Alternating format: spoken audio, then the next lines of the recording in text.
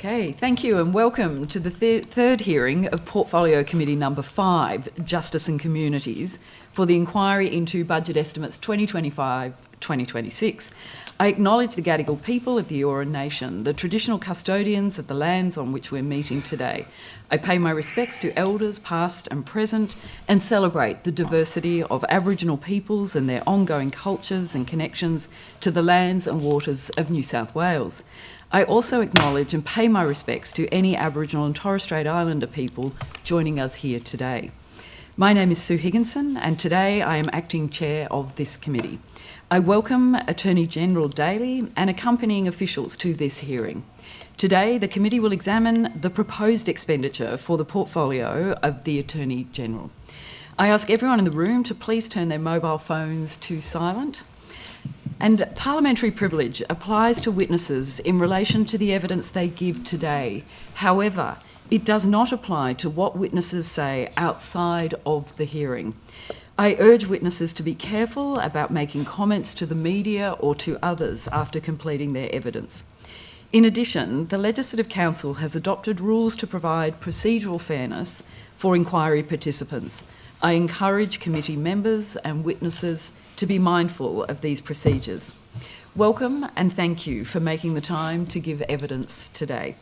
All witnesses will be sworn prior to giving evidence.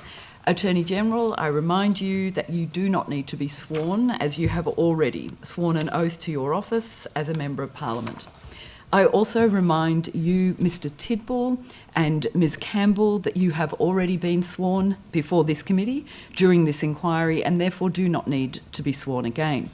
For all other witnesses, could you please state your name and position title and swear either an oath or an affirmation, and please begin with the witness to my left, Dr Cocaine. Good morning, Dr James Cocaine, New South Wales Anti-Slavery Commissioner. I solemnly, sincerely and truly declare and affirm that the evidence now about to be given by me shall be the truth, the whole truth and nothing but the truth. Thank you. Good morning, Craig Hyland, Solicitor for Public Prosecutions. I will take an oath. I swear that the evidence now about to be given by me shall be the truth, the whole truth and nothing but the truth, so help me God. And Mr Nigel. Paul McKnight, Deputy Secretary of Law Reform and Legal Services in the Department of Communities and Justice. I solemnly, sincerely and truly declare and affirm that the evidence now about to be given by me shall be the truth, the whole truth and nothing but the truth. Thank you. Good morning. Chris Daith, Deputy Secretary, Courts, Tribunals and Service Delivery, Department of Communities and Justice. I solemnly, sincerely and truly declare and affirm that the evidence now about to be given by me shall be the truth, the whole truth and nothing but the truth. Thank you. Good morning. Monique Hitter, Chief Executive Officer of Legal Aid Commission New South Wales. I solemnly, sincerely and truly declare and affirm that the evidence now about to be given by me shall be the truth, the whole truth and nothing but the truth. Thank you. Today's hearing will be conducted from 9:15am to 5:30pm. We're joined by the attorney for the morning session from 9:15am to 1pm, with a 15-minute break at 11am. In the afternoon, we'll hear from departmental witnesses from 2pm to 5:30pm, with a 15-minute break at 3:30pm. During the sessions, there will be questions from the opposition and the crossbench members only, and then there is 15 minutes allocated for government questions at 10:45, 12:45pm, and then at 5:15pm. And we will begin with questions from the crossbench, and I believe that is me today. Thank you. So, Attorney, I would like to inquire with you now about the ex gratia payment that was paid to Kathleen Folbig. It's been described as a slap in the face, a $2 million offer for an ex gratia payment. It's been described as being out of touch with previous and similar cases, including Lindy Chamberlain in the Northern Territory, who was provided $1.7 million for 3 years of wrongful imprisonment. David Eastman in the ACT, $7 million for 19 years. And it's been described as inadequate for the loss of income, superannuation, employability, as well as the emotional trauma and the incarceration. Attorney, do you think the $2 million ex gratia made to Kathleen is fair? So if I might, Madam Chair, I might take some time, if you don't mind, to go through the processes that I went through and the conclusions that I reached based on the advice that I received. I don't mean to be disrespectful in any way, but if there is an upper house inquiry into this matter, I won't be attending. So this is really the one opportunity for people who are interested in this matter to hear from me about how I went about it. I do want to acknowledge that this was a, thankfully, very rare and unprecedented event in the history of New South Wales legal proceedings. I do acknowledge there are very strong feelings across a spectrum in relation to the whole phobic matter, but also in relation to the amount that I have offered her by way of an ex gratia payment. Let's get rid of this. I do acknowledge it took some time to come to the conclusion that I did, because there were voluminous materials to consider, both from Ms Folbig's representatives and also in respect of the advice that I sought and received. I did take this matter incredibly seriously, as you would expect me to do, and I arrived at the figure having considered objective material only, based on established and proven facts, not assertions or allegations, and I did adhere to the process that I was advised to, insofar as there is a process for ex gratia payments. So the first issue I had to turn my mind to was, should there be the offer of an ex gratia payment made to Ms Folby at all? So I had regard to the power that was available to me to grant one, and to all ministers, I should say. So firstly, a power exists at common law to give an ex gratia payment, which is a unique payment that has its own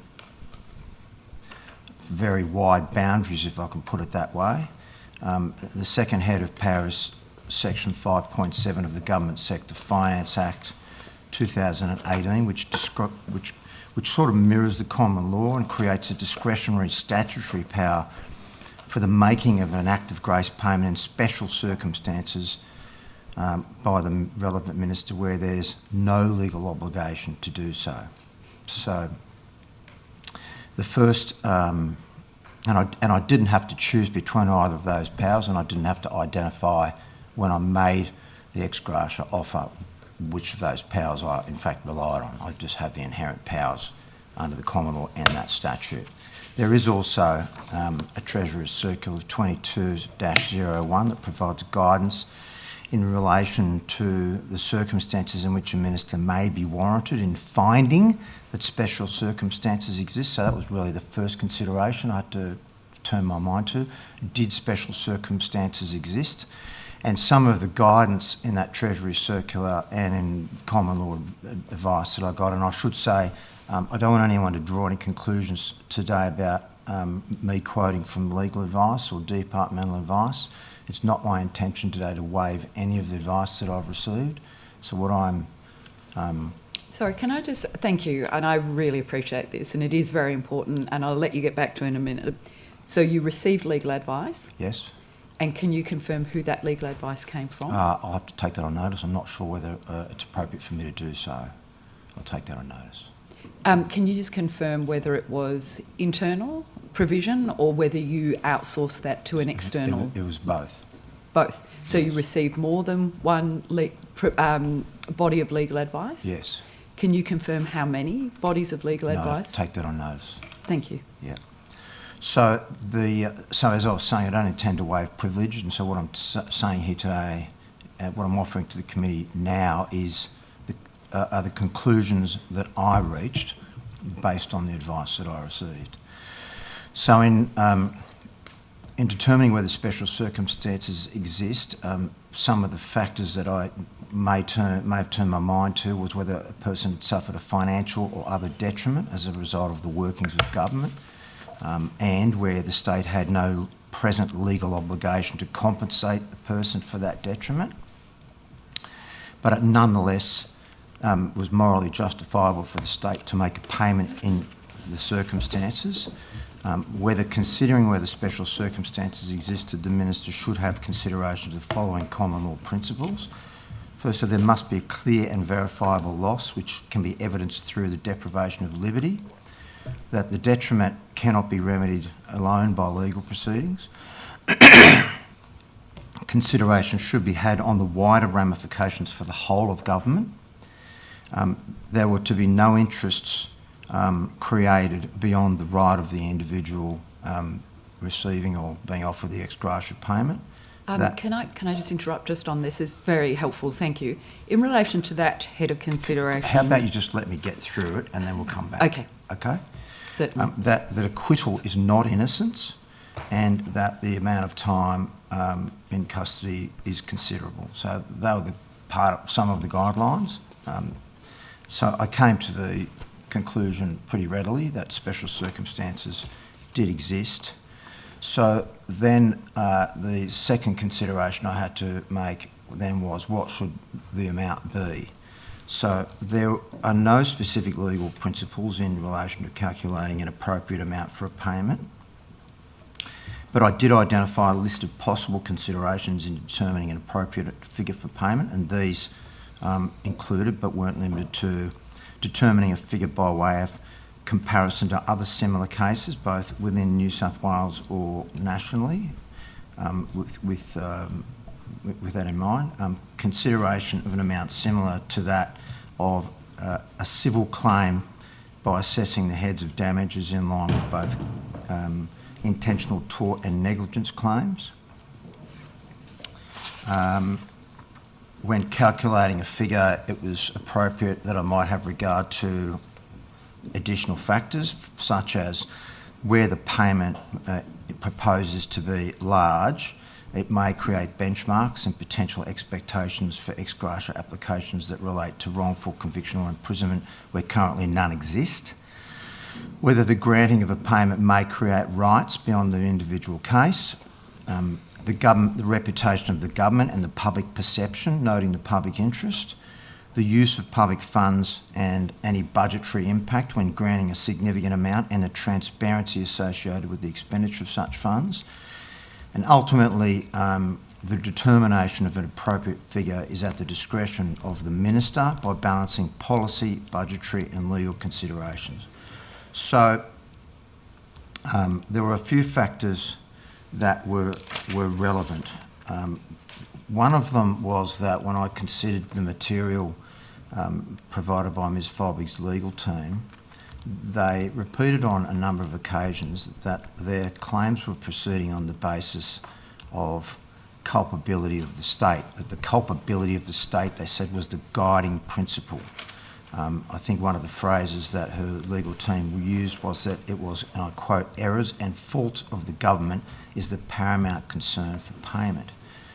So I then went looking for comparable matters as well, and I had a look at a range of almost comparable matters, if you like, across the country. And I noted several factors as well. That Ms Folbig was convicted by a jury, that she exercised her rights through the appropriate appeals channels. She was imprisoned on a prima facie valid warrant, and the legal proceedings that led to her imprisonment were not impugned by any subsequent proceedings in any way. That at the time Ms Folbig was convicted, the medical evidence relied upon to quash the convictions was not in existence. That was a huge factor. The reports of the two inquiries that were held, the Blanche and Bathurst inquiries, do not suggest there were intent or malice behind the actions of employees of the state of New South Wales when prosecuting Ms Folbig's case, nor did they conclude that there was any shortcoming with prior proceedings. So what set this matter apart was that there was no proven malfeasance on behalf of the state. There was the brand new evidence So new, in fact, that it was being literally walked fresh onto the floor of the Bathurst inquiry that founded Mr Bathurst's conclusion that reasonable doubt existed. So I sought to find a precedent to guide me, if you like, a benchmark, and I found that there were no comparable matters that my department or legal advisors could furnish me with. No comparable matters in the sense that all of the prior matters that had given rise to either ex gratia payments or civil claims for damages were founded by some malfeasance on behalf of the state, malicious prosecution, some fault of the police in the investigation, evidence that shouldn't have been provided that was, and the like. Okay, thank you, As I said, Attorney. I'm really grateful for the explanation. In this instance, Yep. it was not malfeasance of the Okay. state, it was the fresh evidence. So that, And Attorney, you so are the very welcome so to the most recent, anything you want. I'm nearly done. Yep. The most recent case in point was the case of Roseanne Beckett, or Cat, who in 2015, having spent, I think, 8 years in prison, was granted $2.3 million for malicious prosecution, where the court found that the detective had acted without reasonable cause and had fabricated evidence. That's where I arrived at the $2 million figure. Thank you. Can I ask you, was there, as part of the consideration and the material you had before you, was there a forensic accountant involved? I don't believe so, but I can take that on notice. Thank you. A forensic accountant with a view to what? To assessing somebody's loss of income, their capacity, and so all sorts of various factors. Was there a forensic accountant involved in how a woman who has been deprived 20 years of her life is now supposed to sustain herself in a world where she has had no opportunity whatsoever to obtain any further education, any employment capacity, any superannuation? Was there any forensic accountant involved in what that would look like for her? Not on behalf of the government. Right. Kathleen had to make weekly payments from prison to help cover the $250,000 given to Craig Folbig in victims' compensation.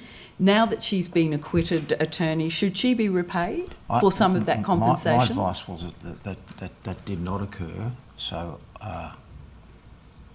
So your advice from whom was that did not... Did you speak to Kathleen about that? Did you ask her? No, I didn't. You No. know I didn't. You know I didn't. So why? meet with her. Why did you not speak to Kathleen Folbig? This is the...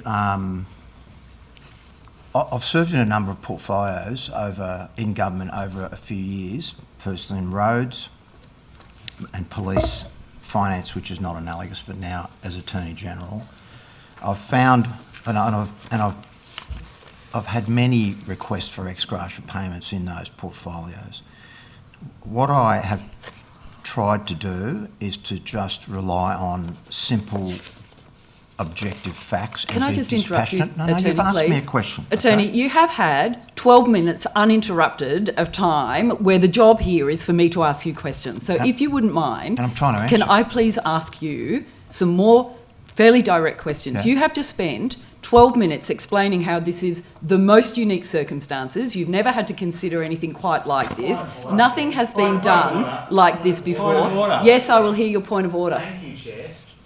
The Minister had directly attempted to answer your question, and now you're making a very aggressive political point as Chair, which I think is totally inappropriate, and I ask that you ask the question and allow the Minister to respond.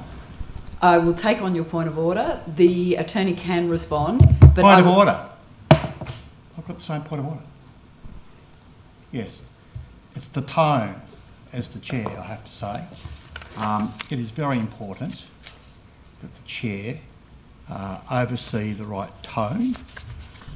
This is not a combative exercise. This is budget estimates where questions are put and questions are answered. Now, on this issue of the 12 minutes, the Attorney patiently went through... Thanks, I've heard the point of order. I haven't... There's no point of order. There's no point of order. Okay, I'll take a further point of order.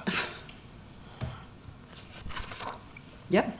Now, we can do this in a respectful fashion, or we can do this in a combative fashion. I always err on There's the no side- standing orders I- that go to combative or non-combative. There are no well, orders. okay, well, let's- there let- is no, a I haven't procedural finished. I haven't fairness. finished. I haven't I'm finished. making a ruling right now No, on no, your point no, of no, order. no. I'm making a ruling on I've your got a point further of point order. of order. Got a further point I'm of order. making a ruling on your point of order. There are rules of procedural fairness. I accept those, and I will act in accordance with the rules of procedural fairness. That's my ruling, and now I will carry on. Thank you. Well, And no, now point of I order. will carry on. No, you can't talk. No, I'll take another point of order. It's just It's the issue of procedural fairness. Yep, I've And ruled on it's procedural non-application, fairness. I've ruled on procedural and fairness. you will follow number 19, treatment of witness. Witnesses will be treated with courtesy at all times. That's what you're going to do. To the point of order, Chair, this is deliberately a tactic to wind down time. The Attorney-General has had a very good opportunity to outline the background, and it's your opportunity to ask questions in any way that you feel fit.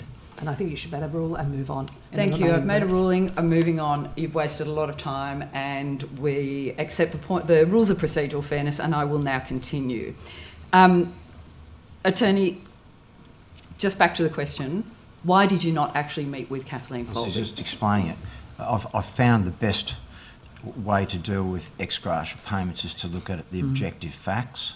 It wouldn't have assisted me to distill those objective facts by meeting with her. And on occasion, I've found that when you decide to meet with someone who's seeking something from you in the nature of an ex gratia payment or the like, that it raises expectations. And it was just not helpful. It wasn't to be disrespectful. It just would not have assisted me in any way in my inquiries.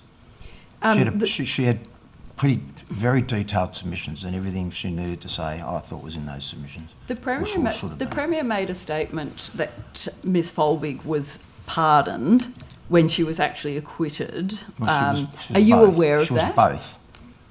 Yes, but the Premier made a statement suggesting that Kathleen was only pardoned. You accept that that's not correct, that she was acquitted? I'm not going to pass judgment on what the Premier said. No, I'm asking but about the facts. You accept that's not correct? She was pardoned first and was sent from the Bathurst inquiry to the Court of Criminal Appeal, where her conviction was quashed.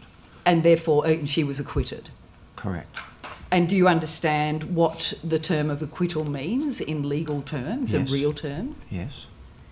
And yet you say that the acquittal means, in your statement, you said that your consideration was the acquittal means that she's not innocent. Acquittal doesn't necessarily mean that you're innocent in our... Do you think Kathleen's innocent, or do you think she murdered her children?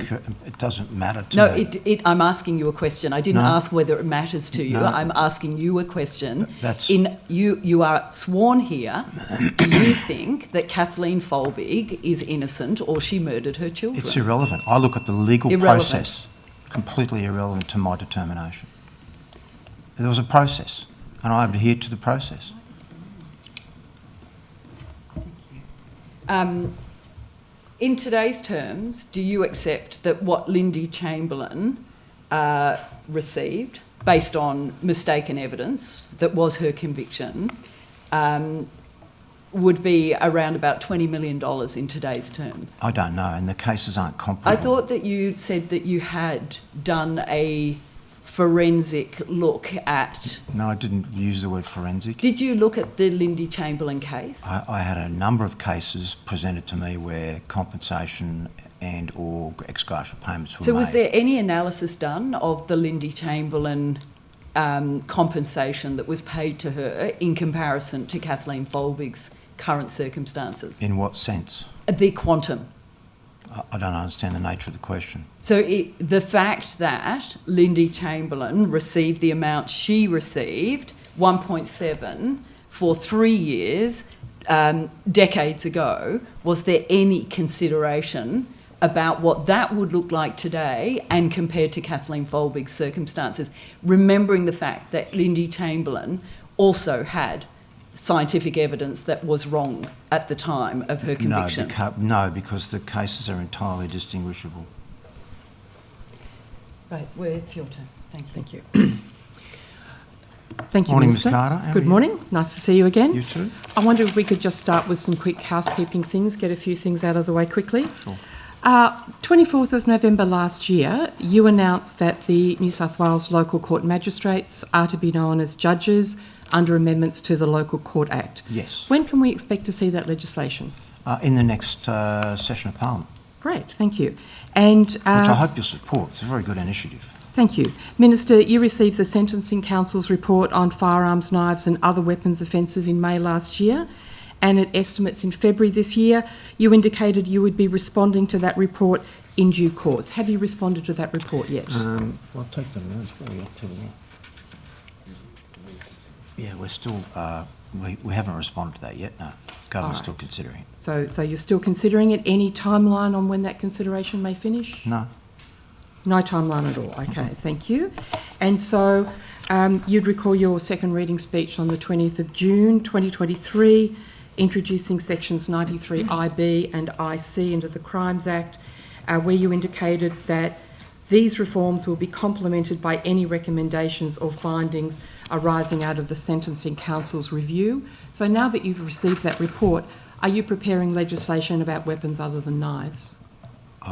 So the premise of your question is off the back of the Sentencing Council's report, am I preparing The legislation? premise of the question is that you indicated in your second reading speech, when you introduced new provisions in relation to penalties for custody of knives in public places or schools and using or carrying knives in public places or schools, that's 93 IC and IB of the Crimes Act, that these reforms will be complemented by any recommendations or findings arising out of the Sentencing Council's review. So I'm just following up on that commitment. We're considering that review. And is part of that consideration legislation that will flow from I that? don't know, that's a matter for Cabinet. So you're not at the moment considering any legislation, or you're still waiting to think about the review? I just said we're considering the review. Great. 12th of March 2024, when introducing Section 22C of the Bail Act, a new test for certain young offenders, you committed to an evaluation of that provision after 12 months. What was the result of that evaluation? There was a Department of Evaluation done? Statutory review? The statute's been extended and the evaluation will occur in the context of that time. Yes, so the statute's been extended for 18 months. And what was the evaluation that that extension was based on? The evaluation is being carried out to be done at the end of that extension. So you committed to an evaluation after 12 months, and then there was an extension without that evaluation, and the evaluation's been pushed out to the end of the extension. Is that what I should understand, Mr Attorney? That was addressed in the second reading debate, and I don't know that we did put a 12-month time limit on it, but I can go back and check.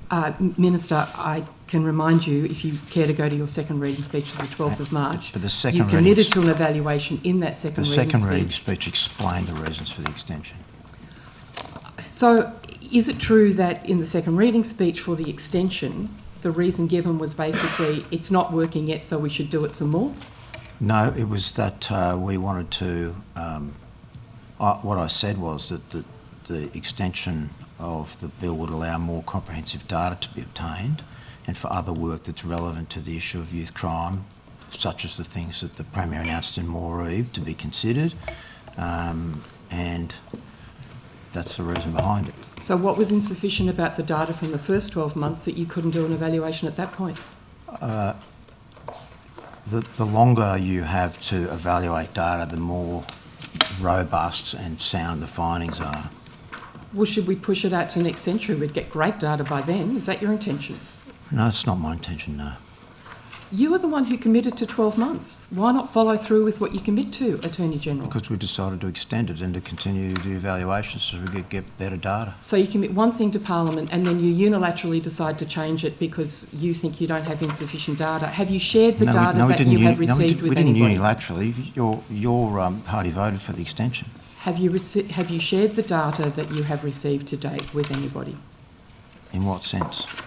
In the sense of anybody who could do an evaluation. Has Boxar looked at it? Have you had someone in your department look at it? Boxer will be looking at it, and the department will be Have evaluating they already as well. looked at it? Have you shared the data? I don't know. There's no one from Boxer here. I can ask them and get back to you, Philip. That would be great. It would be very... I think the public has a great interest to know what evaluation has been done and the reason for the extension.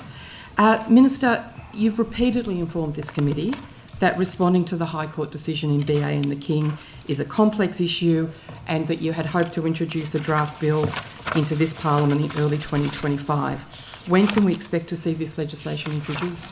Yeah, it is a complex issue, and the department has done extensive consultation on both that particular provision and the whole division of the Crimes Act, which is sacrilege and housebreaking, and there were quite some divergent views about it, and we are continuing to consult on that and to consider amendments. I can't give you a time frame, but there were some divergent views in relation to stakeholders, particularly about misidentification of women and the safety of women and the domestic violence context returning to their former home to retrieve possessions and things like that. And in the consultation, has that established that there's been similar problems in all of the other Australian jurisdictions which have managed to make this change to protect women? So what was the question again? In your consultation, did that disclose that there have been problems, the problems that you have just raised, in any of the other Australian jurisdictions which have amended their law so that the problem in BA and the King does not arise? New South Wales is sui generis in this regard, isn't it, Mr Attorney General? I'd have to just go back and check that and take that on notice. If you could, thank you, because I agree that it's complex, but South Australia, Queensland, Victoria, all the other, Western Australia, everyone else has managed to address this issue. Minister, the Community Justice Centres Act of 1983 established community justice centres, a free mediation and conflict management service. You, of course, announced the closure of this service from the 30th of June. However, no legislation dealing with this issue has yet been introduced into Parliament. When can we expect to see this legislation? I can't give you a timeline on that. So you can close the centres, but you can't give us a timeline for when the legislation supporting that closure will come into Parliament? Correct. Why? Well, they're not funded anymore, so they're effectively closed anyway, as far as the government's concerned. We'll introduce legislation in due course. So you're telling this committee that you're making this change by executive action and not bringing them out into Parliament? Is that what we understand? We're not funding CJCs anymore, and we've been through this on two or three occasions now. It's a process question, Attorney General. Are you doing this by executive action and declining to bring them out to the Parliament? No, the legislation will be coming. When? I can't give you that time. It's a matter for Cabinet. So did you take the closure of the CJCs to Cabinet? What happens in Cabinet stays in Cabinet, sorry. I'm not asking you the outcome. In fact, we know the outcome. But what I'm asking you is why is the closure, the executive action, uncoupled from the legislative action of bringing the legislation to Parliament? That's my question. Because it can be. We decided we were no longer funding CJCs and the funding has ceased at 30 June. So you don't believe you're accountable to Parliament in this respect? I just told you there will be legislation being brought to Parliament. And I've sat here and answered questions about CJC, so to pretend that I'm not accountable is a bit silly. I'm being accountable now. Well, where's the legislation? When are you putting it before Parliament? I just told you, when it It arrives. suits you. Yeah. Yes. Are you too scared to introduce this legislation to Parliament? That's a silly question. I don't think it is. I think it's almost a necessary inference. Minister, we've just gone through a range of things about which there have been announcements, but we see lots of announcements and lots of activity, which is commendable, but why are we not always seeing legislative follow-through for all these announcements? Well, if we go through them one by one, as we just have, I've given you reasons for that. Thank you. I don't think you can say I've been light on legislation. That was not the comment. The comment was lots of announcements, but we are waiting to see follow-through on some things. For example, the evaluation of 22C of the Bail Act. Anyway, if we can move on to something else, in fact, following on from 22C of the Bail Act, As you indicated in your previous answer, you rightly indicated that these bail changes were part of an approach that colloquially may be known as the Moree response. And I think you said, to quote you, they were just the first part of the government's significant and multifaceted response to regional crime. And part of that response was to deliver an action plan within 6 months to optimise service delivery for youth. What actions did this action plan require? That's been driven by the Cabinet Office, so it should probably have been directed to the Premier. Well, I'm not asking you the process, I'm asking you the fruits of it. What did the action plan that you announced as part of the Moree response, what did it require? I'll just grab the note because they're extensive. So there have been an evaluation by Moree Plains Shire Council on some of the programs that have been directed from various sources to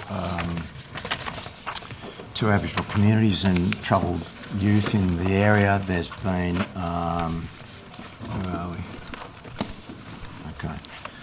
So there's place-based and targeted responses in Moree, which are paying for additional judicial resources and legal resources. There's a new $8.75 million bail accommodation and support service. Thank you. That's the details of the Moree response. But one of the items was the action plan, and I'm wondering what the action plan that was to be delivered within 6 months, what that actually said was what the actions flowing from that plan were to be in Moree. Yeah, so that will be for the Premier to announce because it's not mine.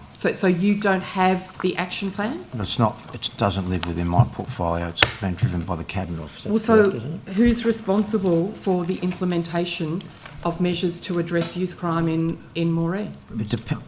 Sorry? Premier's Department. The Premier's Department is responsible for the action plan, but your question was who's responsible for the various responses. Well, it depends what the responses are.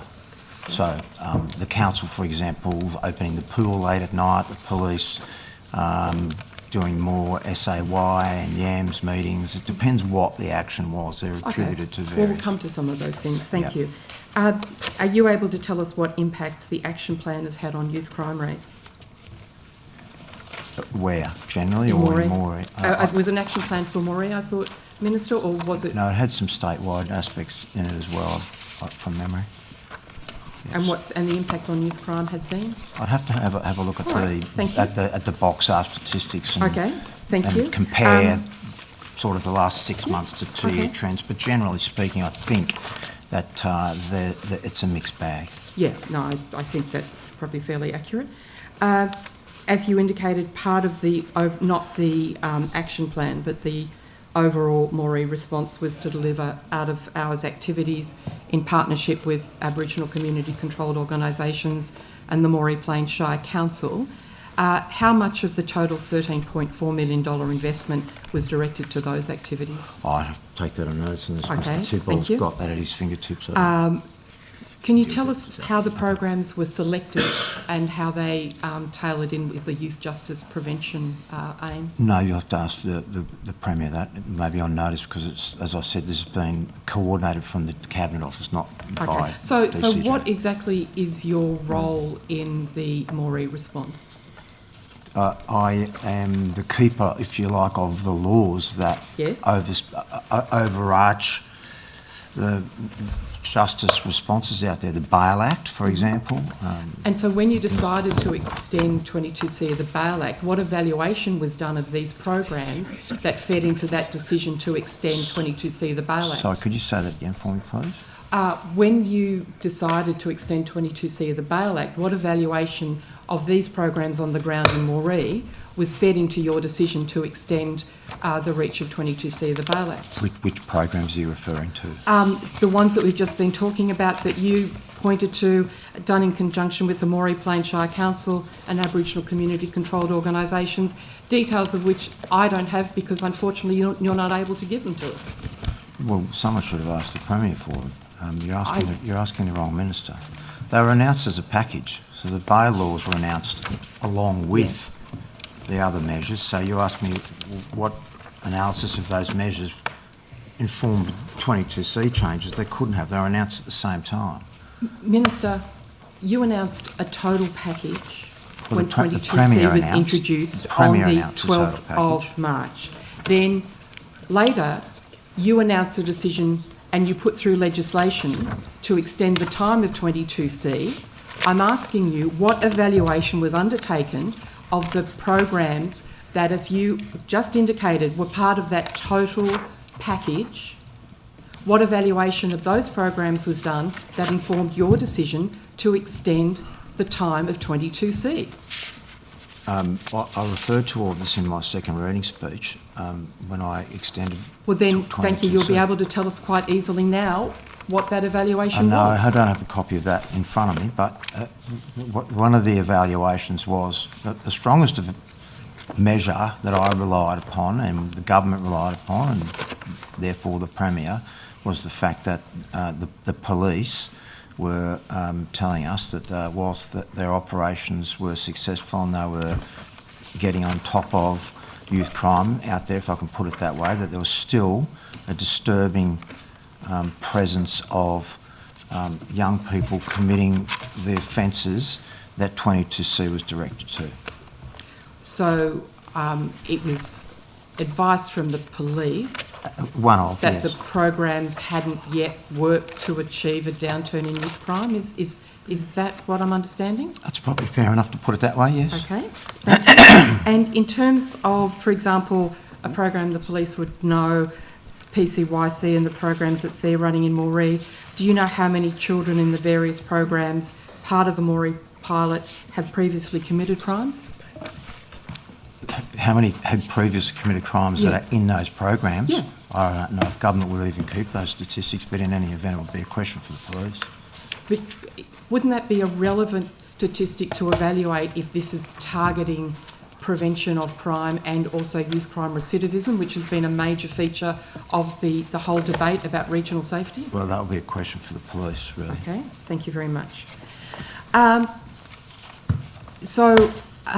Do you have handy the total number of crimes committed by those under the age of 14 in the New England Police District in 2024? I don't, but somebody else might. Look, I can help you with that. It was 362. Why'd you ask me the question then? To compare it to the figure in 2023, which was 227, and to make the point So that what are in the the- period of the Moree youth response that was directed at youth crime, we've actually seen youth crime go up in the New England district. And so it's a 63% increase in 1 year. And so I'm just asking you, what evaluation is being done of that pilot program? What are we learning and how are we addressing this problem? That's the first question you asked me and I've already answered it. Well, perhaps you could repeat the answer because I haven't No, I'm not heard repeating how the we're answer. addressing the I've just told problem. you that there's an evaluation going on and I'm not repeating the answer. Oh, so am I correct in saying that there has been no evaluation, but you hope to do an evaluation, what, in 2028? The evaluation's finishes? the evaluation's continuing. And that is to be done in 2028 in the next period of government, is that right, when the extended 22C finishes? It's ongoing.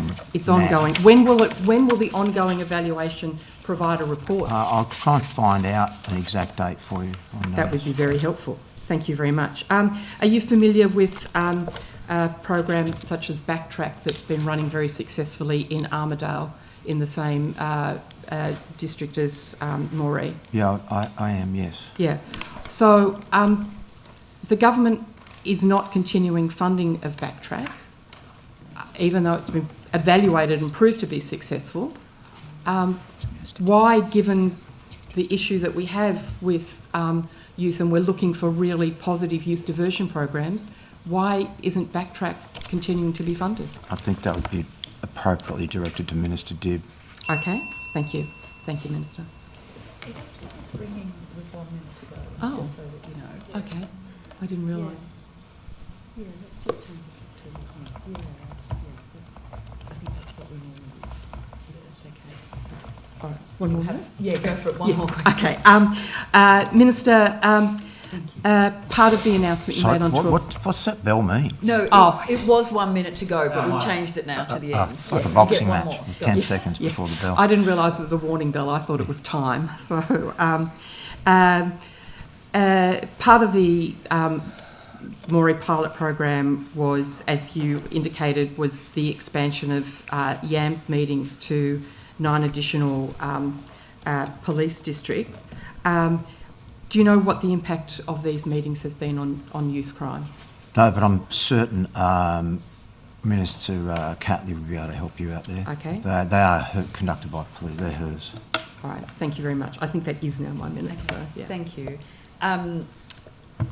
Minister, if I can just go back to one last question on Kathleen Folbig. Would you sit down and meet with her now? No, I don't think so. The matter's concluded. I can't see any point in doing that. I don't want to hold any hope out to her that she can come in and ask for that figure to be varied, because I think the Premier's indicated quite clearly on a number of occasions that it won't be. And have you taken any notice of her in the media just literally saying that there has been no offer of an apology, no conversation, no humanity has been shown to her in that strain? Would that change your mind if she appealed to you to just sit down and... No. No. I told you that I have to consider this as a matter of process. And it's not that I'm lacking in humanity. I mean, you've got to recall when the circumstances of her release, we got a call from Tom Bathurst who said he's reached a preliminary review. Would I like to see that, or do I want to wait a few months for him to conclude his report? And I said, no, send it up. If your view's firm, let's not muck around. And I received the final advice on a Friday, and I had Ms Folbig out of jail less than 1 business day later. So I don't think you can accuse me of being unsympathetic. She was released at 8 o'clock in the morning before I held a press conference so that she could be spirited away without any media glare, and that was all done in less than 1 business day. So please, you can accuse me of anything, but don't accuse me of lacking humanity in this respect.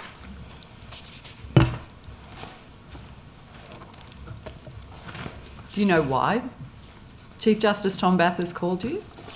Yes, to give me the opportunity to consider whether I would like to recommend, I assume, to the Governor that she be pardoned, given that he'd reached a conclusion but hadn't finished the textual body of the report. So he was giving me the opportunity, should I have decided to take it up, to release her early, and I readily did that. Were you aware that other people had urged you to read the submissions made, and that it was clear that there was only one conclusion that former Chief Justice Tom Bathurst could make based on the submissions? So you're asking me to preempt the findings by the Chief Justice, the former Chief Justice of New South Wales? No, you know I'm not going to do that, and no AG would have, based on mere submissions alone. The whole point of the inquiry is for it to have reached a conclusion, and it hadn't until I've received the piece of paper with the preliminary finding on it.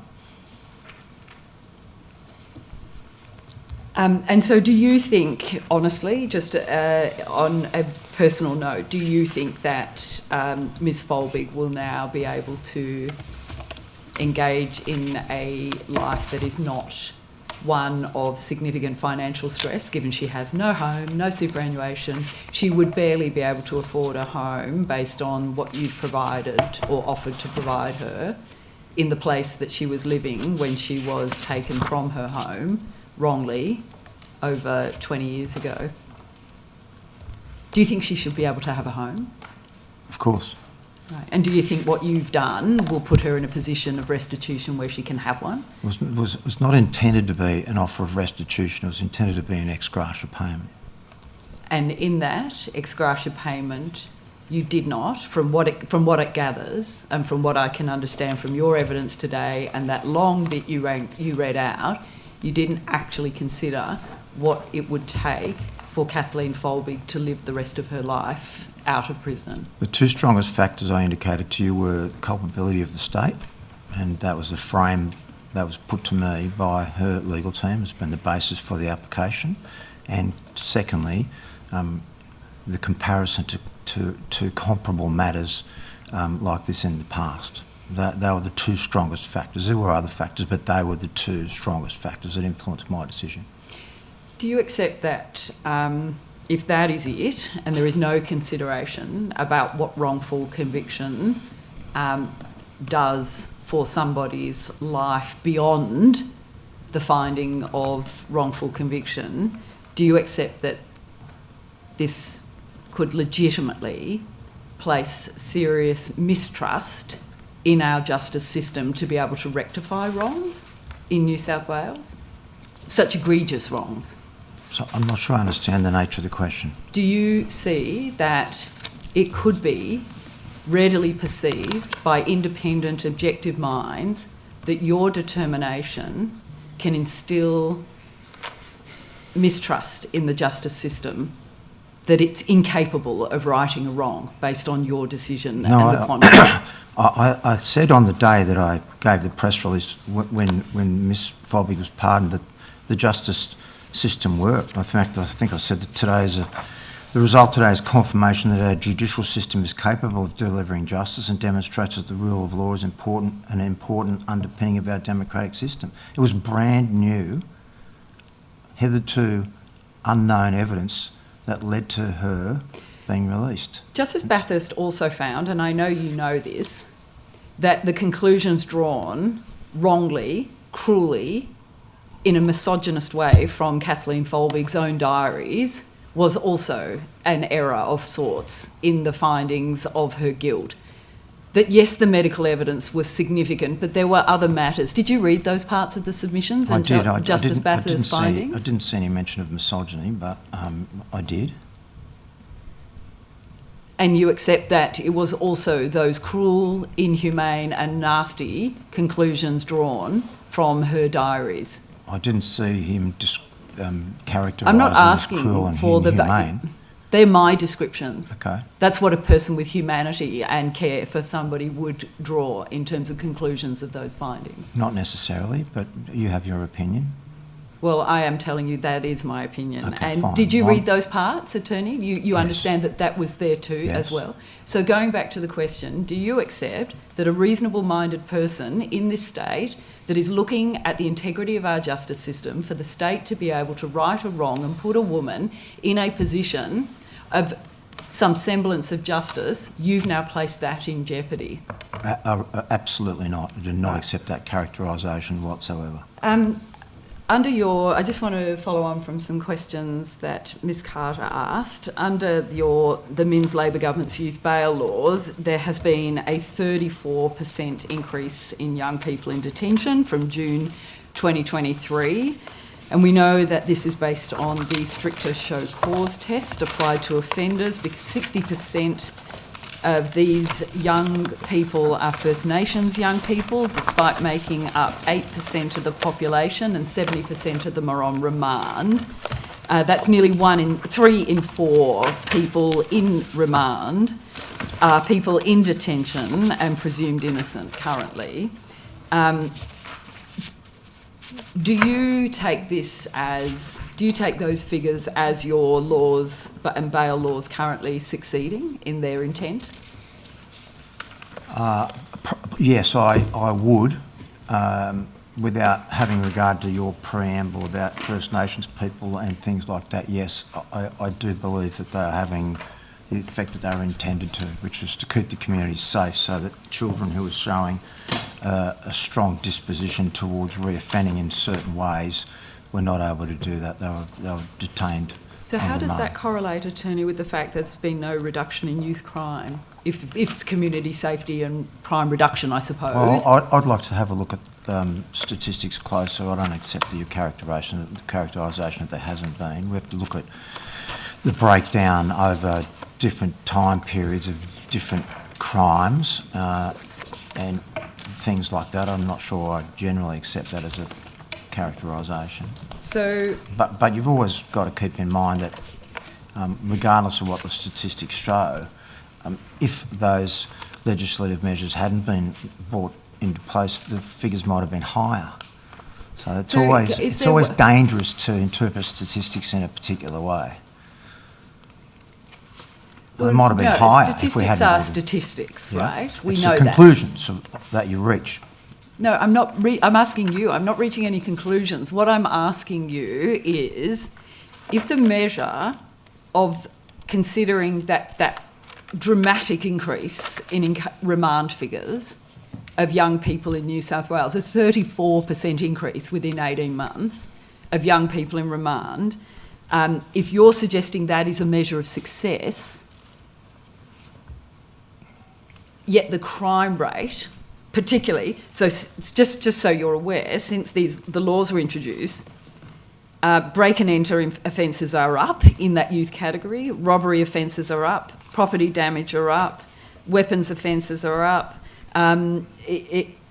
Where is the basis upon which you're saying that those incarceration and remand figures are a measure of success for your government and for you?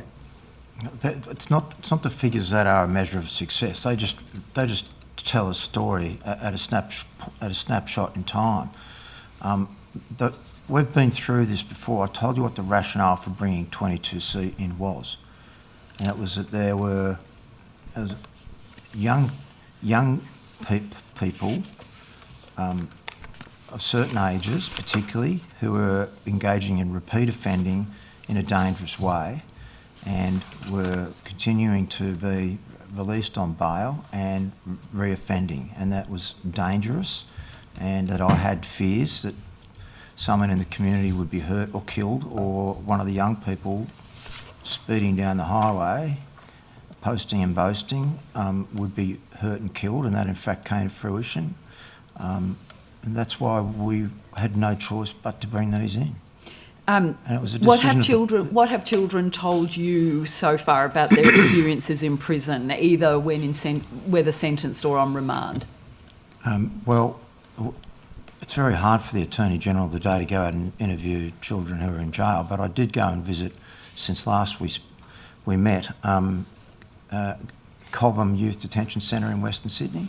And what did the children tell you there? Well, we didn't get into discussions about their individual offending. That wouldn't have been appropriate. But what I was struck by was the programs that were available to them out there, and that what really surprised me about that visit more than anything was just the really strong rapport between the prison officers and the children. Did you ask any of those children in prison what supports would have prevented them from being incarcerated? No, that wouldn't have. The visits of that sort don't enable me to sit down with young people and have a one-on-one with them and ask them about their individual... Well, they do. I've done that. Yeah, I can't imagine why you wouldn't be able to do that. Well, yeah, I didn't think it was appropriate at the time, and that wasn't the purpose of the visit. To ask a young person who's incarcerated right now as a result of your laws what support would have prevented them from actually being incarcerated. You didn't think that would be a useful... Not on that occasion, no. Right. Not that I didn't think it would be useful, that wasn't the purpose of the visit. So then, in terms of that visit, are you suggesting to this inquiry now that I'm not suggesting anything. Because those programs are offered within a jail setting, that's a good thing for keeping communities safe? Or I'm just trying to work out the logic and what your evaluation process is at the moment of the laws you introduced. You've got me confused now. I don't know where you're going with that. Okay, so can I just then ask, the evaluation process that is ongoing, that you referred to earlier. Yep. Yeah. Yep. What criteria is being engaged in that evaluation process that you're aware of? I'd have to take that on notice unless you want to talk to one of the officers about that now. I can talk to them later. But so in terms of your understanding, have you asked or instructed or received advice or a briefing so that you can have something in your mind's eye about the rationale for when you stood up and extended these laws that you said would have been evaluated after 12 months that have resulted in a 34% increase in young people on remand, recognising that 60% of young people are First Nations kids? So the Department of Communities and Justice is doing the evaluation. And what they've done is to convene a cross-agency group to monitor and report back on the impact of these laws. The monitoring group's met on 3 occasions since the test was introduced. The next meeting will be in a couple of weeks. And are you aware, Attorney, can I ask, are those cross-agency, are the inputs into that, are people sitting down with the young people currently behind bars on remand? Is that part of the evaluation? Is it at that level of analysis? I don't know, but you can ask one of the officers now or later if you like. And so with the have you received, just finally on this point, have you received anything, any information at all from whether there's any peer-reviewed, any study at all that's going on at this point in time other than that evaluation that the Bail and Crimes Amendment Act has the effect of reducing crime? Is there any material yet in New South Wales that could point to that you're aware of? Not that I'm aware of, but that doesn't mean the group might have within its files something pointing to that, but until they deliver their report, no. So would you be willing, can you please take on notice that to find out if there is that, you would provide that to this committee on notice? It might not live with me. It could be within Minister Dibbs' portfolio. But no, I'm just asking you if your team. So just so I know what I'm taking on notice, can you just be specific about what you're asking? One study, one peer-reviewed, one not peer-reviewed, one preliminary study review that shows that the Bail and Crimes Amendment Act 2024 has the effect of reducing crime rates in New South Wales. Sure, happy to take that on notice. Thank you. And you're aware that that there was a lot of submissions to you, submissions to the broader public, including those 500 experts in the fields of law, criminology, social science, Indigenous studies, that told the government that these laws will not make communities safer and, in fact, will exacerbate the social drivers of young people's contact with the justice system. You still got those front of mind, those submissions? I know that they exist. I know what they say. Thank you. Yes. Can I just ask you, Attorney General, on something, if you heard that a magistrate in a regional court said in open court that the defendant is unlikely to receive any custodial sentence, but then refused a person bail, and that person spent 5 weeks on remand and incarcerated, does that sound like the bail laws and the system is working? I have no idea what you're referring to. Obviously, it's just completely hypothetical. I'm not. No, I'm trying to understand your understanding of how the bail system is meant to work in New South Wales under the current laws. I'm not going to address a hypothetical that is premised on me doing a précis of an action or what was said by a magistrate in a court. Bail and sentence are two different considerations. So you think that what I'm asking for the Attorney General to advise this committee is, would that concern you if you heard that a magistrate said in open court the defendant is unlikely to receive a custodial sentence, but I'm going to refuse bail on this occasion and the person will be remanded? Do you think that's ordinary? Or do you think that would raise a little bit of concern? That's hypothetical. Concern amongst whom? I don't know. That's too wide a question. The Bail Act is prescriptive. It provides a process by which judicial officers have to go to determine whether a person's getting bail or not, and that's the law. So do you think that consideration of a non-custodial sentence at all, where it's really clear in an open court, that you could still be subjected to custody, remand, because the bail laws and the way they apply right now? I'd have to go back and have a look at them, but it's a hypothetical question and I'm not into that. Would you take that on notice? Because in earnest, this is something that I think the state of New South Wales would really need the Attorney-General of this Sure. state to have a view about. More than happy to do that, yeah. Thank you. I just want to talk to you about, actually I'm going to run out of time because I would like to talk to you about no body, no parole.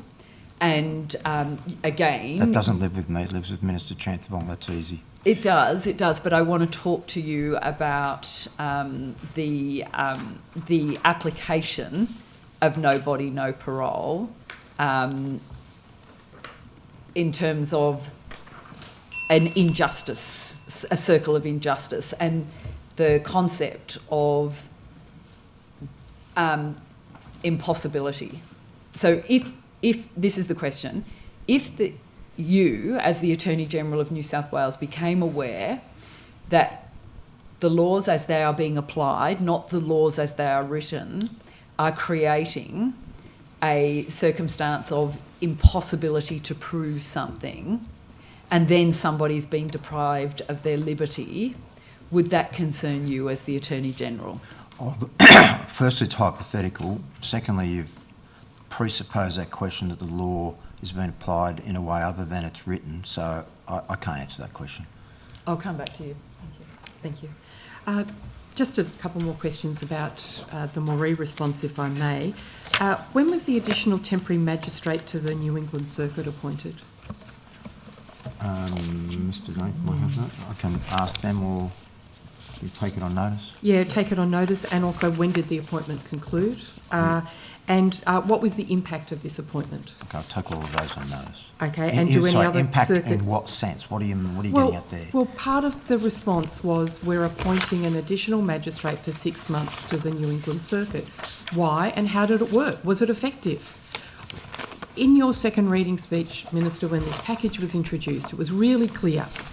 The bail laws, the bail accommodation, the temporary magistrate, the programs in Moree, a total package, and to be a pilot program, we were to learn from what was happening in Moree and roll it out in other places. I'm simply trying to find out what evaluation has been done of all the elements. What have we learnt? What are we doing better now because of this investment? I'm keen to learn that too. Yeah, that's what I'm asking you these questions for. I can just say my advice is the funding for the additional magistrate for 6 months to hear additional sittings was meant to get on top of the workload. Yes. Commencing on the 26th of August 24, with funding ending on the 7th of March. And after this period, the additional sittings in the New England area will conclude. And what impact did that have on delivery of justice in the New England area? We're happy to take that on notice. Thank you. I just needed to get an idea of what performance measures you were looking for. That's all. Oh, well, I'm interested too. Perhaps you could take on notice the performance measures that you're using to assess all of these Sure, but I'm component parts taking of on the notice a package. question from you and I want to service the question. That's why I just asked for the additional information. No, thank you. Moree bail accommodation. How many young offenders have been accommodated in that? That's a matter for the Premier. It's been driven by the Cabinet Office. So you've got no connection at all. So you administer the bail laws but not the bail accommodations? Youth Justice are putting that together. Yeah. So even though it's part of your package, you've got nothing to do It's with not part that? of my package, part of the Premier's package. And I didn't say it had nothing to do with it. I said it's not. It's in Minister Dibbs' Well, portfolio. at every other estimates hearing, you and members of the department have been able to answer questions about the Moree bail accommodation. I'm So happy what's to. changed? Nothing's changed. I'm just telling you who's responsible. Has for it. anything changed with the status of the Moree bail accommodation, Minister? So, Mr. Tibble can answer that question, or I can give you some information now. So, a consortium of 3 local Aboriginal organisations has been chosen to design and deliver Moree's bail accommodation program. The consortium consists of MIA Bire Youth Service, Pius X Aboriginal Medical Service and the SHAE or Shea Academy. Youth Justice is continuing to work with the consortium to acquire a suitable property for the program. While the program is expected to open in the second half of 2025, Youth Justice New South Wales are also boosting resources in Moree by appointing an additional temporary caseworker to supervise young people on bail. So we're second half of 2025 now, aren't we? Yeah. So when do we expect it'll be open? If I can indicate, Ms Carter, that the challenge with this has been to identify, in partnership with the community, appropriate accommodation. And the truth is that has been a very difficult process. There have been a number of options which have come very close to landing, but for various reasons there has not been a suitable property identified. That matter, though, is at the moment moving forward, and I think it falls within Minister Dibb's portfolio and his estimates for next Wednesday, but there is good movement happening. 2 caseworkers, so the delivery and the interface with young people through 2 caseworkers is in the process of commencing, and I think Minister Dibb next Wednesday can indicate exactly where the process is up to. But the issue has been to, in partnership, find a suitable accommodation to make then, once you have that accommodation, it's safe and appropriate given the needs of those children. That is progressing well. An appropriate property is now in sight, and there are negotiations progressing. So what Mr Tidball can't say, but I will, is that it's been frustratingly slow. I've expressed that on a number of occasions, and I didn't realise what the driver was behind the lack of speed, and it's this. When the department and those 3 groups have found a property available for lease or purchase, they've started negotiations with the owners of the land, and when the owners of the land have discovered what the acquisition is intended for, they've pulled it from sale or lease. So some of the locals up there don't want this bail service in their community or in their property, and I find that to be incredibly disappointing, but we are pushing on nonetheless. So just to summarise, given that Moree was designed to be a pilot project to be rolled out in other areas, what have we learnt that we can replicate in other parts of the state? So a day program has been developed, which is ready to commence. That will include a focus on education. That is ready to commence or has been evaluated? Ready to commence. So we haven't learnt anything from it yet? Well, because we haven't started it yet. Because there is not a facility available in Moree, but the areas of focus are education, employment, skills development, cultural activities Mr. and Tidball, health. my question was, this was, I think, 12th of March 2024. The announcement was we're now August 2025. Originally it was flagged as a 12-month emergency timeframe for the bail laws while all these other supports could be put in place, to be evaluated, learn from Moree, roll it out across the state. What have we evaluated? What have we learnt? What can we do in other parts of the state as a result of this investment in Moree? Well, it's taken longer than we wanted. Okay. Right? No doubt about that. Okay. And we're all frustrated about that. Okay. But we're still working towards that. And the evaluation is continuing. Continuing. Yeah. Great. Thank you very much. Thank you, Attorney General, and everyone else for being here today. Do you agree, as Attorney General of New South Wales, that the laws of this state should be enforced when somebody breaks them? That's axiomatic, yep. And do you see it as part of your job as the AG that you should ensure as far as possible that the laws of this state are understood and enforced if they are breached? Sorry, well, give me a bit more information there. Saying whether or not do you... Is it my job to see that laws are enforced when they're breached? Depends on the context. But do you agree that they should be enforced if they are breached? That's not what you asked me, but yes, I do. Are you familiar with Division 7 of the Roads Act 1993, the heading of which is Trespass on the Sydney Harbour Bridge and other major bridges, tunnels and roads? So the division where we have section 144G, I take it that's where we're going? Yeah. Yes, you are. And do you recall voting in favour of the amendments made of this division by the Crimes and Roads Amendment Act 2022? Yeah.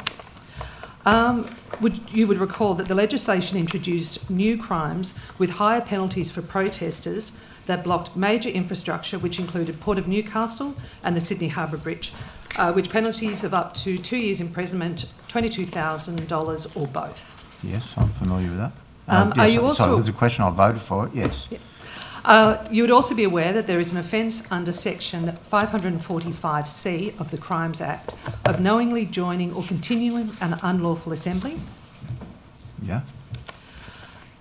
You'd also be aware that when section 24 of the Summary Offences Act was put in place, it was to deal with a situation where if a Form 1 was provided under the Summary Offences Act to protesters, then a person would be guilty of an offence of an unlawful assembly under section 545C if the Form 1 under the Summary Offences Act was complied with. Oh, I'm not sure about that. I have to go back and have a look at the wording of 545 again. That's I don't fine. have it in front of me. But you'd also be aware... That the linkages of those two provisions is not ringing a bell with me, I have to say. That's fine. Then you would be aware that section 24... 545C, for me. Are you also aware that section 24 was not changed by the Crimes and Roads Amendment Act 2022 to expand any immunity from a Form 1 to apply for the offences created under the Crimes Road Amendments Act 2022? I don't think so. I don't recall that being the case, but I could be wrong. But No, I no, don't there think were no so. changes. Yeah. Do you also agree that section 24 of the Summary Offences Act does not apply to the offences created by Division 7 of the Roads Act? Sorry, say that again. Do you agree that section 24 of the Summary Offences Act does not apply to offences created by Division Section 7? 144G is a standalone provision. Recently, Justice Rigg of the Supreme Court was asked by the Commissioner of the Police to determine if a protest on Sydney Harbour Bridge should be granted a Form 1 in Commissioner of Police versus Lees 2025 New South Wales SC 858. Is that correct? Sorry, say that again. Justice Rigg was asked by the Commissioner of Police to determine if a protest on Sydney Harbour Bridge would be granted a Form 1. I'm familiar with Justice Rigg's judgment, yep. And you also appointed her? That's not relevant, but yeah. Yeah, I did, yes. And did you seek to intervene in the case? So why'd you ask me that? Where's that going? Oh, I pointed her. What sort of pointed question is that? I'm just asking. And then did you ask to... That's completely irrelevant and bordering on the offensive, frankly.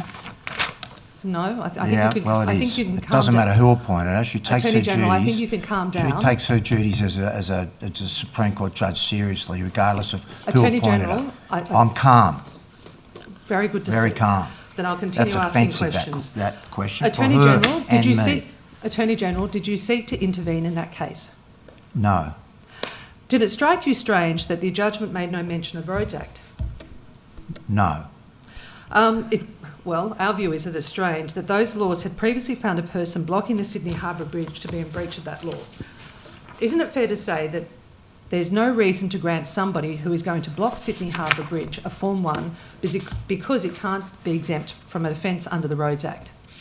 No, because the bridge wasn't closed by the protesters, it was closed by the authorities and therefore they didn't block it. So you're wrong in fact. So I don't know what that does to the rest of your questions here, but keep going.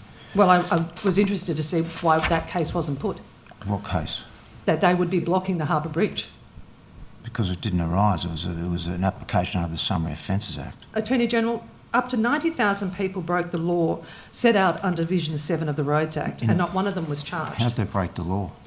The same thing happened on the Port of How'd they Newcastle. break the law? I don't understand. How'd they break the law? Is that a question or is it a statement? Well, Attorney General, the same thing happened in the Port of Newcastle last year when the port was blocked by rising tide. Protesters in breach of the Roads Act. None of them were charged. Why not? I don't know, ask the police. It's not a job for me to work out what people are or are not charged. Attorney, does it concern you that a large number of people are breaching the law in this state in which you voted for and there's nothing being done to charge them? Your question is not based on truthful premises.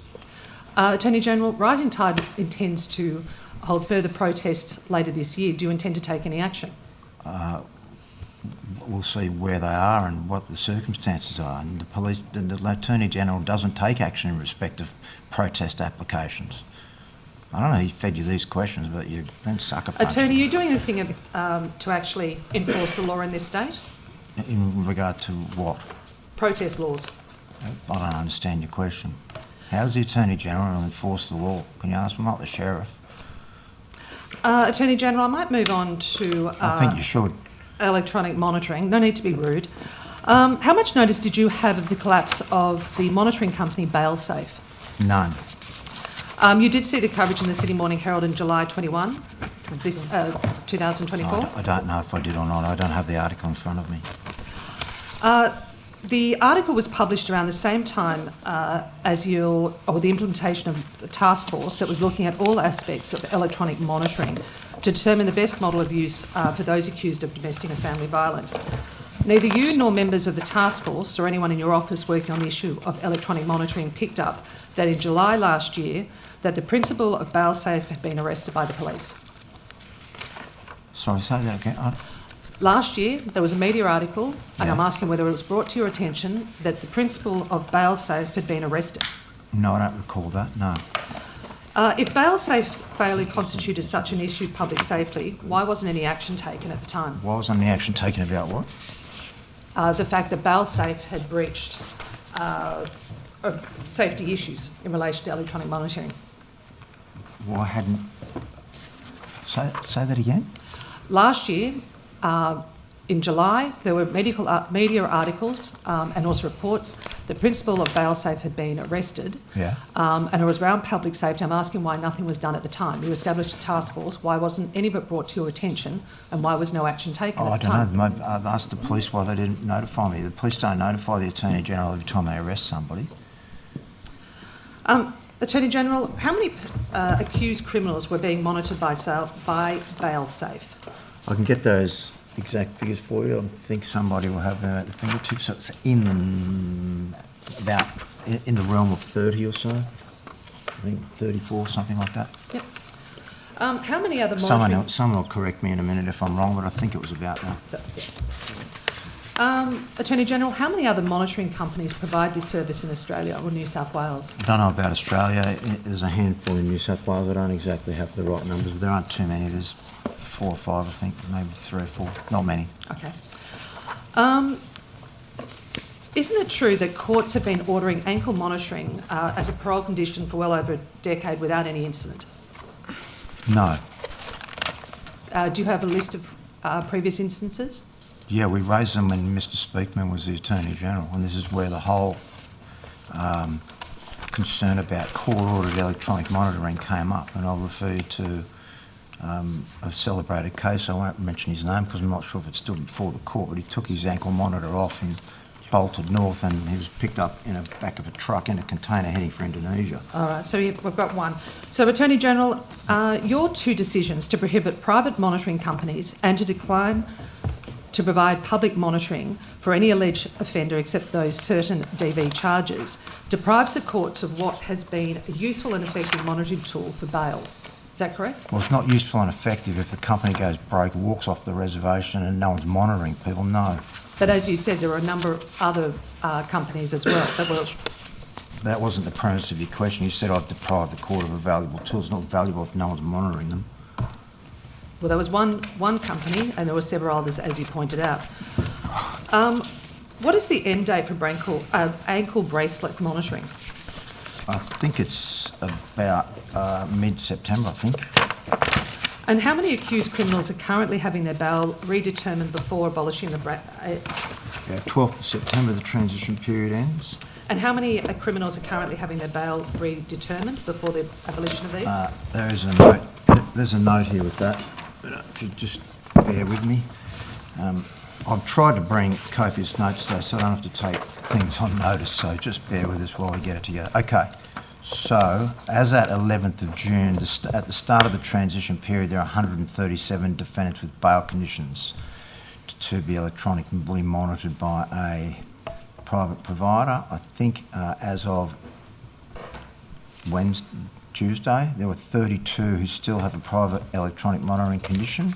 So 102 of them have had their bail redetermined. So that answers your question. All right, thank you, Attorney General. You acknowledge that your decision means that judges now have the option of either remanding alleged offenders or holding them in jail until their court date. There is a third option, which is to apply other strict bail conditions to effectively monitor them. Which the Premier described as novel conditions. Does that include criminals taking selfies every hour? It could do. It could be whatever the judicial officer decides is appropriate given the circumstances of the individual offender before him. So basically, the state of New South Wales is now run public safety by selfie. In the case of No, that's not true. Eamon Manley, aren't the courts doing exactly what you invited them to do, which is to take away, when you took away the options and ensured that he was basically taking selfies? No, I didn't invite the court to do anything. I just removed one option from them. Why are you opposed to any private involvement in electronic monitoring? It was open to you to maintain this effective monitoring of criminals. Improved regulation was required, and yet you did not take that option. Oh, we've been through all this. You can have a look at my second reading speech. I spelled it out in great detail. Attorney General, the only other option now left is to lock up alleged criminals. No, that's not true. Which is a cost It's to not true. taxpayers. It's not true. Well, it is. No, it's not.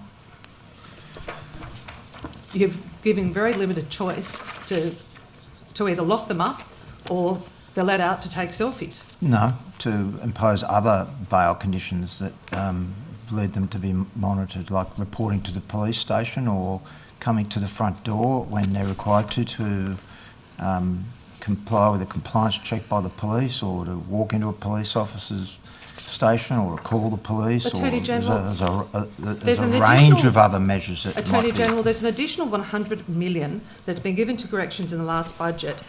Is that to hold more prisoners on remand? You can ask Minister Chantham that. Well, frankly, Attorney General, that could potentially build 3 new schools, but instead it's going to be used for remand. Well, that's a nice, lovely statement. Thank you.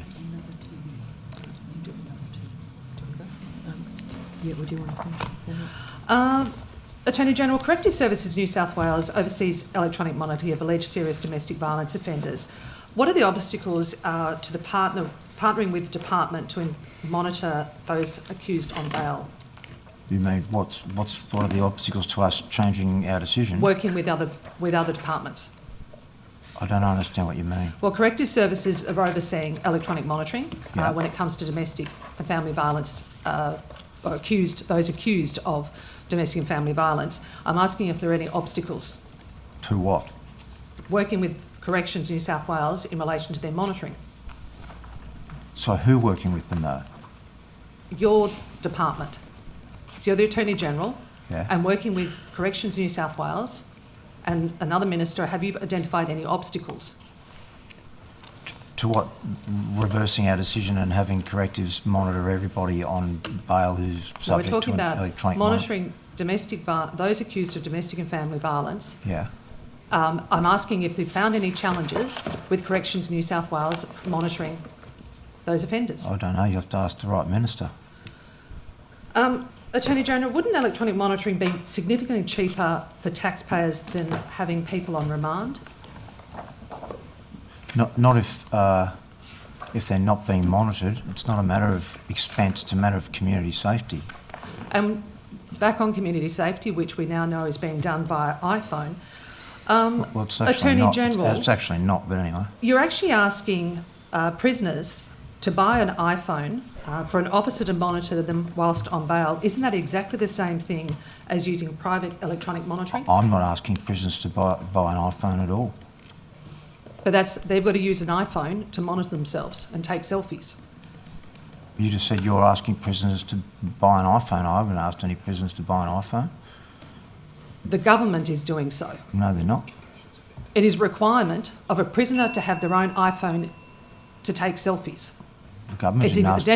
exactly the You're same talking thing about as using a private Are you electronic talking about monitoring. it as a condition of bail? The government doesn't ask them to do that. Attorney, there's just a couple of minutes before we move into government time, and I know that will be comprehensive and take They're going a to get long into time. trouble if they ask me a question. Can I just ask Mick Veitch you, did once. Attorney, can I just ask you about the virtual bail court? Yeah. And has that started up, and have you had any feedback in the apparently 1 month? Yeah, it has started, and I've had hugely positive feedback from the magistrates, particularly those in the regions. Can you provide? I'm interested in if you can provide some of that feedback. Yeah, I've And got some quotes here, as luck would have it. if you want me I'm to sure read you them out. have. I'm sure you have. Look, I know it's something that we've all got really sharp focus on. There was going to be pros and cons no matter what. Yep. And would love to just, if you can, briefly share some of what you've been receiving. Right, so one of the magistrates said, and these comments are sent to me, but I've also, whenever I go out of town, I drop in and see stakeholders, including a magistrate. One says, positive, since the commencement of the bail division, I've been able to complete the court's work closer to the ordinary sitting hours. That is, there have been significantly fewer late sittings in July on list days. On hearing days, the ability to hear matters uninterrupted by release applications has been a welcome benefit. That's from a female magistrate that I won't name. Another said, the bail division has had a very positive impact, especially with respect to hearing days, where I found it much easier to get through the work. It's also eliminated the mental cluster associated with knowing there are fresh custodies on the way while you're in the midst of a hearing, but knowing nothing about what they involve. There's 4 more if you want me to keep reading them. So these are the positive experiences on regional court lists. Of magistrates all over the state. I'm curious to understand how the impacts are taking place and any feedback on the actual bail hubs and the operation of the external to the court. From other stakeholders, do you mean? Yeah, or from anybody who's actually running the bail hearings and the hub. I meet with the Chief Magistrate, Michael Allen, regularly, and he has allocated a really experienced magistrate called Magistrate Daniel Covington to run that. He's all over it, and I haven't had any negative feedback at all from any of the judiciary about it. In fact, they all say it's positive because it helps them get through a full sitting day. It's also, I know you'll be pleased to hear this, what has happened a lot, particularly in regional courts, but not exclusively regional courts, there'll be a hearing, they'll interrupt the hearing at 2 o'clock and they'll hear fresh custodies. They're supposed to finish at 4, so the staff can finish paperwork and get out by 5. They're not, they're finishing at 5:30, so staff are working unpaid for an hour and a half every single day. The new bail hub has put an end to that, so they're getting through their work and letting staff go and magistrates go at the time they're supposed to. All right, we'll come back to that. We're now in government time. Over to you. Thank you, Chair. No questions at this stage. All right, thank you very much. So we now take a recess and to come back at 11:15. Okay. Thank you. Thank you.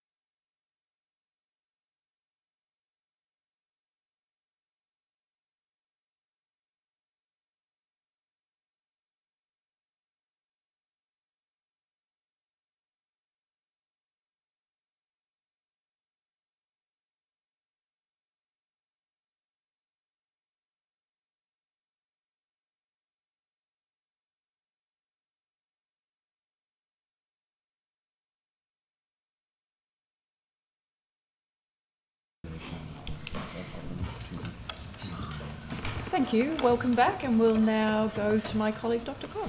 Thanks, Chair. Good morning, Morning, Attorney Dr. General.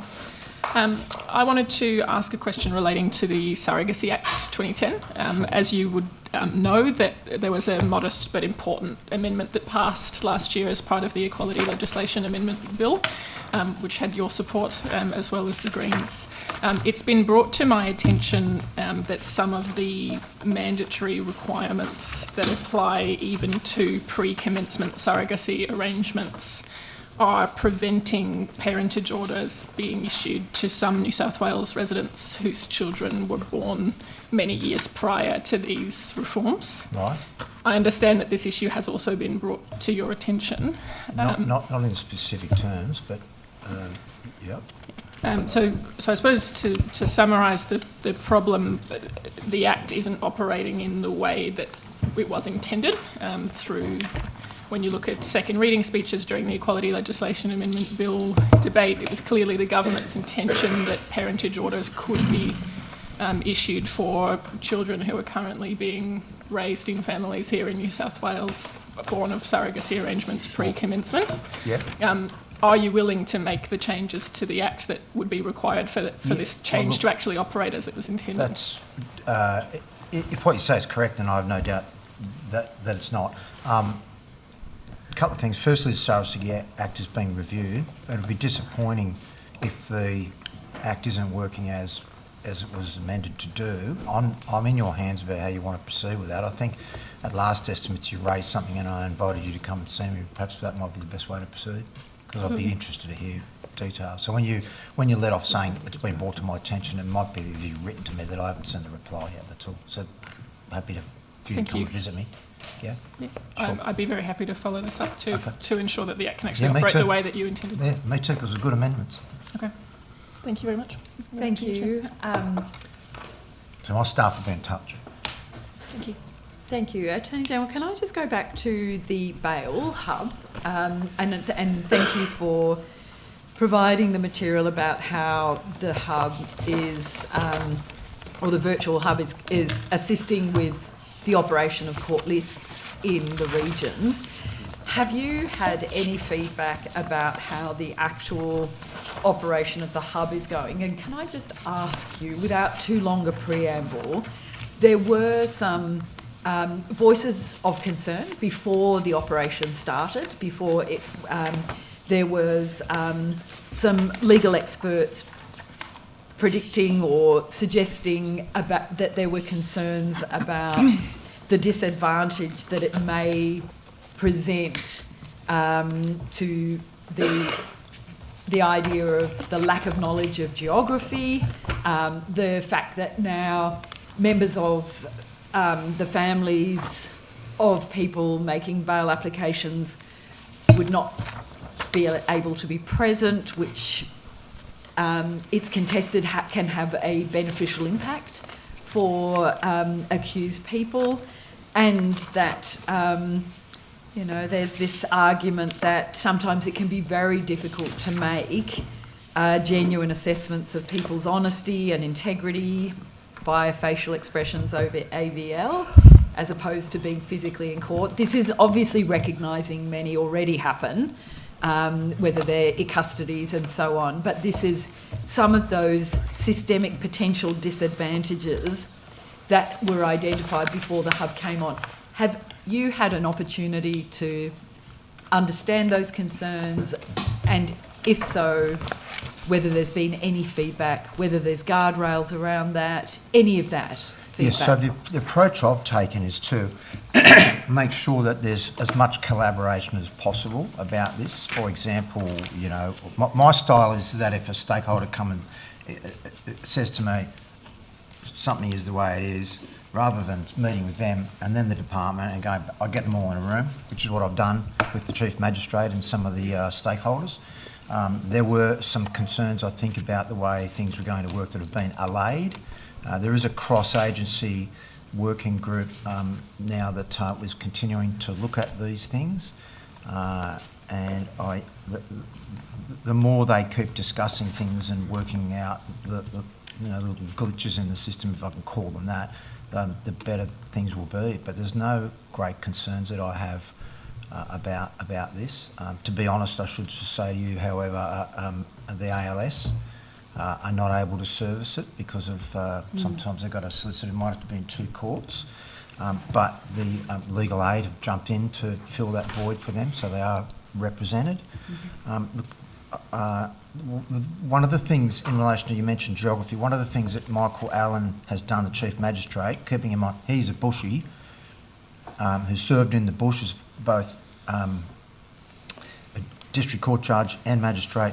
He has been alive to those concerns and is using acting magistrates who've all got regional experience and allocating them to certain regions so that the northern region will all come to one magistrate who's got experience in regional New South Wales. So he's attuned to that. I haven't heard any feedback that there's been any unfairness to the regions. You mentioned expressions over AVL and things like that. Look, yes, there's an argument that could be something that would affect the quality of the adjudication, but we already do it in relation to child sex matters, in relation to DV, something like that. And there's been Boxar studies that have shown there's no meaningful disadvantage to people who give evidence over an AVL. So that's and they're short hearings, the bail hearings.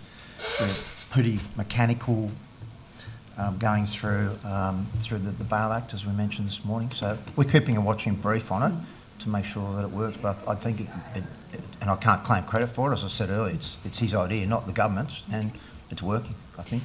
Just with that, in terms of the keeping a watching brief, is there any particular evaluation that is taking place? Is it more a kind of dip test, see how we go moving forward? Is it a permanent change? It's a permanent change. Yep. There's a monitoring group that won't be going forever. It's a monitoring group for the evaluation. We'll keep it going for as long as we need to.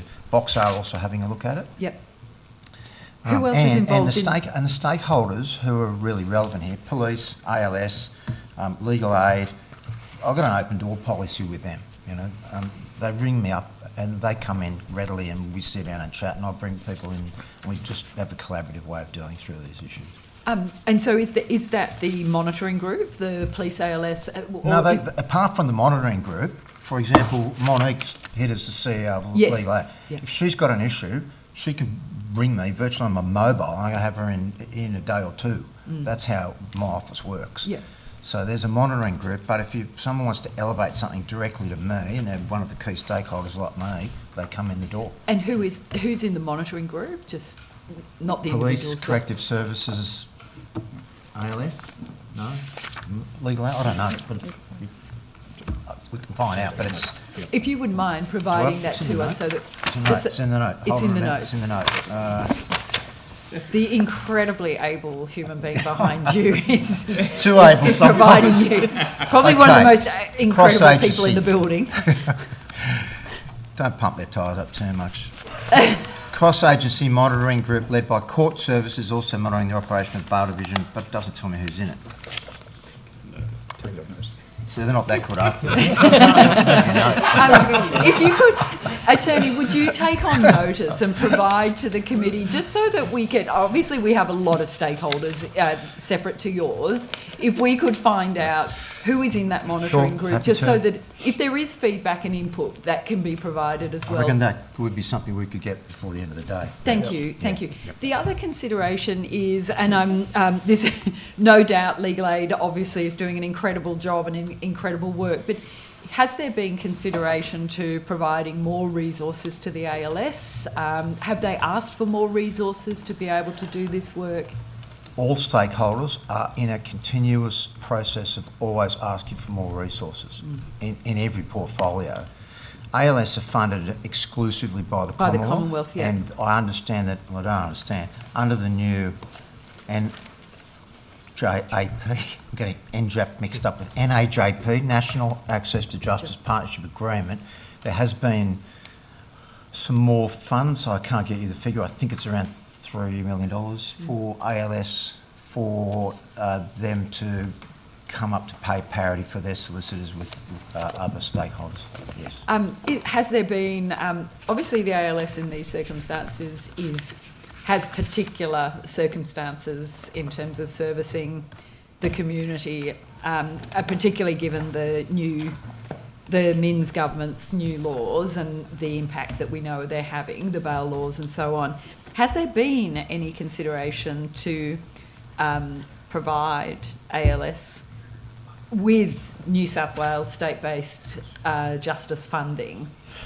We currently fund the ALS. New South Wales government currently funds the ALS for certain specific projects, if I can put it that way.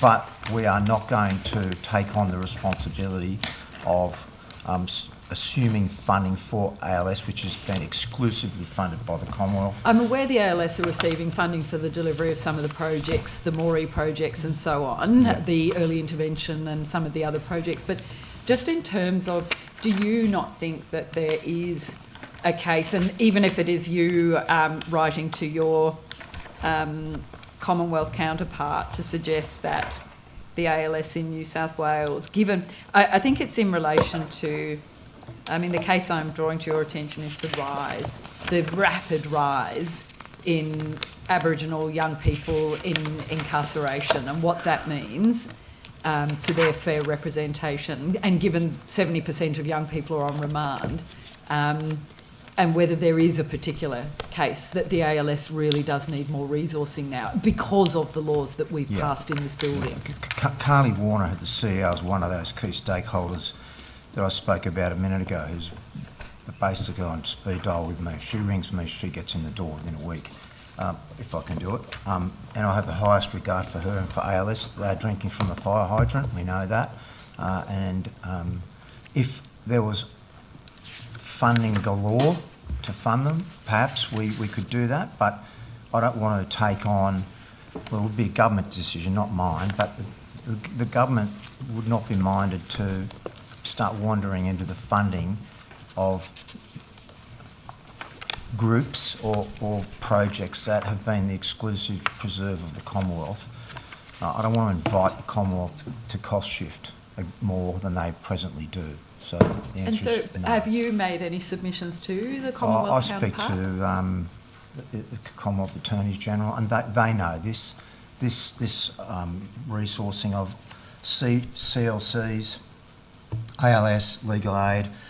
This is a huge consideration that's dealt with at the highest level in the Commonwealth Public Service in relation to these 5-year partnership agreements for legal assistance and the monitoring of them and the data collection by the states and, you know, all of these things. It's top of mind. They know this. I raise it with the Commonwealth Attorneys General. These groups are under pressure in every state of Australia. They know it. It's just a matter of what resourcing is available, Madam Chair. So you have, I take that then, so you have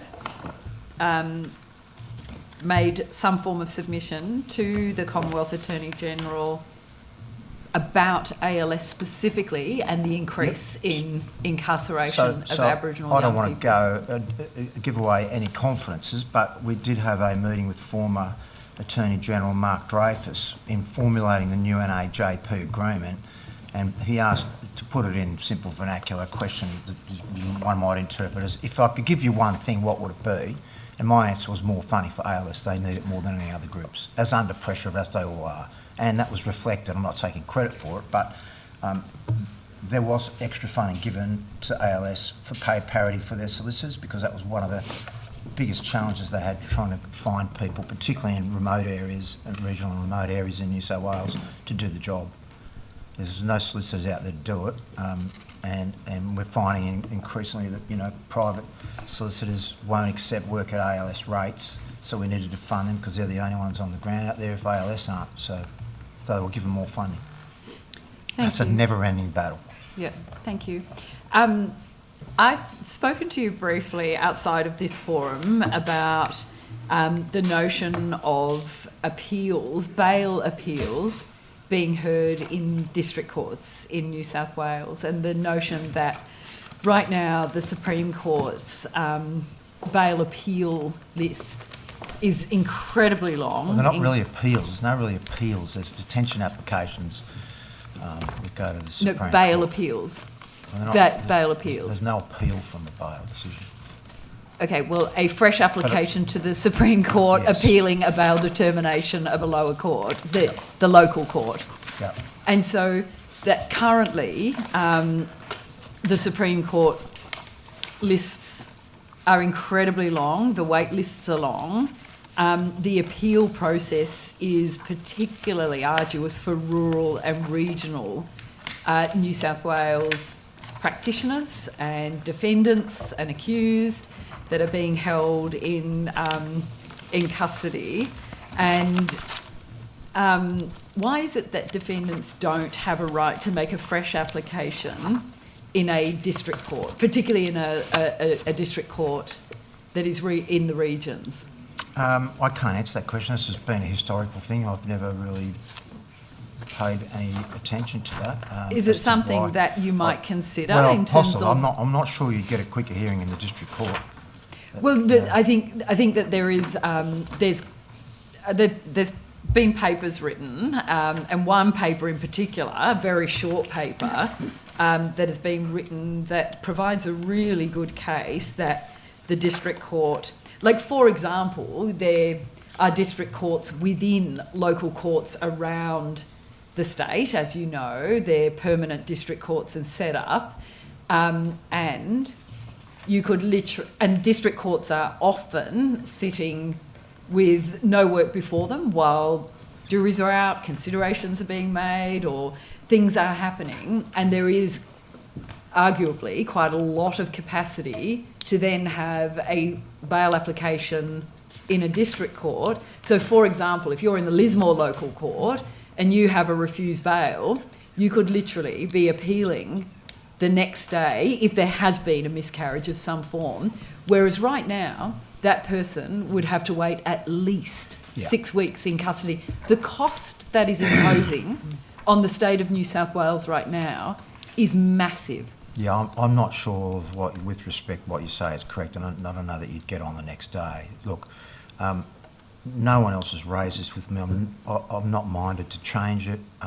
Would you be minded to look into it? I can look into it, but no, if there was an issue here, the heads of jurisdiction who are not shrinking violets by any means would have raised this with me. But look, I'd be reluctant to increase the workload of the district court as well. I mean, 75% of their work, I reckon, would be sexual assault, child sexual assault and DV, and the waiting list for them being dealt with, but I don't know that I'd be wanting to impose any extra burden on them. How long is the average bail application? Oh, I don't have that. I can find that. I can take that on notice. I don't have it before me. They're quite short. They're not very long. Oh, you mean the hearing? Yeah. Oh, it depends. But I do think, correct me if I'm wrong, that all of these bail applications that come before the Supreme Court are dealt with by AVL. I don't think they're done in person. Is that right? The Sydney the one. Sydney ones can do, yeah. Yeah. The others are AVL. It's really, really arduous. It's very, very onerous. And I'll tell you what I'll do, Madam Chair. I'll raise this with the Chief Justice of the... Well, there's only one Chief Justice, the Chief Judge of the DISO, and see what they say and get back to you. And can I provide you with a brief case outline, and that you would present that? Sure. Thank you. Yep. Can I just ask you, just turn to the compensation payments in relation to bushfires? Is that something that you... So, in response to emergency services budget estimates questions in April, this is going back, there's a compensation scheme, and I think it comes under your responsibility, and it focuses on the emergency services, but there is a justice question in terms of the compensation payments. Are you aware of those? Is there any crossover into your jurisdiction around those compensation not payments? really, except that I think they're heard before NCAT. Is that correct? I'm not sure. Yeah, and I think that's the administration. Yeah, it might be that I'm responsible as the notional lead minister in the cluster, but as a part of the allocation of acts, it hasn't crossed my desk. Okay, so if they're, it's once these payments are being settled out of court, that's where the questions that I've been asked to put to you, and it basically is around the payment of those compensation payments, and the fact that they're happening kind of behind closed doors. And the questions that have been asked for me to put to you is, are there any processes around how they are being determined outside of court proceedings? How many claims have been made? Are they questions that you would be able to find answers to? I wouldn't, but your best bet might be to talk to Mr Tibble this afternoon. All right, thank you. Thank you. Just a couple of quick follow-ups, and then I think you've got some figures to update us, Mr Attorney General. So Ms Campbell has furnished me with some data, box art data, the most recent recorded crime statistics for Moree Plains for the 2 years to March 2025. Domestic violence related assault stable, non-domestic violence related assault stable, sexual assault stable, sexual touching. Can I just stop you there? This is great, but I think we were focusing okay, the ones on that you're youth interested crime. in. Yeah. Breaking into dwelling, 22C, down 15.5%. This is youth rather than whole population, because I thought the Moree response was targeting youth. This looks like it's general statistics for crime. Okay, And which the are youth useful, crime but was I assumed understood to- that. I understood that Yep. the Moree response was targeting youth crime. Yep. The other one, I would say, is still for motor vehicle, down 33%. Yep, okay. The youth would form part of that as well. No, absolutely. No, Yeah. thank you. And further to questions that Ms Higginson was asking, I wonder if you're taking on notice the composition of the cross-agency group looking at the bail division. Could you also give us the terms of reference of that group? To whom do they report? How often do they meet? And who actually convenes the group? Sure. And how long the group is intended to run for? Sure, we'll get all that for you on notice. Okay, that would be great. And just a couple of follow-ups to questions that were being asked by Dr Con earlier. In relation to surrogacy, I understand that there's a DCJ review of the Surrogacy Act and the Status of Children Act, Yes. and consultation involved select stakeholders. I believe it concluded on the 2nd of August, and there were some 59 submissions published on the DCJ website. The discussion paper released indicated that following the consultation period, the submissions will be considered by the New South Wales Government. Further targeted consultations may also occur. Have any further targeted consultations occurred? No, I don't think we're up to that. I think it said we'd be considered by the government, and Right. then further. So I think that's code 4, is it not? Legislation might be developed, and we could consult on a draft bill. Is that what that means? Yeah, generally speaking. So there was a discussion paper in 2024 and publicly available submissions. But in the meantime, there's of course been the Equality Act, and there's been a range of submissions made to the Parliament in the Equality Act context. And there's also an Australian Law Reform Commission review underway, and there are submissions in relation to that. So all of that material is being considered in the statutory review. And we would expect to advise government shortly. I think the question was, you foreshadowed that there could be further consultation. Is there going to be further consultation? I suppose that will depend on whether there are amendments that are going to be made to the Act, which I assume it will be, and the nature of them. But I always err on the side of consultation where appropriate. Yep. And that'll be a public consultation, or it'll be select stakeholders? I don't know that we would have made our mind up about that yet. Normally at this stage of the process, the consultation process would be targeted to those stakeholders who have particular interest in And what's the matters. criteria for developing that list of stakeholders? Often it would be who has previously made submissions and who we think would have a particular interest in the matter, if that's... So if other parties who weren't on the initial list had an interest, they could flag that interest. How would they flag that interest to be considered to be part of the further consultation process? I think at this stage we'd be looking at what's happened in the past and who is already in the mix. So how would other people become part of that consultation? Well, if it's closed consultation group with certain targeted stakeholders, they wouldn't. Okay, all right, thank you.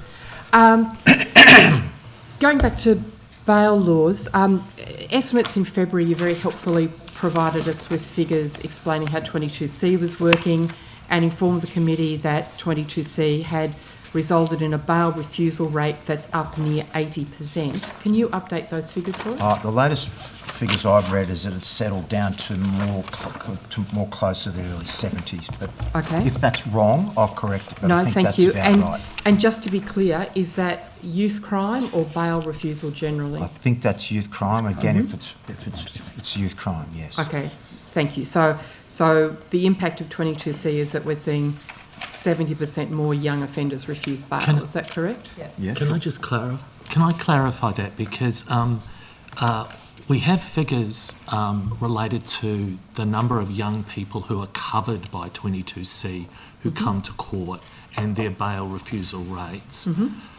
What we can't say is whether 22C itself is causative of their being remanded in custody. Understood. And Thank that you. is because even prior to 22C... No, that's very clear. Thank you, Mr McKnight. Thank you.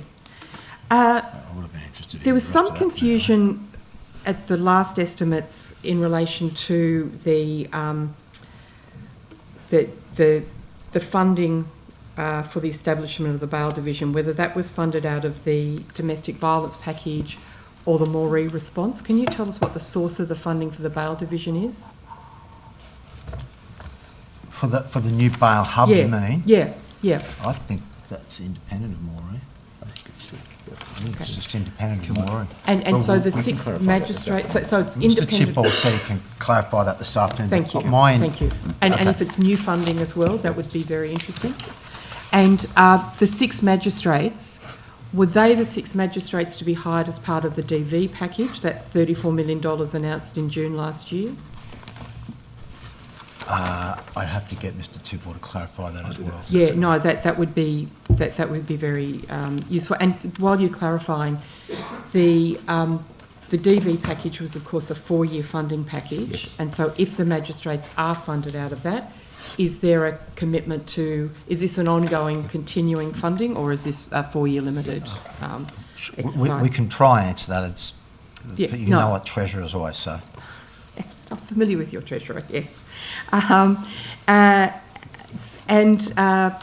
We flagged at the last estimates hearing progress of the bail division and, of course, the queuing issue. Has that been resolved?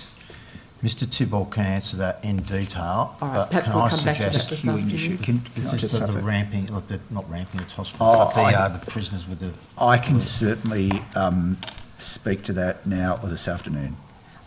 Very quickly now or in more detail this afternoon? What's more convenient? Super quick response. Yeah. Now, yes. I've recently had discussions with the convener meeting with the Corrective Services Commissioner. The Chief Judge of the District Court and Judge Turnbull, with a view to dealing with some of those issues. There are also ongoing discussions about coordination taking place with the police, and really what it's going to be is a collaborative approach coordinated between courts, corrections and police, and that is in play. So it's ongoing? It is ongoing, but we're working at it and I think making some progress. And that would be within the purview of the cross-agency working group? No, I've directly been overseeing that, as I say, with some discussions with the Police Commissioner and with the Corrective Services Commissioner, and where appropriate, the courts. Okay, thank you. Again, it was flagged at last estimates.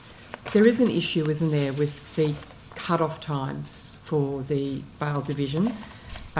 12 noon on weekdays, 10 a.m. on weekends, and that's requiring in practice police to retain offenders in custody overnight if they miss that cut-off time.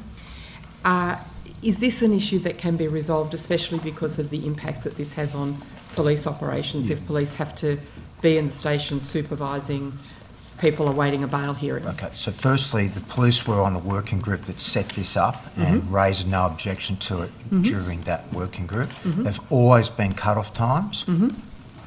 As I mentioned to you before, there's a fluid degree of collaboration about this, and there have always been cut-off times. My advice from the Chief Magistrate as late as last Thursday was that it's working well and that he hasn't been in receipt of any further significant objections from the police or anybody else, operational police, I mean, about that.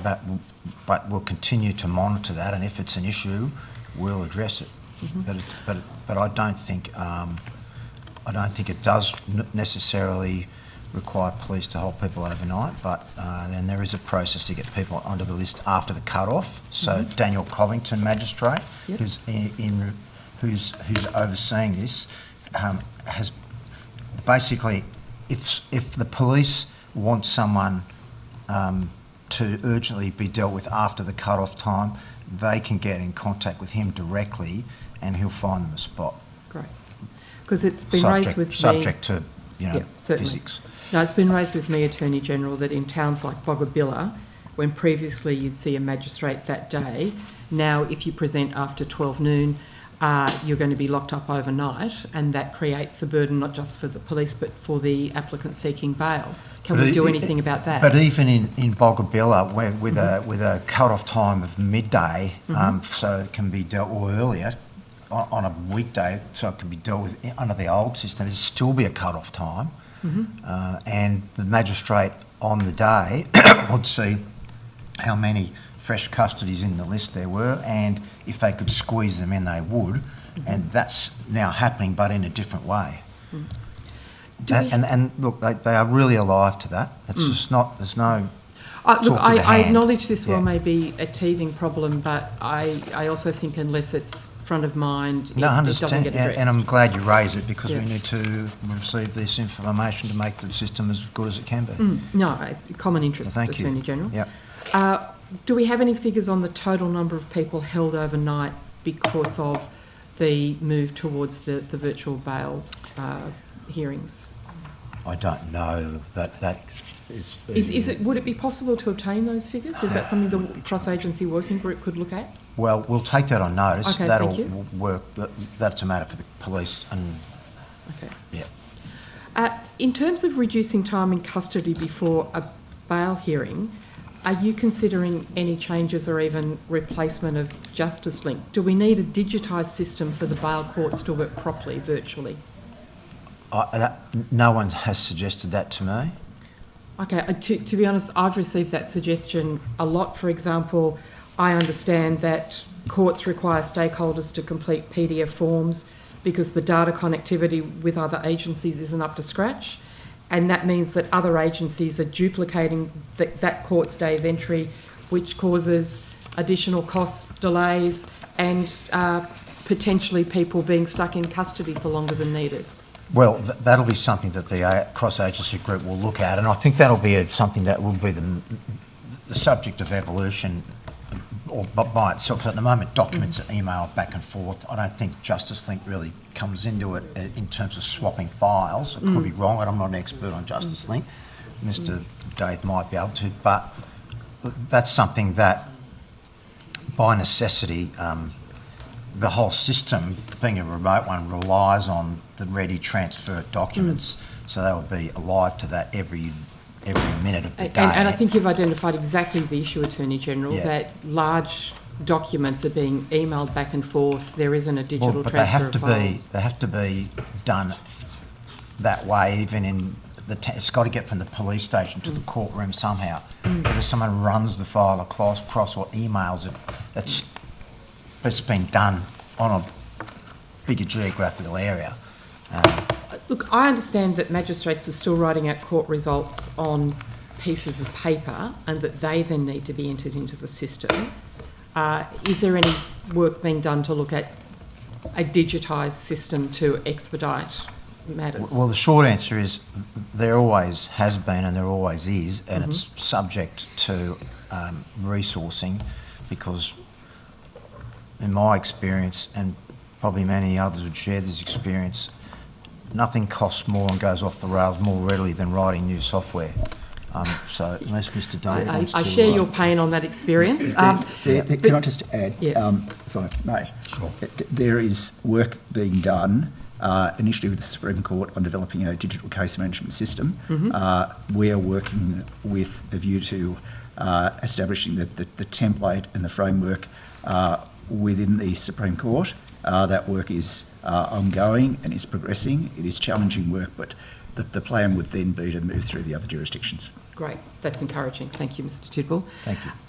Because I think I want to pick up that point about a paper-based record system. We've seen the very unfortunate events from the recent flooding of the Downing Centre and the John Maddison Tower could easily have resulted in an electrical fire.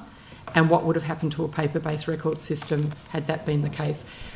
Are the court's records keeping, is Justice Link resilient enough to cope with acts of God like that? My answer to that would be that Justice Link is a very large, amorphous system. There are constantly refinements being made to that system. There are constantly tweaks being made. So really, from the registry through to all of the other components of that, there is constant ongoing work in relation to Justice Link, specifically in relation to the Downing Centre. We had a... Sorry, while you're talking, Madam Chair, I'm just going to take a 30-second break if that's okay. Mr. Tidwell's here. There is specifically arising from the Downing Centre flood, there was a business continuity plan in place, which had been promulgated in March. Clearly, we'll review that after, or we'll review that as a result of the event in June. You're absolutely right that technology and dealing with those specific risks, bearing in mind that the issue with the Ausgrid substation and Downing Centre was unique and very difficult. External flood came in, but so much I understand it's below outside your street level. control. My question goes to resilience. And on the same line, and perhaps you can help me, Mr. Tidwell, in the attorney's absence, you'd be familiar with the 2025 Boxar report into AVL, and this identified user concerns with technology and gave the example, a user expressing concerns about Orange, where they have experience of storms knocking out video links. What are we doing to ensure the resilience, given that bail matters are now being held by AVL? Yes, so there is ongoing work. So in preparing for the removal of registrars from hearing DV matters, there was a lot of work that was done across the state before those provisions commenced. There will need to be, and there will be, ongoing work to refine and improve the quality of AVL, and to that end there is... Is there a timeline for that work to occur? There is, can I just say there is ongoing work. So there have been initial improvements. It is seriously, given the network of courts across the state, there will be constant challenges with that. There will be ebbs and flows in terms of the volume of the matters being listed in particular locations. It is ongoing work undertaken with the judiciary, the magistrates and the police. And to that, if an AVL link drops out, let's say for a day and a half because of technology, flood, storm, extraneous circumstance that cannot be controlled, what happens to those applicants for bail who are awaiting their virtual hearings? They'll be heard within the court itself. Will they? Yep. So that's the backup plan, is it? Yes, and if the video capability in the AVL isn't sufficient, the Act says it can be dealt with by audio, and it also gives the flexibility to the magistrate in charge to deal with it the most effectively if the whole AVL link goes down. AV link. So, and in terms of AVL coverage, we inquired about this at last estimates and were reassured that work had been completed by the end of last year to ensure AVL facilities available throughout the state. I note that on the 8th of August this year, my colleague, the Honourable Kevin Anderson, received a letter from your Parliamentary Secretary, Attorney General on your behalf, noting that, quote, not all regional courts in New South Wales have AVL facilities. How many regional courts do not have access to AVL facilities? I don't have the answer in terms of the regional courts, but I can tell you the total number of courtrooms and tribunal hearing rooms. No, it's the regional courts that I'm specifically inquiring I about. I don't have that specific number. Can you find that on notice? I'll have to take that on notice. And so Corindi is one of those courts. What happens to a bail applicant in Corindi? Well, my understanding is it will be done in Corindi. Well, it can't be with no AVL. I understand that No, generally they go to Tamworth, and then what happens to No, the sorry. queuing situation in It will be Tamworth? dealt with in person, or it will be taken to another court. But it depends on the individual circumstances of that matter at a particular point in time. They'll work out, the magistrate on the ground will work out with the bail hub, magistrate the best way to proceed for that matter. But if the answer appears to be in Corindi is we'll take you to Tamworth, then what does that do to the queuing situation in Tamworth and the cut-off times as well? Where the places where we've made the investments with what are, and I concede there are limited funds, what we have clearly done is analysed where the need is the greatest, and those areas have been prioritised. Yeah, I do also think Corindi is, like a number of regional courts, it's a circuit court. It doesn't sit every day. So when it's not sitting, they'll be going to the nearest regional centre anyway, which I think you said is Tamworth. But if you're a bail applicant in Corindi? Well, if the magistrate's sitting on that day and there was no AVL, it would be dealt with by the magistrate in the old-fashioned way. Thank you. Attorney, I just have one question before I hand over to my colleague, Ms Boyd. Just wanted to ask you briefly about the Walmer list. I know that there has been an updated practice note this year, but I'm just curious, is there still an evaluation on foot for that? Is there a plan to expand it? It's still currently limited only to matters referred from the metropolitan local courts.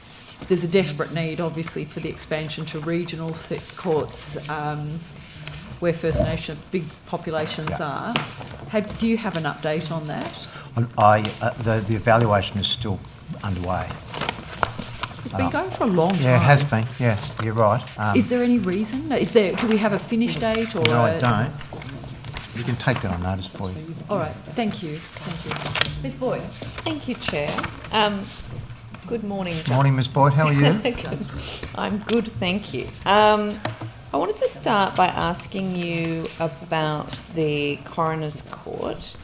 I understand the caseload is pretty high, and that 2 of the Deputy State Coroners' contracts are ending by the end of the year, and it doesn't appear that there's a plan to replace them. Victoria has a similar caseload to New South Wales, but has 14 coroners compared to our 9, which is presumably dropping down to 7. I guess what is the reason for reducing the number of coroners in New South Wales? Does this concern you?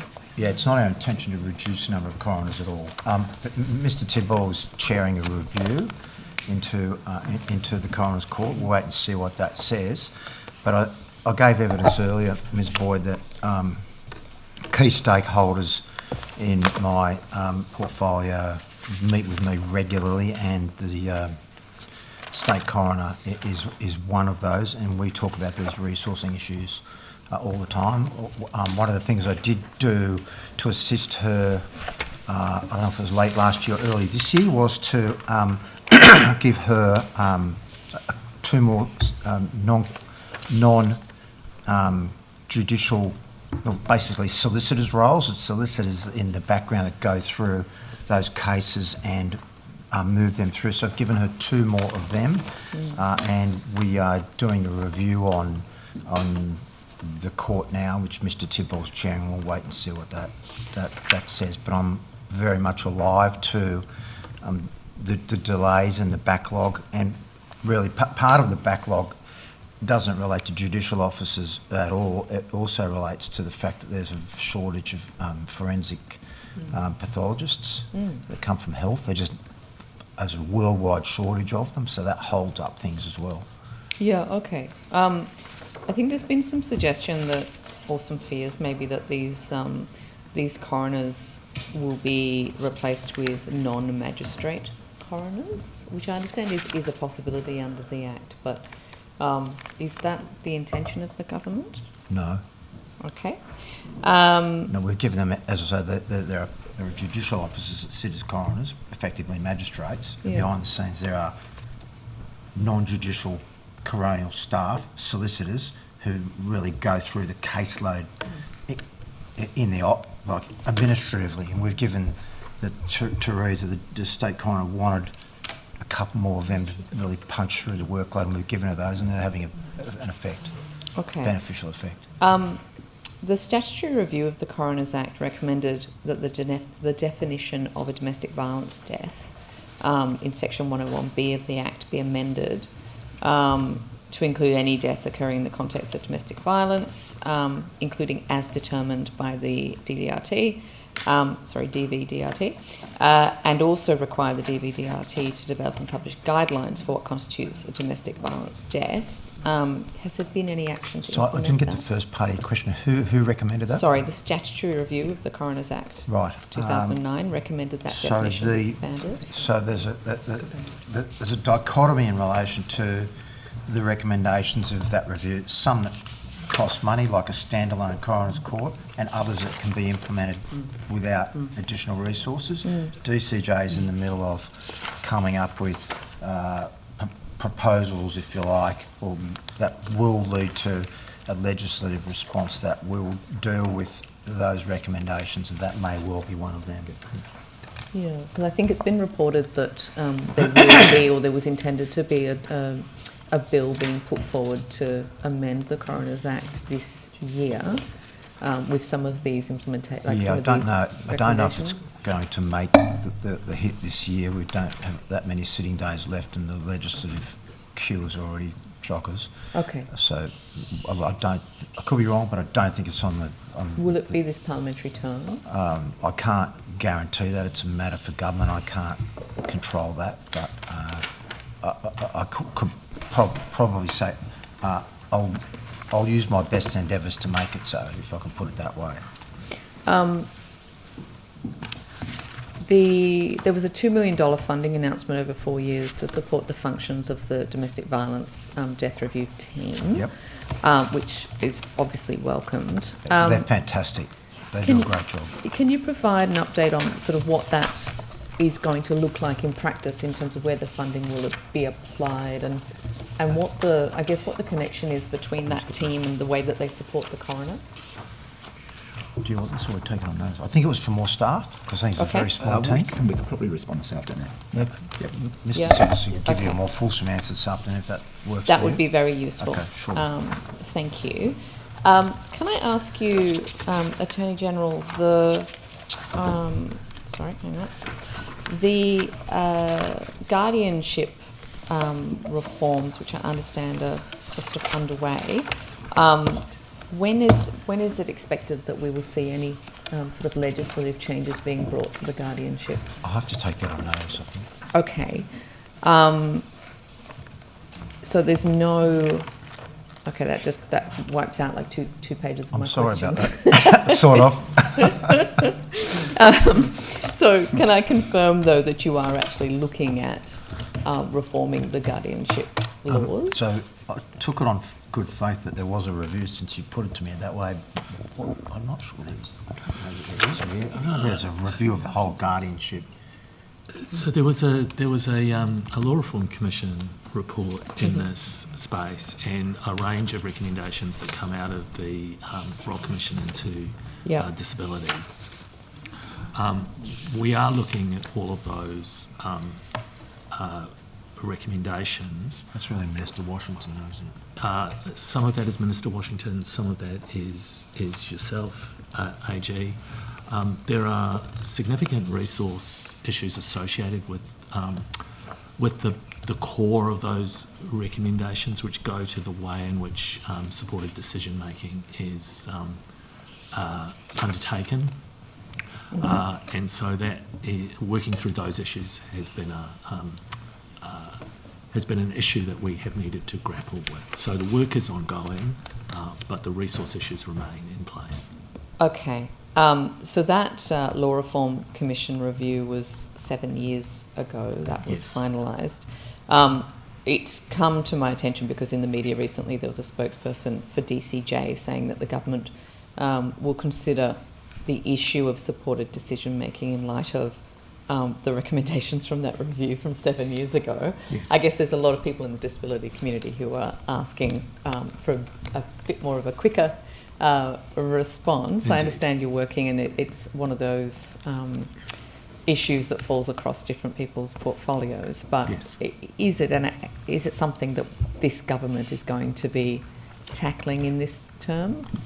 Can't promise it in this term. All we can say is that the work's ongoing, because I think there's about 222 recommendations. Some of them have massive resource implications, including supported decision making, so I can't make any promises about that. Okay. But the work's ongoing. In relation to confidentiality laws, which currently restrict the rights of people with disability to speak out about abuse in the guardianship system, known as gag laws, the Disability Royal Commission recommended that states and territories look to repeal those provisions. So these are provisions that prohibit publication of material identifying a party to the proceedings as being the default position. Given how profoundly that impacts on the rights and autonomy of individuals, is this something that the government supports the removal of? I'm not sure that's... I think I probably have to... Unless Mr Tibble... I'm not sure what you're referring to. No one's raised this with me. That's why I'm looking a bit perplexed. Yeah, okay. Sorry. That's all right. I will go and find the actual piece of the Disability Royal Commission and bring it You're back welcome to this bring it straight to afternoon. my office, and we can have a chat about that if you like. That would be very useful. Thank you. Okay, I think I might leave the rest of those questions then, given that they all are about what we hoped would be imminent reforms in that space. Can I ask you, in relation to the coercive control laws, as you know, there was a bunch of issues that were parked when that was brought in, including the definition of domestic and family violence and whether or not coercive control laws would be expanded to include situations of, say, parents being coercively controlled by children, or people within a carer relationship. Is that those issues? Are they? I know that there was supposed to be a review. Where have we got to in bringing forward legislation to amend those coercive control laws? Unless Mr Tibble can assist me, we could take that on notice. Yeah, I mean, as I think you're aware, the Implementation and Evaluation Task Force, its work is ongoing.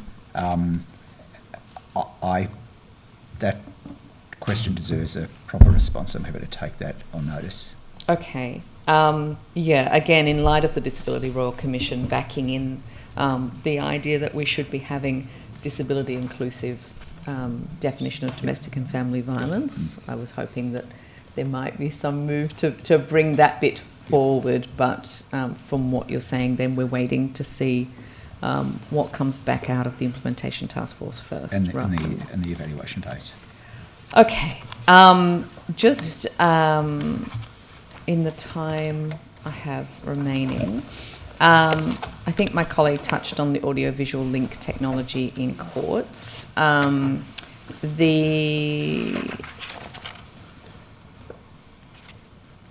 In relation to domestic and family violence training, what is the New South Wales Government doing to ensure all judicial officers in New South Wales have access to and incentives to undertake specific domestic violence training? That would sit within the realms of the Judicial Commission, and off the tip of, I don't know, what this is in their curriculum, if you like. And there's certainly, if I can add, there's been a range of training as part of the introduction of coercive control, but I'm happy to take that on notice and come back this afternoon. Yeah, that would be good, and I think it's broader than yes. Obviously, it would be good to have an update on the specific training around the coercive control reforms, but just generally, there has been a lack of specific domestic violence training for judicial officers for some time, and it's been a sort of a recurring request from the sector. So anything you can give me on that this afternoon would be great. The Women's Domestic Violence Court Advocacy Scheme. There was the Women's Domestic Violence Court Advocacy Scheme hearing support pilot. Is the government going to commit to sort of recurrent funding for that project? I can't answer that question. I can't answer generally any questions about ongoing funding in subsequent budgets. We've already indicated that the Treasurers won't let us do that. But in any event, I think that's Minister Harrison's portfolio area, not mine. It's my understanding is it falls within your portfolio because it's something that's more court specific. But it's I'm pretty sure she's the lead on WDV-CAS. Okay, all right. Because it also involves coordination with the police as well. Okay, all right. So we can take that on notice. I won't leave you empty-handed here. So it is. Yeah. Okay. I'm just looking to see if there are any more that I have specifically for you, Attorney General, or whether I can leave the rest for this afternoon, which I think I will do. Okay. Thank you. Thanks, Ms. Boyd. Attorney General, are you in a position to consider reviewing or suggesting to Cabinet the review of the ex gratia payment system in light of what many consider is that the system has not worked well for Kathleen Folbig? I accept that that's a different view to yours. What was the initial part of your question? Are you looking at all reviewing the ex gratia system and the way it works, given the experience you've just been through and how long it's taken, making a recommendation to Cabinet and the other ministers that it's relevant to? Suggesting to the Treasurer he updates the circular, or do you think there should be any review to this process? My feeling as someone who's on the pointy end of it is that is no. I think the nature of ex gratia payments, as they are, have to be flexible, and the guideline belongs with the Treasurer. But as I worked through this process, I didn't feel in any way that there was any ambiguity or shortcoming in either the Government Sector Finance Act or the Treasurer's circular. So my short answer is I won't be recommending anything, but that doesn't mean that the Premier or the Treasurer or some other member of the government doesn't ask for it to be looked at. But you've asked me if I have a view, and my view is no, I won't be. Do you think that a conversation with a recipient could provide you good input as to how well the system works, or it doesn't? I'm open to receiving correspondence from the recipient, but I've already indicated that I won't be meeting face to face. Do you not think that's a bit harsh? No, you've got to draw a line under processes at some stage and just say that they're done. But I never shut the door on people sending me correspondence and suggesting better ways. So if she wrote you a letter saying, could we meet, is that something that you would consider? Nice try, but you're moulding two answers together there. No, I think that it is. I don't know if other people are sharing my experience, but it just seems so unreasonably closed door. You have presented yourself as an Attorney General that has an open door, that you are the person, you just pick up the phone. All of that seems to apply to everyone in this state who may have matters to raise with you, except for one woman who was wrongly accused of murdering her 4 children and spent 20 years in prisons in New South Wales, at least 5 years of those in solitary confinement with nobody else. She lost 4 children. She was imprisoned for that long, and the system failed her. And for some reason, she's the one person in this state that in this hearing you have suggested you have no interest in meeting with her. I am flabbergasted. No, I'm happy to answer the question, Mr. Buttigieg. Thank you. I'll hear the point of order. I'll hear the point of order. Well, no, I'll hear it. Is it a chair? Is this a political statement or a question? It was a pretty clear question. Well, the Attorney General's answered it like 6 times, and you keep repeating ad nauseum political statements. And the point of order is? And the point of order is? I asked you to ask a straight question. question. Do you find it offensive too? Is that the point of order? What's the point of order, Mr. Buttigieg? The point of order is this is supposed to be an interchange on factual this is budget questions estimates. and responses, This not is budget political estimates. statements. It's budget estimates. There's no point of order. Can I, Attorney, yes, I'm respond to the point of order. He wants to answer it. He wants to answer the question. Happy Let's not answer have a it. repeat of this morning. But Ms Folbig is not the only. I know You you- characterise Ms Folbig as the only person I won't meet. I get multiple requests, thousands a year, from people who want to meet with me, and multiple applications for ex gratia payments. Have any of those been incarcerated for 20 years and to wrongly? exercise the royal prerogative of mercy. You don't characterise it as there's only one person in New South Wales I won't meet. I've answered the question. I don't want to appear to be hard on this, but it won't assist me in any way to meet with her, and I don't want to raise expectations. I'll just say, given all that's happened over the last 20 years, it's impossible not to feel sorry for Ms Folbig, for Craig Folbig, for the children. It's been comprehensive loss all round here, but my job is to follow processes on behalf of the government, and that's what I did. She is the only person in New South Wales that has been wrongly incarcerated for 20 years based on the false premise that she murdered her children. Has any other person that has asked to meet with you been in those circumstances? It's since you've been the Attorney General of New South Wales. I think I addressed all of this at the very beginning of these proceedings.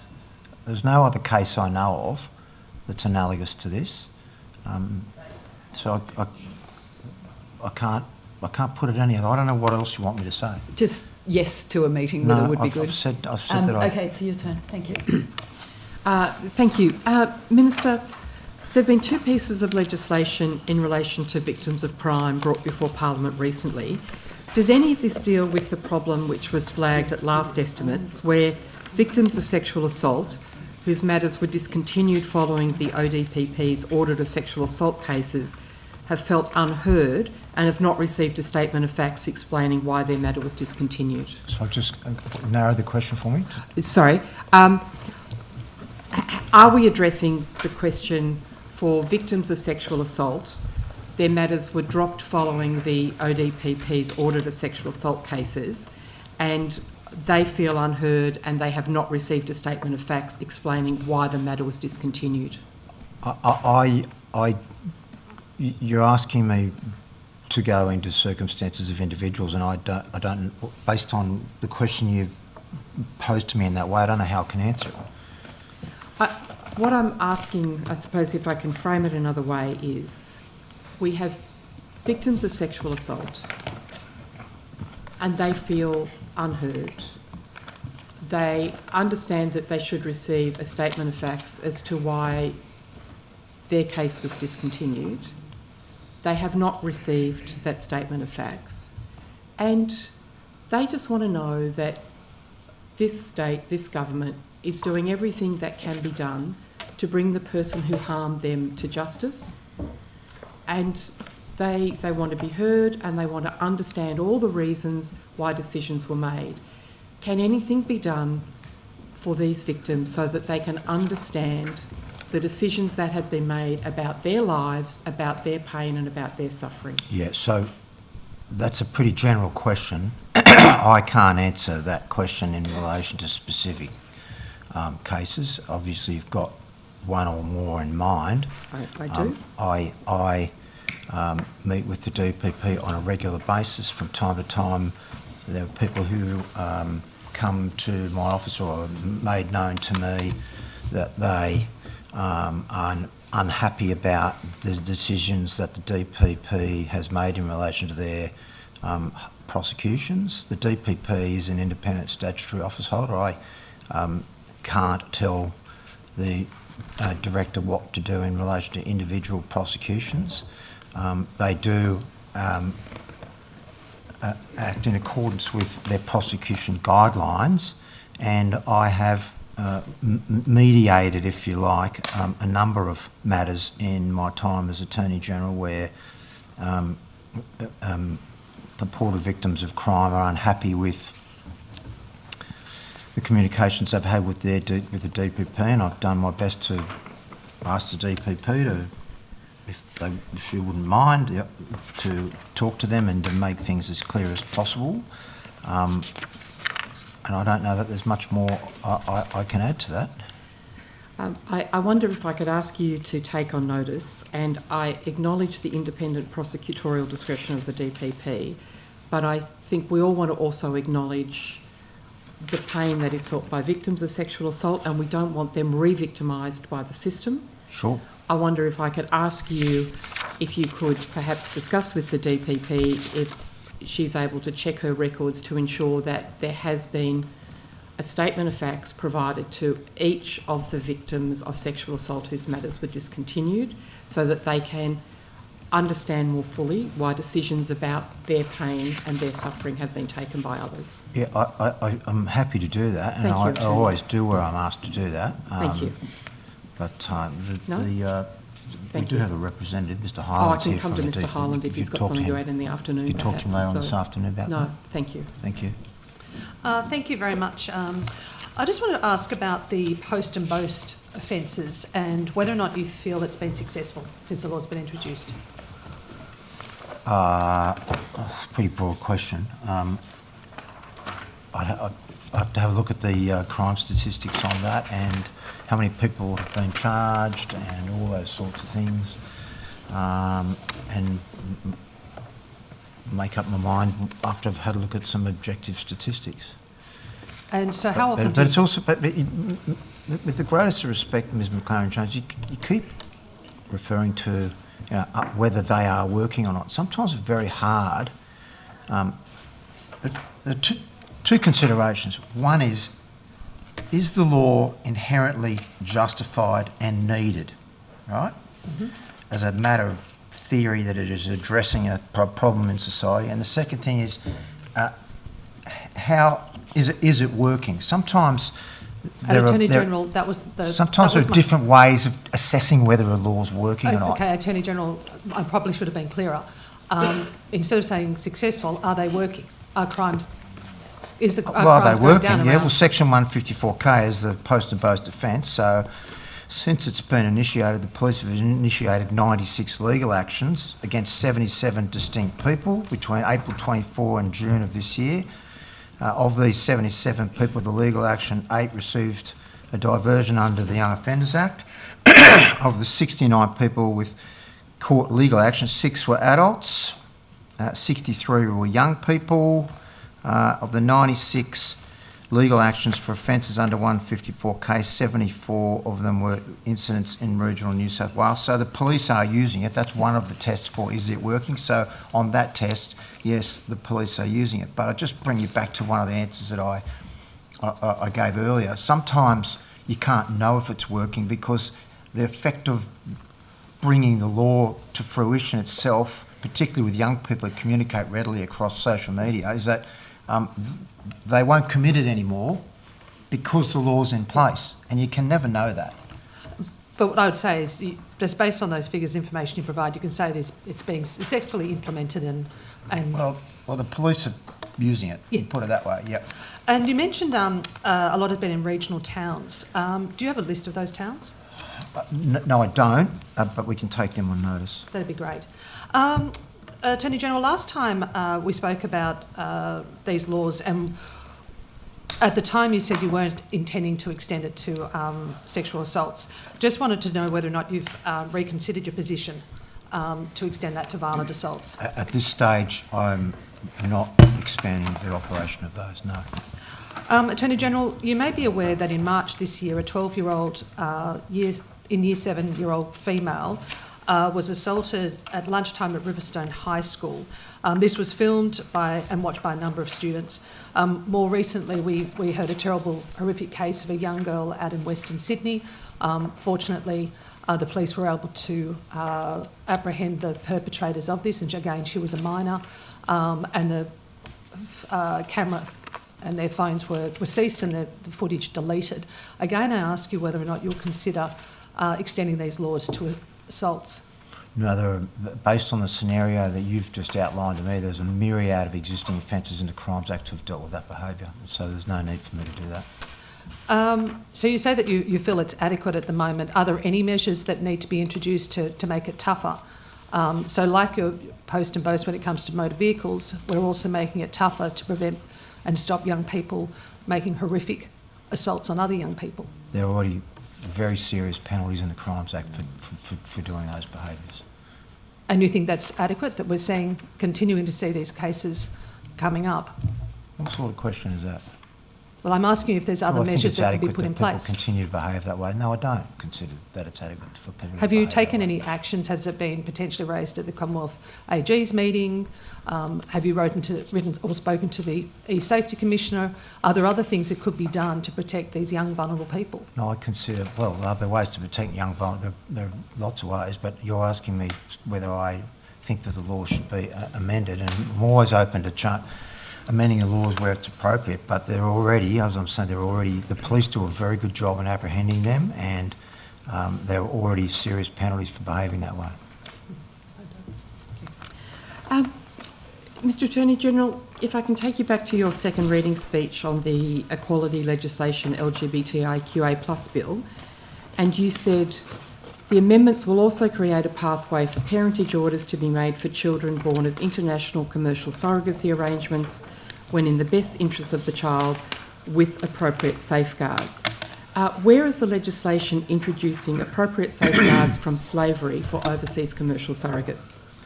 You asked me this last time, and I did. And I couldn't understand the overlap between modern slavery and the Surrogacy Act. And Let me explain it to you. Let me explain it to you, Mr Daley, and I will advise that I will keep asking this question until this really critical issue is addressed by this government and this parliament.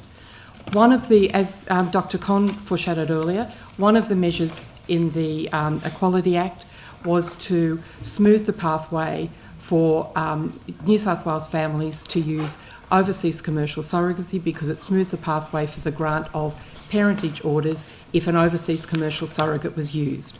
This parliament was put on notice at the time that legislation was passed that there is a major slavery risk in overseas commercial surrogacy clinics.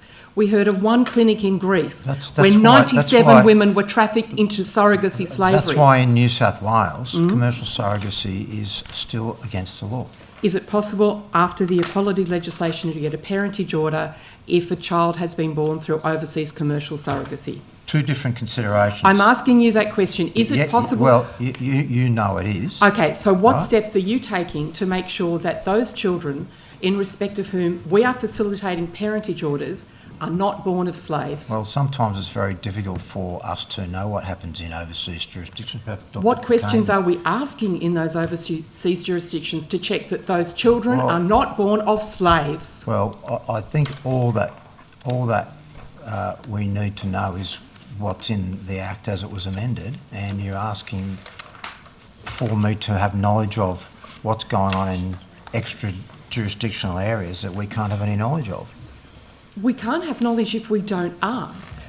Well, what would you suggest? I would suggest that unless and until we have procedures in place that ensure that overseas commercial surrogates are not slaves, we do not facilitate the use of overseas commercial surrogates in Australia. Well, that's what I would suggest. Commercial surrogacy is still a crime, but the legislation recognises that there might be occasions where we have to apply different consideration to children born under those arrangements, and that is whether A parentage order here is in their best interest. Don't conflate issues, they're separate issues. Minister, when was the last time that the prohibition against overseas commercial surrogacy was used? I don't know, I'd have to take If you could take that on notice? Sure.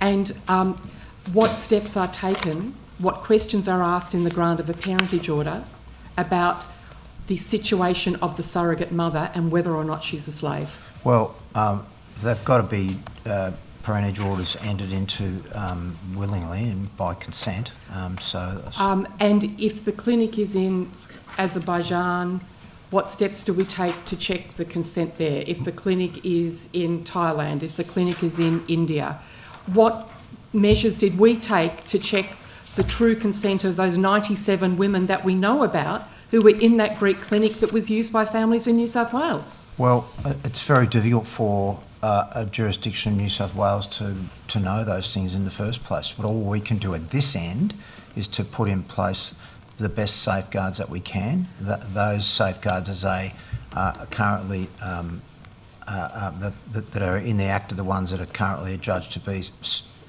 suitable to the regime, as is before us. But if there are any improvements that people can suggest we make, happy to hear them. Have you met with the Slavery Commissioner about amendments that could be made? The Slavery Commissioner is one of those people who can make suggestions to me about anything he wants at any time. With respect, there was a letter from the Slavery Commissioner at the time of the debate of that legislation. Was that taken into account? I'm sure it was, but that's where we stand at the moment, and the Act is currently under review.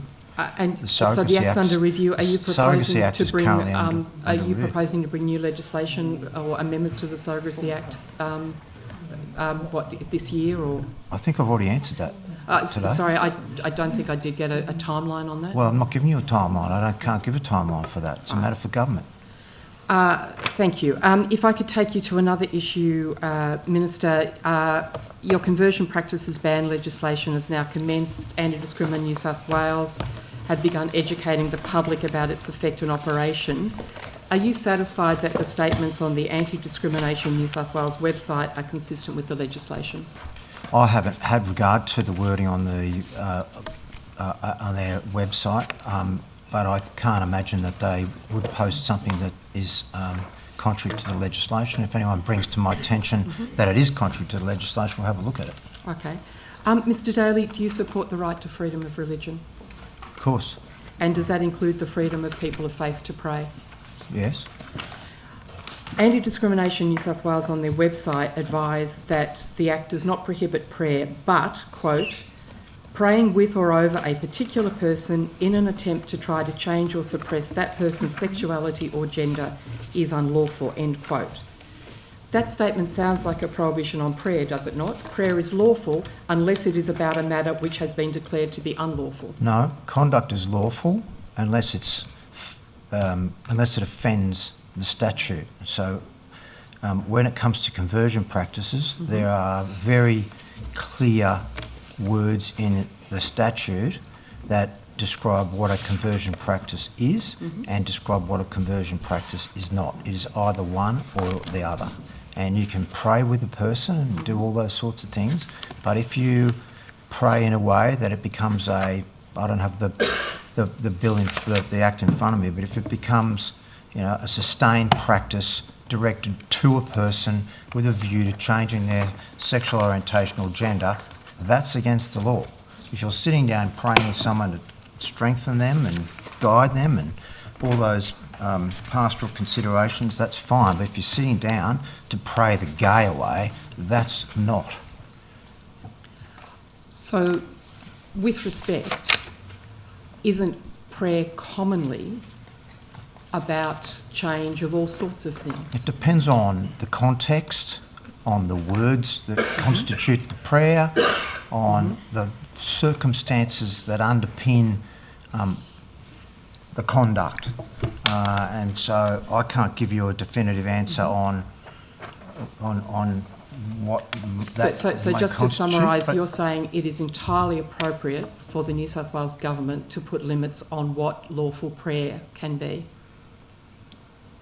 Well, if it's an unlawful prayer, then it's not a lawful prayer. If it's a prayer that's actually not a prayer, it's a conversion practice, and it's not lawful. So the government has the right to say what prayer is lawful and what prayer is unlawful. It doesn't matter whether it's a prayer or whether it's not a prayer. Prayer is subjective. If it's words that constitute a conversion practice, it's unlawful. And look, we've been through this. Sorry, I'm just trying to understand your answer. Are you saying that the government can judge whether something is a prayer or not? Or are you saying the government can put limits on what lawfully can be done in the way of prayer? Government can put limits on the behaviour of its citizens, regardless of what that behaviour is, and they do it in a myriad of ways every single day, whether it's prayer or driving or dealing in drugs or assaulting other people. There's nothing special about words coming out of a person's mouth. For the words that come out of a person's mouth constitute a conversion practice, it's an offensive to the act. And if it's just what if those words are internal prayer? What does that mean? Look, I'm not going to sit here... No, that means that I could be praying now. Well, you could be. Yeah, and if I am praying now that somebody I know and love who has asked me to pray, that they can, of their own volition, follow what they see as the rules of God, and that happens to involve abstinence from sex outside a sacramental marriage, is that a breach of the legislation? That's a ridiculous question. And why? I think that's a common type of prayer many people would engage in daily. Yeah, and you should, as a legally qualified person, go and work out by reading the Act whether you think that is a conversion practice or not. I'm asking you, Attorney, because a number of people have raised this issue with me, and they are concerned that what they see on the Anti-Discrimination New South Wales website appears to them to be the government seeking to limit the freedom to pray. And this has raised great concern in certain sections of the community. And I note that before the election, the Premier publicly committed in respect of conversion legislation that, quote, an individual at their own consent seeking guidance through prayer will not be banned. So is consensual prayer, if somebody asks somebody to pray with them, is that banned? I'll just have a look on what the AD New South Wales website says. It says, the Conversion Practices Ban Act 2024 does not prohibit prayer. Pretty clear, right? Pretty clear. Yeah. However, praying with or over a particular person in an attempt to try to change or suppress that person's sexuality or gender is unlawful. That's a restatement of basically the Act. It is not unlawful for a person to seek counsel or guidance from within their faith. That is an exclusion in the Act, express exclusion. Counsel and guidance, including prayer, can still be given as long as it is not an attempt to change or suppress the person's sexuality or gender identity. That is unremarkable language which restates what's in the Act, and it is an Act that the Faith Affairs Council, I want to thank them for the good faith work they did with my office, with DCJ and others to bring that conversion practices bill to fruition. So just to be clear, you've just told us that the Faith Affairs Council is happy with the conversion practices legislation and is happy with the way it's being interpreted by Anti-Discrimination New South Wales? How would I know that? Well, sorry, then I was uncertain why you made a reference to the Faith Affairs Council. I wanted to thank them for the good faith work they did in helping us to land that bill. And so if they came to you now and they had reservations, you would listen to those reservations? They've already written to me, so I'll have a look at the letter. You know that. You haven't looked at it yet, Attorney General? I've seen the letter and it's been looked at by the department. Okay, thank you. I wonder if I could just quickly go back to the issue of overseas commercial surrogacy, and following our discussion at last estimates, I understand that you've proposed changes to Clause 7 of the surrogacy regulations with respect to requirements for a qualified counsellor under the Act. Are you also proposing to undertake work to establish the equivalency of Australian and overseas qualifications? We'll have a look at that as part of the review. Okay, so that's not part of the regulation change, that's part of the Surrogacy Act review? It could be. In which bucket is that work occurring? I haven't limited the work that the DCJ might do on that. Okay, have you had discussions with APRA? I haven't, no. Has anybody in the department had it in terms of equivalency of qualifications? We'll take that on notice. Okay, and what about with the Royal Australian and New Zealand College of Psychiatrists? I haven't, but that doesn't mean and anybody in the else. department? take that on notice. Okay. And the Australian Association of Social Workers similarly? Same. Okay. So just to clarify, this work in relation to qualifications of those people who can certify the situation of the overseas commercial surrogate, that's being done as part of the review of the Surrogacy Act, or that's being done separately with the change of the regulations? With the regulations. With the regulations. But, and is but, any but if these what I was getting at, if these concerns are raised as part of the review of the Act, naturally DCJ will look at it. Okay, so they'll be looked at in both. So just, and getting back then to the stakeholders raising concerns, if these concerns haven't been raised but new stakeholders wanted to raise concerns, how would they have their voices heard in the ongoing consultations? In the normal course of events of the review of the Act. And will there'll be any further consultation will be public, will it? We'll take that on notice.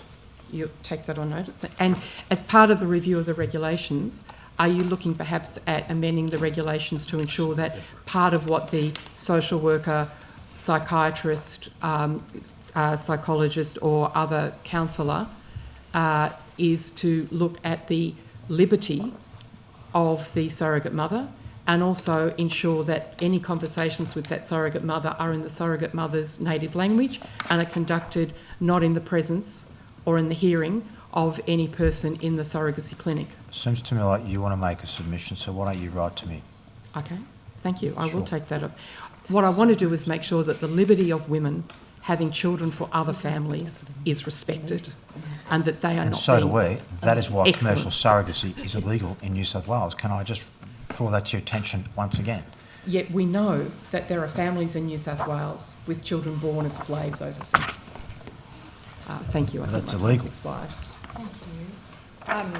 Attorney, I just want to ask you, in light of the Folbig situation and others and conversations we've had in previous budget estimates, do you think that New South Wales has a post-conviction review process that is remotely fit for purpose? Yes, and the Folbig matter demonstrates that. How do you know if you haven't asked her? So I don't need to ask her to have regard to the processes that led to her release, pardon, and having her convictions quashed under the Crimes Appeal and Review Act. So that Act is essentially performing that function. No other jurisdiction in Australia has one. The jurisdictions that I've had regard to internationally don't fill me with any great confidence that they work well, but the Crimes Appeal and Review Act, while it's not perfect, is at this time, until someone convinces me otherwise, pretty good. So you think sitting in prison for 20 years, 10 years, That's a different 4 years, That's a 5 different question. years, 3 years, 2 years, you think that system is a fair, just system that all people, particularly legal practitioners and victims of a dysfunctional, failing system, can have trust in the current system? Well, that's your No, I'm asking No, you. your characterisation that it's a dysfunctional, failing system is not correct. I'm just...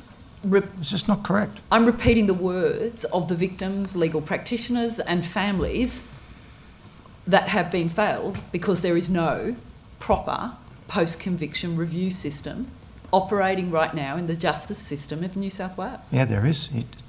The one Kathleen accessed It's called the Crimes Appeal and Review Act, yeah. 20 years. Well, okay. Have you ever heard of that concept, justice delayed is justice denied? Well, how would you have released Ms Folbig on evidence that was currently used to found reasonable doubt if it didn't exist?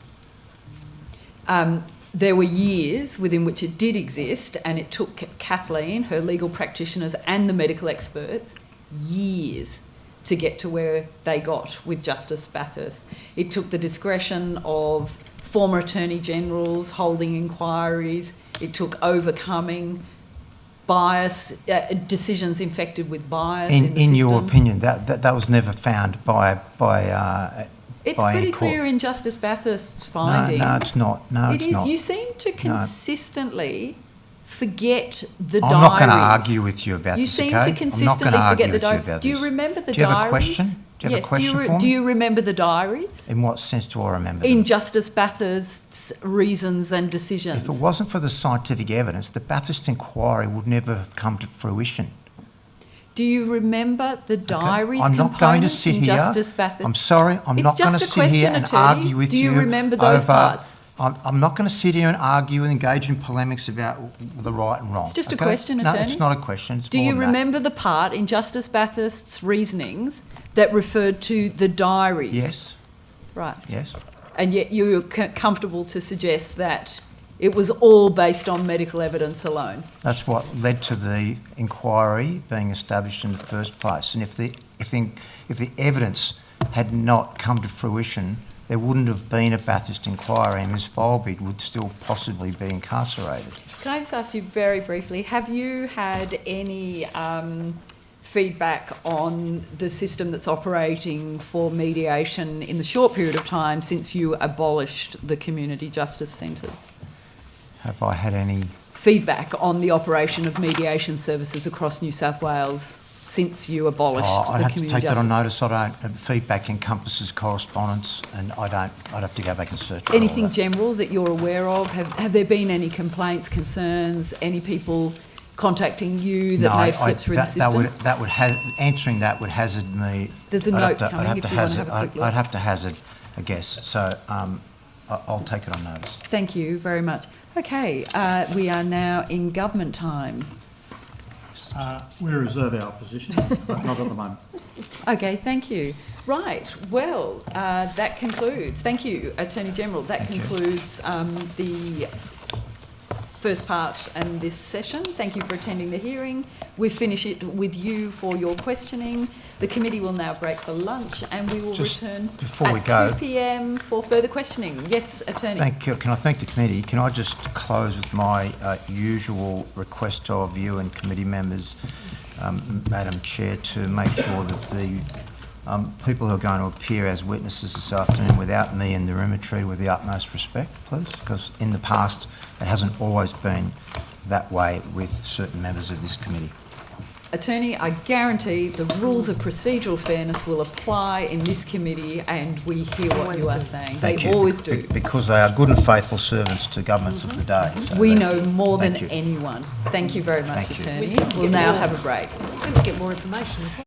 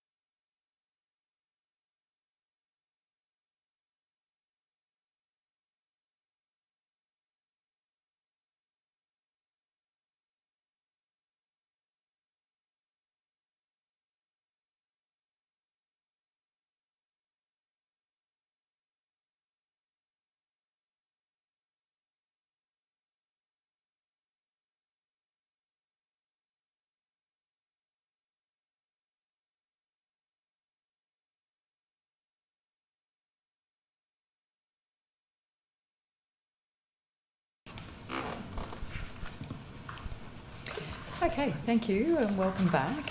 Can I just start with getting some understanding from you, Secretary, and whoever you'd like to throw to. The Attorney-General touched on it this morning, the evaluation that is happening in terms of I think fair to say the bail provisions and also the Moree solution, apparently it's called. But the attorney spoke about the evaluation process, and I think the committee would like to understand what actually is that, if there's criteria that's available, if there is, how are we measuring what we're doing? Can I, thanks Ms Higginson, perhaps first just respond by indicating that there is a governance group which is jointly led by the Premier's Department and the Moree Local Aboriginal Land Council. It includes members from the community, Aboriginal Community Controlled Organisations, so ACOs, the ALS, Aboriginal Legal Services, Youth Justice, the New South Wales Police, and the Moree Plains Shire Council, and Just Reinvest New South Wales. That's the governance group. More specifically on the question of evaluation, what I would like to do is, if I may, refer that to Ms Campbell. Of course. Okay, I've got some advice that Boxar is looking at a general study that's in the pipeline regarding youth bail. They plan to look at the impact of instances of youth remand on any reduction in the offending prior to court, and two, whether remand appears to impact reoffending post-court. So they're looking at doing that next year, 2026. Thank you. So, just to be clear, so there is a governance group, and so which is very different, it sounds like, to an actual evaluation that it sounds like Boxar is doing. So what is the governance group doing? Well, I think, please correct me if I'm wrong, but my understanding is in part their task is to oversee the and guide the implementation of the $13.4 million which was invested for a targeted initiative in Moree aimed at addressing youth crime, supporting youth and enhancing community safety. And this investment in Moree is a priority jointly, in that sense, upheld by both the government and the community. And really, part of it is also about the accountability of the place-based work in the Moree local government area, the Moree LGA Youth Crime Governance Group. So that group is overseeing accountability for that expenditure. Okay, and so is there, and in terms of that governance group, what does it do? How does it function? Does it meet monthly, bi-monthly, or is it a group that... Yeah, look, it does meet regularly, but I think I would really, in terms of frequency of meetings, what its focus is and the issues which it is considering and has considered currently, and up to this point, the committee might be most assisted if I provide a written response to that. Thank on notice. you. I think it would be good. I think it's just, yeah, I mean, the idea, I know the Parliament as well as the public, many members of the public, there was real concern about what we were doing. And unfortunately, the figures in terms of youth incarceration are not good. And there are, I'm sure other MPs get it too. We get emails and we get calls of concern, and it's just very hard for us. Well, I can guarantee it's impossible for me to say anything other than it's outrageous. I don't know what else to say. As in a 34% increase in young people behind bars, 60% of those are First Nations, and 70% of those have not been convicted of an offence. So if there's something that can be provided to us in this committee so that we can do our work, because, you know, it's great if we can tell people, hey, there's something actually happening here that we think we can convey to you, that all this pain and this absolute awful evidence that's coming back of increased incarceration, given we know it's the most criminogenic thing we can do in any young person's life, it's all for a good reason. Because at the moment we just can't, not all for a good reason, I don't mean it like that. This is the design. There are these factors that are happening, because I know, you know, and I think others have received answers too. We've been told it has to get worse before it gets better. I've heard that from Minister Harris when I've asked him about his responsibility for what's happening by this state to First Nations young people in his capacity as Aboriginal Affairs Minister. The Premier has told us in budget estimates that this is all he can do. So if we are to follow that lead in any way, shape or form, we need something. And knowing these groups and stakeholders are involved is very good. And obviously I communicate with some of these stakeholders. But understanding how they are being supported and what's happening, rather than them just being dragged along with a government policy that is resulting in these dreadful numbers of young people, I think is what we're looking for. Thank you, Secretary. And I was not trying to preach there. I was really trying to impart the rationale and what it is we're looking for. And in some ways, if we can understand, especially in the context now that these laws have been extended in their operation. With Boxar's evaluation, is the terms of their reference for what they're doing available publicly? No, I think they're still working through that, and it's a study as opposed to an evaluation. Okay, Yeah. And so with that, do we know yet, have they been given a particular time frame that would be desirable to return some study material? I need to take that on notice. Okay, thank you. Can I ask about your understanding in terms of the data on knife crime, and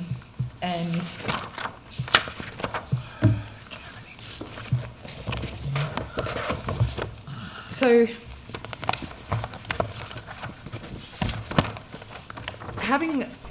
looking at the Boxar data, and firstly there's the 10 years data, April 2005 to March 25, which is the report into assault and robbery incidents involving a knife. So that we've seen there that there's a decrease. The crime is actually way down compared to 10 years ago. But the current government has knife crime laws, and I'm just wondering if you could provide me your interpretation as to whether the current laws we have had any effect in decreasing stabbings, the crime involving a stabbing in New South Wales. Look, I have the most recent data through to 30 June 2024 by category of knife offence and the aggregate. Yep. For adults. Yep. They are, and beyond that, I'd be reluctant to. I really would want the experts to extrapolate and provide narrative. I don't feel qualified to offer narrative, but in 2019, 3252, 2020, 3633, 2021, 3557, 2022, 3552, 2023, 3541. Sorry, 541. 3541. 3541, yep. Yeah, and finally, 2024, 4209. So, yeah, I mean, it's And I know I have the youth as well. Oh, yeah. If you wanted those. Yep. 2019 284, 2020 288, 2021 285, 2022 344, 2023 322, and 2024 375. So does it, I mean, it's not just me, is it? Like, since we've introduced the laws, the rate of crime has increased. As in the numbers have increased. Do we correlate that with, oh, now we've got better laws, we're capturing that? Is that how we're reading those? I'm providing objective data. The numbers. I just would not. I would not want to undertake the analysis on the run. Okay. Happy to take it on notice, but I just think I'd be drawing on expert comment from Boxar rather than responding on the fly. Well, okay. Can I just, but Mr. McKnight, I believe, please, Mr. McKnight. Can I just add, those are the figures for knife possession crimes. So those are, in fact, the criminal offences that have been put in place to address the question. There are, generally speaking, knife offences associated with assault that involve a knife are significantly down in the last 20 years. Yeah. And have you noticed any correlation or change with the introduction of the new knife finding laws? Knife detection laws. I think that's something we'd have to take on notice and get further information from Boxar, as the Secretary says. Yeah. Okay, because the way I read the Boxar data is the statistics just show that there's been zero positive effect from the new laws. If there's any way of interpreting the data otherwise, it would be really helpful. The analysis I have is there is actually a case just to repeal the laws at this point because of the negative impacts that those laws are actually having on vulnerable groups in the community. So, if there is some interpretation of the data that would suggest that the laws are having something other than zero positive effect, that would be really helpful. Is that something that you would seek from Boxar, or is that something that... We can take that question on notice. Okay, Thank you very much. Earlier today, when I spoke with the Attorney General, and I think I've done something really silly, I spoke with him about bail appeals to the District Court, and he said he would have a look at that. I'm just going to table a document because I didn't do it then, and I think it might be useful to do it now. I've got lots of copies. I did the right thing, but the problem is the page is not numbered, and my photocopy's fat out badly. That is it, yeah. So this is, I'm going to table this, and if this could be provided to the attorney, if that's all right, and if this could...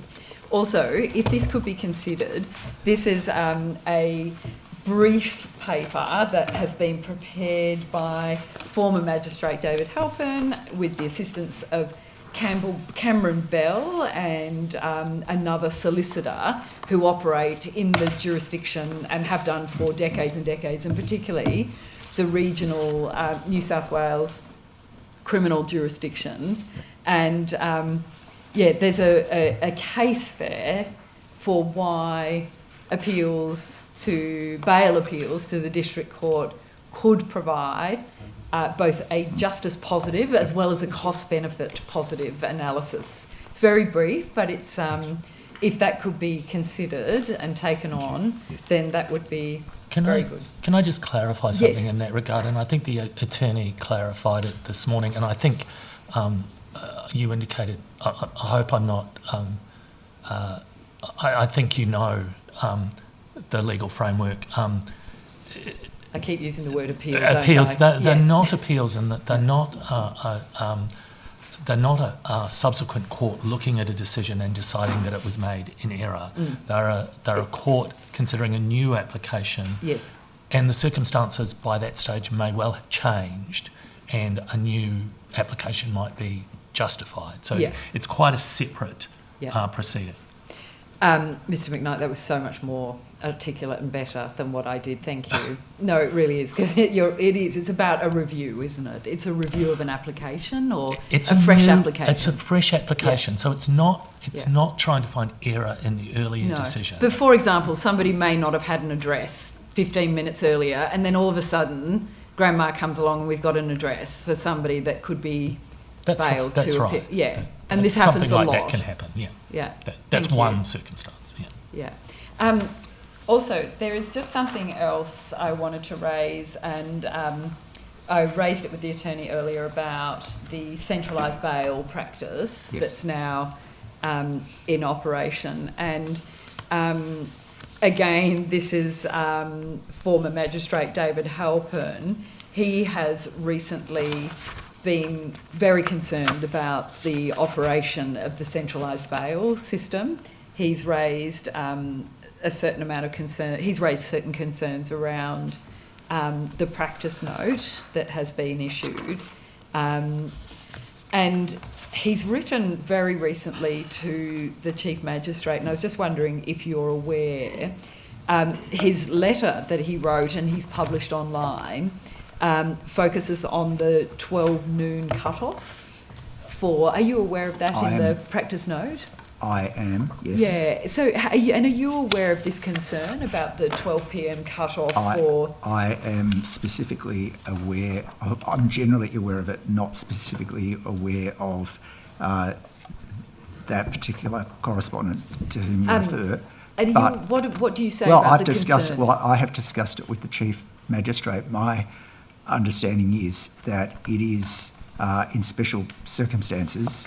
That it's not a hard. No, it's not, and not intended to be. So reasonable requests beyond that that guideline or practice note. Yeah, I believe there is redress for that in where there is need. Okay, and is that something? Has there been consideration to? I mean, when practitioners read practice notes, what we do is we read the practice note and we go, oh gosh, we missed the cutoff, we'll have to wait till tomorrow. Is there somewhere in the practice note that there would be consideration to amending that to discuss, to then make clear that in reasonable circumstances or exceptional circumstances, as normally you do in a practice note, would that practice note be amended to reflect that? Yeah, so I appreciate where the question comes from. The most I can undertake to do is to raise the matter directly with the Chief Magistrate, which I'm, as the head of jurisdiction, which I'm, of course, happy to do. Thank you. That would be very good. Because as I say, it's normally we read those practice notes and they become our, literally and it's only then, after weeks and weeks of talking with other practitioners in your very busy practice, that you then learn, oh no, I got an exemption, you can do that. And whilst it's a great profession and that's what's always happened, at the end of the day, people are missing out and people are going into custody. It's costing the state heaps and it's costing individuals their freedom. Thank you. Can I just raise with possibly you, Mr. Hyland, I don't know, maybe you, the Secretary, but I raised that hypothetical with the Attorney General about the way bail is being determined, and it's a hypothetical, and I understand there's a bunch of considerations when bail applications are being made. We all know this. But if a magistrate actually said in a proceeding, say, or even a prosecutor made a submission, this person, this defendant, is unlikely to get a custodial sentence on all the charges and on final hearing, given all the circumstances before us now, but we are making an application, our submissions are to refuse bail, would that be something concerning? Or is that something we take as normal practice or possible practice. If I could just ask you to clarify, this morning you said the magistrate was of those two minds. It seems your question now is the prosecution is of those two minds. What does your question specifically Either or. relate to? I'm happy for you to answer both in the alternate separately. Well, the two statements are inconsistent. I will accept that. A custodial outcome is but one factor that is taken into account in looking at bail. And at the time of the bail application, if it's the magistrate, one would expect that he has not or she has not had the benefit of hearing the matter or looking at the entire matter and being able to make a decision in relation to whether it be custodial or not custodial. I think it's possibly a little bit more concerning if the prosecutor mentions it, because the prosecutor should know what is in their brief of evidence. However, they may not know what the defence case is, which may determine the ultimate outcome. Thank you very much. Over to you. Thank you. I wonder if I can just pick up from Ms Higginson's questions, just to clarify in my own mind the question of evaluation and what may or may not be evaluated. I understand, Ms Campbell, that Boxar may be doing a study in relation to 22C. Is that definite, or it's still only under consideration? I think they are looking at doing it. So they're looking at doing it, or they will do it? They will be doing it, and I've just got some advice that it's likely to be by the end of next year. End of next year, thank you. And I understood the attorney to flag this morning that there was ongoing evaluation of 22C. Perhaps Mr Tidball or even Mr McKnight, this is a question for you. Is there anybody currently in DCJ evaluating the impact of 22C? Can I? So under the legislation passed by the Parliament, the department is undertaking a statutory review of Section 22C. That review needs... So what does that work involve? So a statutory review... No, the specific 22C work. How many people are engaged on that task? So can I just finish my story about... I'd rather not have the general... it's a very specific question, Mr McKnight. And we have been very patient trying to pursue this answer for many hours. Okay. The review needs to start between June and December this year. It hasn't yet started. So that's the statutory review. What about the review that the attorney committed to that should have been done by March of this year? I think this statutory review replaces that one. What was the mechanism by which that replaced the one that was promised in the second reading speech? The Parliament passed legislation that requires us to undertake a statutory review in the coming 12 months. And that was drawn to the attention of Parliament at the time, that this was the intention? I can't speak to what Parliament... Okay. No, so what if I can summarise, there is, at this point in time, no evaluation of 22C that it has been done or is in train. There will be a statutory review. There will be a statutory review. And there will be a Boxar study. But at the moment, nothing. We're about to kick off the At the moment, nothing.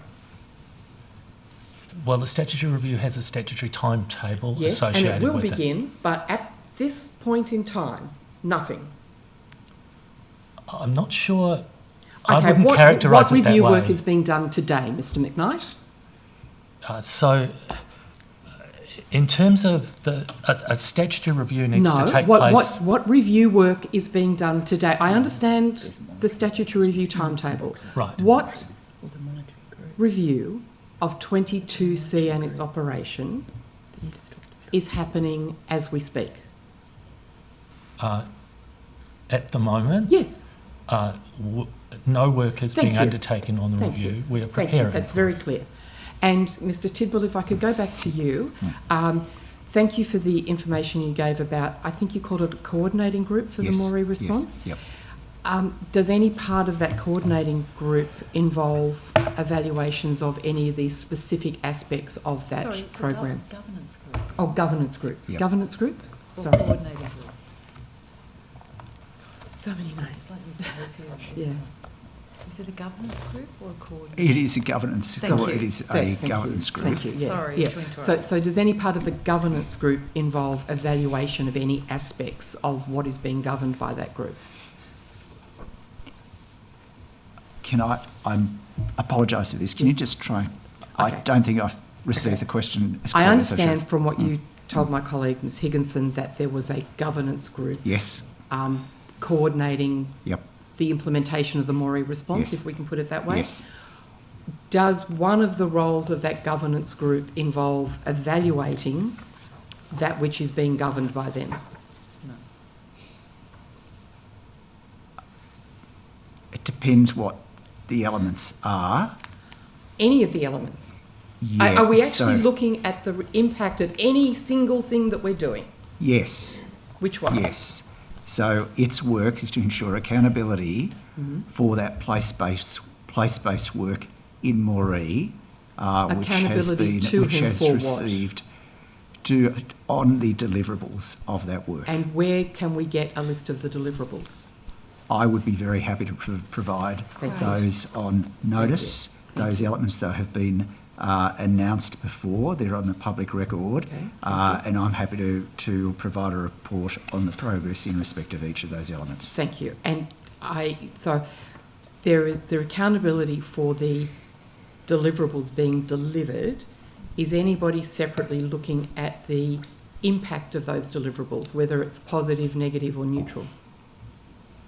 I would take it that that is a corollary of that work that group is doing. With a Could view you take to, that on notice to yes, ascertain that that is actually happening and when we might see some sort of report about that? happy to do so. That would be great. Thank you very much. Thank you. And sorry, if I can stay with you, Mr Tidball, and ask you questions about completely unrelated matters. I understand that you're the Minister's delegate to make decisions under the Premier's Memorandum M 2022-10 guidelines for the provision of ex gratia legal assistance. Yes, that is the case. Yes, you know the one I'm talking about. And in accordance with that delegation, you authorised the payment of legal fees in respect of ministerial staffers called as witnesses to appear before a committee of this House inquiring into events surrounding the Jewel Caravan? Correct. What was the total amount paid in legal fees? The total amount is still subject to moderation. Sorry, what does that mean? Their compliance with the terms of the approval, and that work is being finalised, is yet to be finalised, but is very close. Okay, sorry, what do you mean by compliance with the terms of the approval? There is a set of guidelines around approvals. Yes. The actual payment is made by the relevant agency, in this case I think it's the Cabinet Office, and that amount is, so there is a broad approval that then is subject to ensuring that the approval is exactly consistent with those guidelines. Okay, those guidelines being the Premier's Memorandum or those guidelines being separate guidelines? I think they're separate. Now we model. Is this in relation to the quantum Premier's of the fees? guidelines. Premier's guidelines. So it's the same memorandum we're talking about? Yes. Okay. Because I think there is a live question, isn't there, about whether there was compliance with that memorandum. Okay, would it be Tickle- helpful if I provided some context? Or Sure. So look, 2210 provides a non-exhaustive list of circumstances in which an application for ex gratia legal assistance can be made, including where public officials are required to appear before certain investigatory bodies, including the ICAC, Law Enforcement Commission, the Royal Commission. Can I just stop you there? Why do you say it's a non-exhaustive list? Because I don't think it can contemplate every circumstance that may arise, and there are things that may not be specifically contemplated which could arise, such as this circumstance. But the language of it is not expressed as if it's non-exhaustive, is it? I am of the view that the nature of a select committee inquiring into a decision-making process of the Cabinet, raising significant issues relating to parliamentary functions, leading to a Supreme Court consideration. I consider that the powers delegated to me did allow and contemplate the scope in which I exercise the function. Well, which paragraph in section 1 do you rely on for that? It contemplates proceedings, and I think it is So you're relying on legal proceedings? Yes. And how would you define legal proceedings? As I say, the matter was to be determined by a court, so contempt would be considered by... What matter was to be determined by a court? If the witnesses appeared, was there anything to be determined by a court? The matter of, as I understand it, of contempt. But that only arose if they failed to appear, and it only arose if they were in breach of a legal provision. So do we commonly get and pay for legal advice to say whether or not you're able to break the law? Ordinarily, a position like this, the Crown Solicitor would be instructed. The Crown Solicitor representation in this occasion was not possible because the Crown deemed that there was a potential conflict of interest, and on that basis the only redress was Memo 2022 R10 and the avenue of representation by private practitioners at specified rates. So the Crown Solicitor did not accept instructions, and it was on that basis that I made the determination which I did. I thank you, but I don't think we have addressed the issue of whether there were actually legal proceedings. Well, as I always do, took advice, and I accepted that to be the case, and that was the basis upon which I gave the approval. So you received advice from whom? From the department.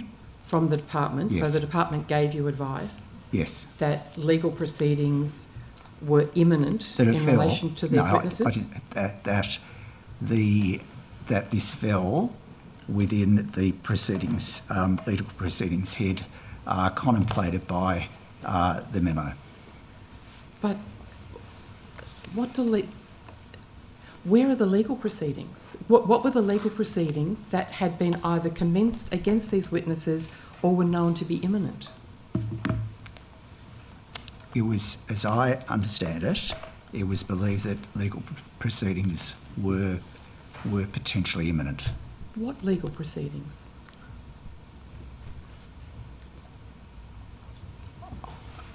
I have answered as comprehensively as I'm able, Mr. Carter. Okay, thank you. You may be aware of evidence given to estimates on Wednesday the 20th of August by Ms Kate Boyd, which she didn't press the point of legal proceedings, and indeed said that that wouldn't be fatal because there was a general executive power retained by the Attorney-General. Do you agree with Ms Boyd, or you press the point that it falls within the memorandum? I was satisfied that it falls within the memorandum. Is it possible to provide us on notice with a copy of that advice that seeks to define what legal proceedings mean? Because it is a very novel definition, in my understanding. I will take that on notice. Great. Thank you very much. Thank you. Perhaps I might turn to you, Mr Daith, if I may.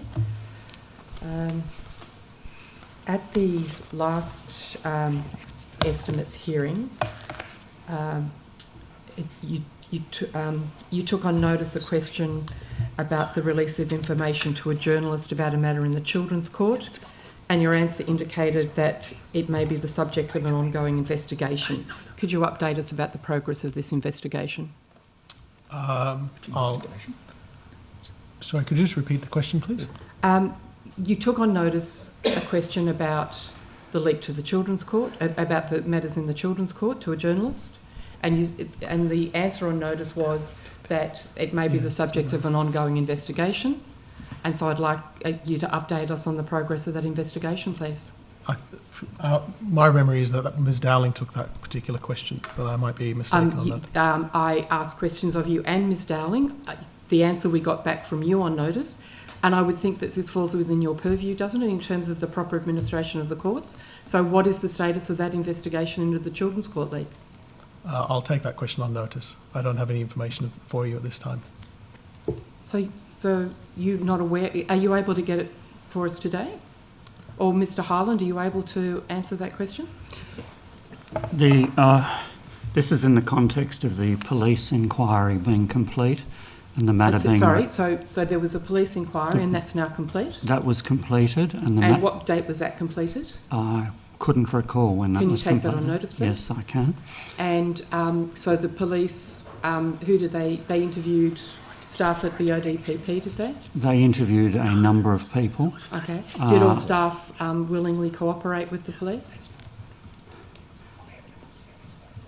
A number of staff were interviewed. Did all staff that the police requested to interview, did they cooperate with the police interview?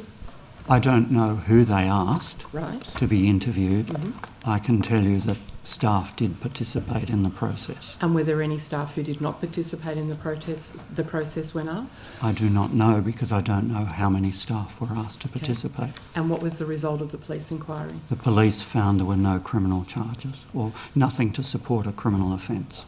Okay, and then what action has been taken subsequently by the ODPP? The police then...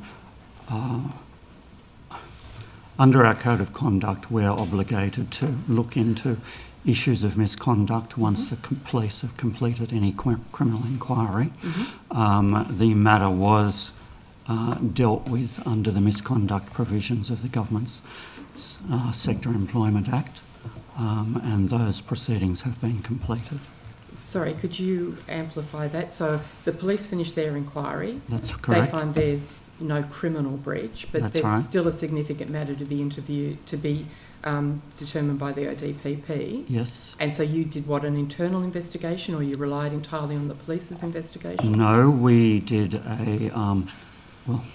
it's an internal matter, Mm-hmm. but an external firm of lawyers were engaged to conduct the inquiry.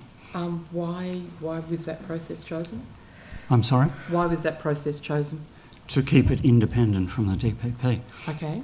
And so it wasn't a matter of just accepting the police findings, you re-investigated the matter? Well, the police were looking at criminal offences. Mm-hmm. Misconduct offences are something different, a lesser standard. And so the the legal firm investigated that. Mm-hmm. Again, I do not know who they interviewed or who they spoke to or what was in their report, but it was briefed out to an external firm. Well, so what was the outcome? The report found what? The report made certain recommendations, mm-hmm. and then a delegate made the decision in relation to those recommendations. And so what were the recommendations? I do not know what those recommendations were. Can you take that on notice and provide this committee with those recommendations? Yes, I can. Thank you. And when you say a delegate made the decision, who was the delegate who made the decision? The delegate was Justice Helen Wilson, who was as a Deputy Director of Public Prosecutions. Mm-hmm. And what was the decision that was made following that? Again, I do not know. And generally the ODPP doesn't comment on internal misconduct matters, mm-hmm. And that's the position I would be taking. Are you able to provide on notice details of what the delegate's decision was? I wouldn't think that's appropriate in the circumstances. Well, given the publicity surrounding that leak, isn't there enormous public interest, and I would think, Mr. Daith, in the proper administration of the Children's Court in particular, that we would be anxious to know what the outcome of that inquiry was and what proactive steps are being taken to make sure that this never happens again.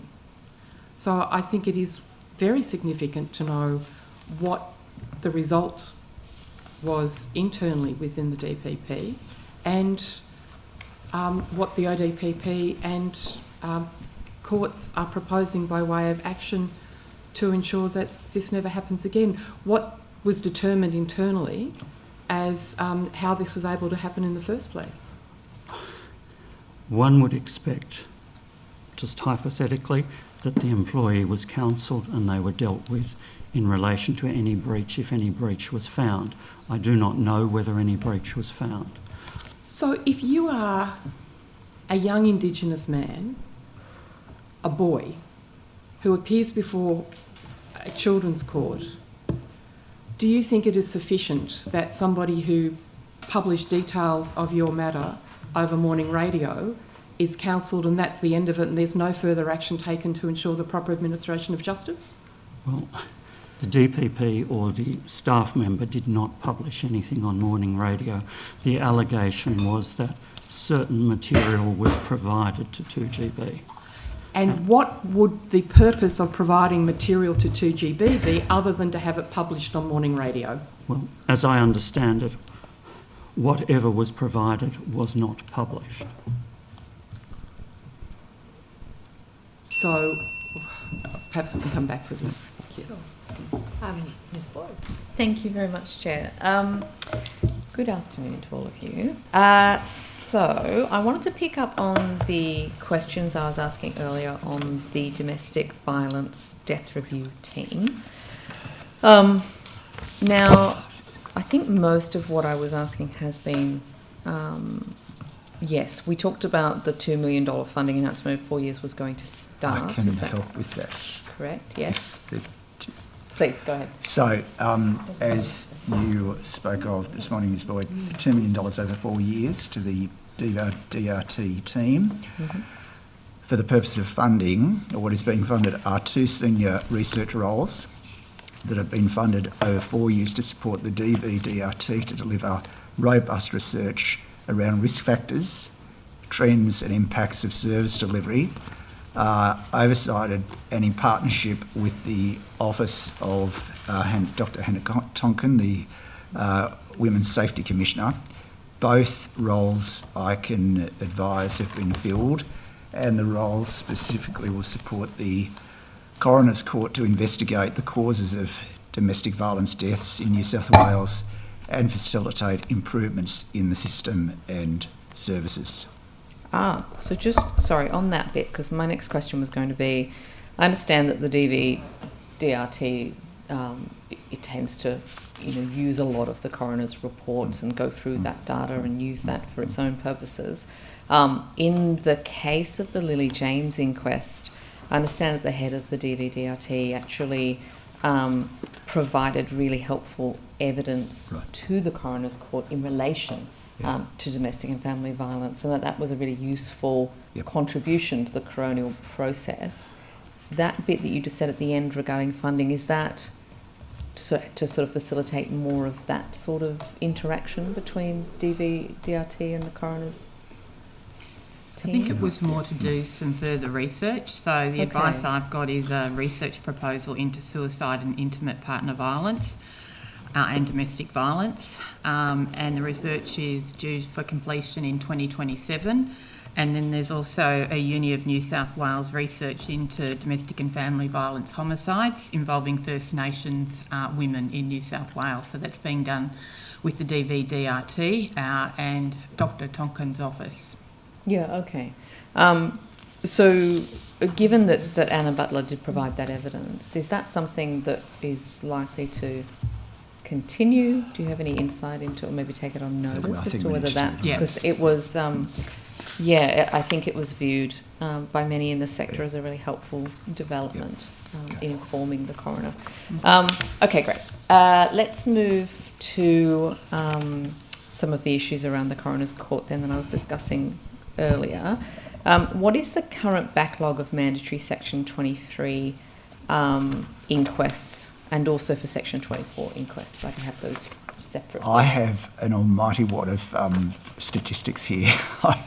I'm going to go searching. I will try and provide a response. You need a laptop. Yeah, I try to have a very. I work.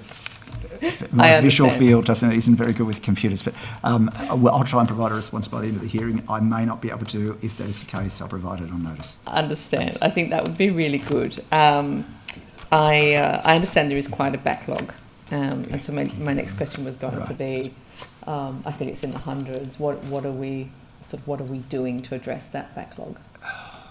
So the Attorney General this morning adverted to some work I'm doing at the moment with a group yet to have its first meeting, but that is to look at the not so much policy questions of the court, but to have a group of stakeholders come around the table and see whether what we can do ultimately about backlog, and I mean it in the most wholesome sense, the efficiency and streamlining of the court, but obviously being very mindful of proper process and the needs of the court. And we will have, I'll chair that group. The court will be at the table, as will relevant people from the department, but also Treasury. Okay. I understand that only the State Coroner and Deputy State Coroners are able to undertake the Section 23 and Section 24 inquests. So I understand there are currently 2 non-magistrate coroners who have been appointed who won't be able to do that work. Is that correct? Is anyone able to tell me? Those are the deaths in custody matters and the other... This is, yes, deaths in custody and police operations, and also children and disabled people inquests. I think that's right too, but we'd need to take that on notice. Okay. If you could also maybe take on notice just the amount of resourcing that the Coroner's Court has, the amount of funding, and sort of how that compares over the last 5 years. That would be just useful to be able to track. One of the main purposes of coronial investigations is to contribute to preventing future deaths and injury. But I understand that regional inquests rarely result in preventative recommendations, as opposed to, I think, 75% of the inquest resulting in preventative recommendations in the last 4 years were conducted by specialist coroners in Sydney. Right. There seems to be this kind of not as much preventative work being done regionally. Given that the caseloads of regional magistrates is making it difficult for those more fulsome inquiries, are we going to see any, I guess, change in the direction of resources to regional communities from... I think if I may just add to that, I think you'll find that the complex cases in the regional areas are moved to Sydney, so that would lead to why the recommendations are predominantly coming from the Sydney region, although they may still be regional matters that are then dealt with, as I say, in the centre, if I may put it that way. Okay, because what piqued my interest is obviously there are a lot of regional domestic homicides, and so there was a concern that we weren't providing the same level of preventative work for those homicides as we were for the ones in Sydney. But what you're saying is that they come to Sydney, we have a sort of the process that is more serious, so it's come into the Sydney court, and presumably they're still getting the same sort of evidence they would get on a regional basis. I understand that's the case, that's correct. Okay, that's helpful. Thank you.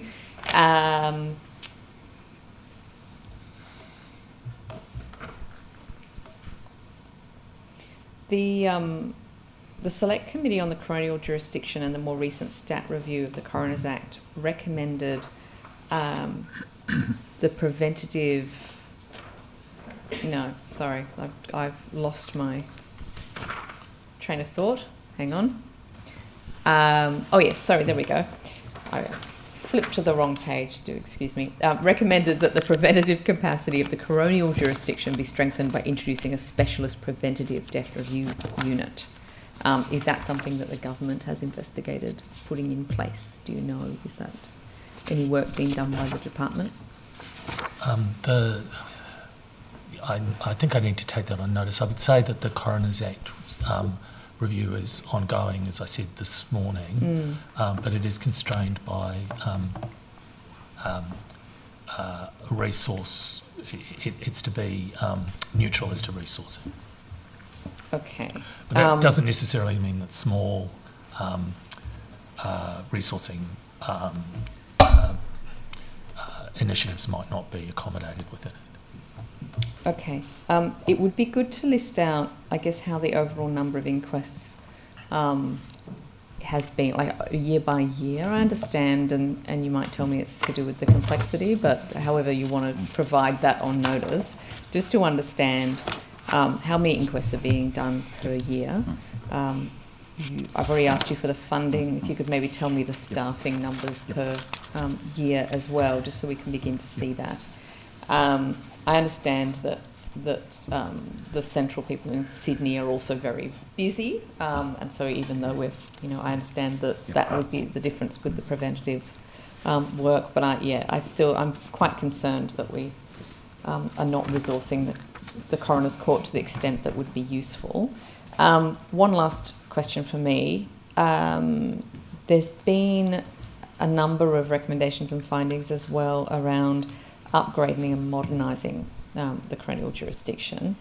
Does the Coroner's Court now have electronic service of documents?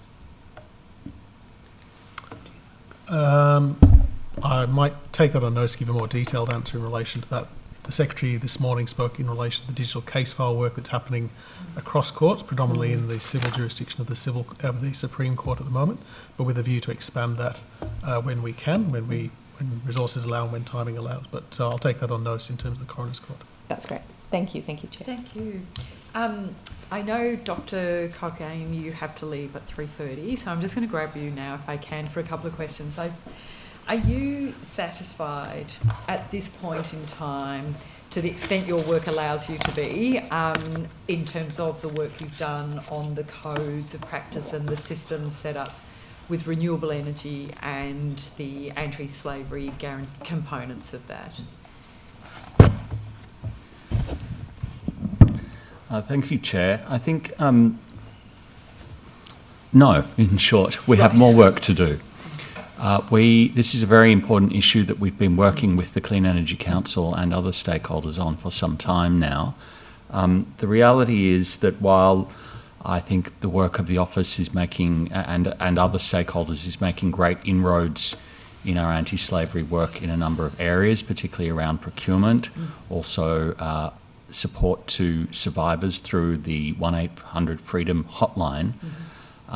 There are still a number of regulatory and enforcement gaps, and the resourcing arrangements for my office mean that we have to make difficult choices about how to allocate our limited staff time, and we have not been able to make the progress we would wish to on that particular file as a result. We are, as you know, in the course of submitting 3 reports to Parliament around government purchasing of electric vehicles. That obviously intersects with the renewable energy value chain in very significant ways. We anticipate a second report coming to Parliament, I would hope, in the next 4 to 6 weeks, which will look at bus panel number 4, and a third report later this year that will look at the capabilities that need to be developed across government in order to effectively and proactively manage modern slavery risk in the electric vehicle supply chain. Again, I mention that because there's obviously very close proximity to the renewable supply chain more broadly. So we hope that work, when it is submitted to Parliament later this year, will be informative, and there will be intersections with the ongoing work we're doing with the Clean Energy Council to try and prepare the code of practice you've kindly mentioned. And is there anything, in New South Wales, we are rightly trying to make rapid moves to make sure the deployment of renewable energy is on a large scale to replace the old coal-fired grid that we have. Is there something that we as MPs can be doing obviously I am an MP that is very supportive of the rollout of renewables and the need to do it rapidly because of our climate change obligations. Is there something that we can do as a committee to assist in terms of your work? If it's resourcing, it's so important that we get this right and we do it well. Are there particular tranches of the work in terms of the renewables and making the anti-slavery components more realised, particularly for what we're doing here in New South Wales and our Minister for Energy, who's working very hard to bring that online? So, Chair, it strikes me that some people watching this may wonder why we're discussing this particular issue in the context of a discussion that's largely been about the work of the Department of Communities and Justice.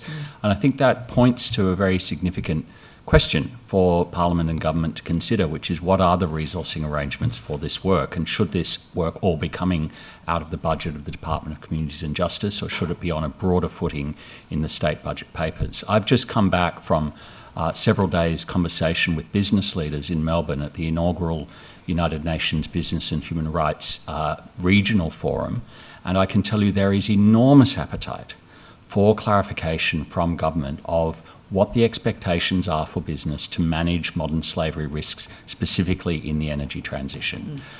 There is huge appetite for the work we're doing here in New South Wales. I've heard from numerous ASX firms while I was down in Melbourne that they are specifically looking to the work we are doing here in New South Wales, the work we've been doing around guidance on public procurement. They're picking up and using those tools, those contracting clauses in their own private business-to-business relationships. The market wants clarity on how to manage these risks so that they're not forced to make a Hobson's choice between pursuing decarbonisation and protecting the social outcomes that we all seek to achieve here. Interesting. So perhaps there is, an opening or an opportunity to be looking outside of resourcing coming directly from DCJ and looking elsewhere.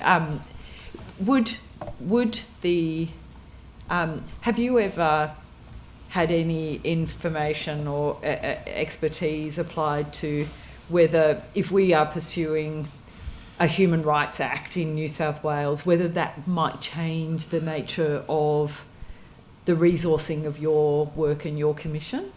That's not a question I've looked at specifically, Chair. I think what I would say is we have ongoing conversations with government, both with the Attorney General and with other ministers, about a lot of this work. As you'll be aware, the Minister for Procurement, who is also the Minister for Finance and many other hats at the moment, has and natural resources. And natural resources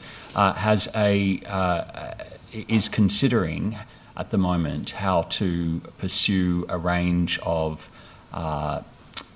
She's considering the results of the inquiry of the Committee on Social Affairs, Social Issues, into public procurement. We have been very careful in my office to seek to work in coordination with the Minister in order to ensure that we're not building two separate approaches here, two silos, one to deal with anti-slavery and one to deal with broader social issues, including the enforcement of labour standards. It's very important, both from an efficiency and an effective perspective, that we integrate those efforts. So we have ongoing conversations with the Minister and her team about how we can do that. I'm in close ongoing conversation also with the Procurement Board to understand how we can support the efforts that are emerging rapidly across government to try and grapple with these issues. We've seen very positive efforts by government to try to come to terms with the challenges that this poses to business as usual in the procurement and operational space, and we do see positive signs there, as I hope to be able to report in my upcoming annual report. Great, thank you. I'll look out for it. Ms. Hitter, can I just ask you, in the last couple of minutes, and that's not a reflection of the work, I'll come back to it, but in terms of the Commission and the budget allocation, have you received an increased budget for this financial year in just the previous budget for the work of the Commission? Thank you, Chair. If you're referring to the budget papers, that were delivered, there was a misstatement in the budget papers Right. that is being rectified by DCJ Right. and by Treasury to the tune of about $100 million. Yeah. Okay. So if it looked as though we received a large increase, that was not in fact the case. I was really hoping it was real, is the truth. But so what happened? Is there an explanation? It was like just an error, or what happened? Yeah, the explanation is that we're at a period in time where we're moving from the previous National Partnership Agreement, the NLAP, into the new National Partnership Agreement, which is the National Access to Justice Partnership Agreement. And what had happened is that some of the funding from the old, from the previous agreement, from NLAP, had still been accounted for in some of the forward estimates and not removed as a result of the new funding that is coming through the National Access to Justice Partnership Agreement. Okay, and are you seeing, are you witnessing, I know it's a big question, but is there an increased need for legal aid services generally in the past financial year than there was, say, the last 2 financial years? Our operational reports show that the numbers of services that we've provided from the last financial year has increased, and that will be borne out in our annual report that will be published for this, to report on the last financial year. So certainly the numbers of services have increased. I think it's fair to say, Chair, that the demand for legal services within the legal assistance sector is always going to be greater than the ability to provide or to address that demand. And so, yes, there is unmet demand, and I think that probably there always will be. The question for us is how we prioritise our resources to meet that unmet demand. Thank you. I'll come back after you guys go for it. Thank you. And don't forget, Mr. Cochran has to... Oh, no. Dr. Kane, if I can start with you, conscious that you are having to leave us early.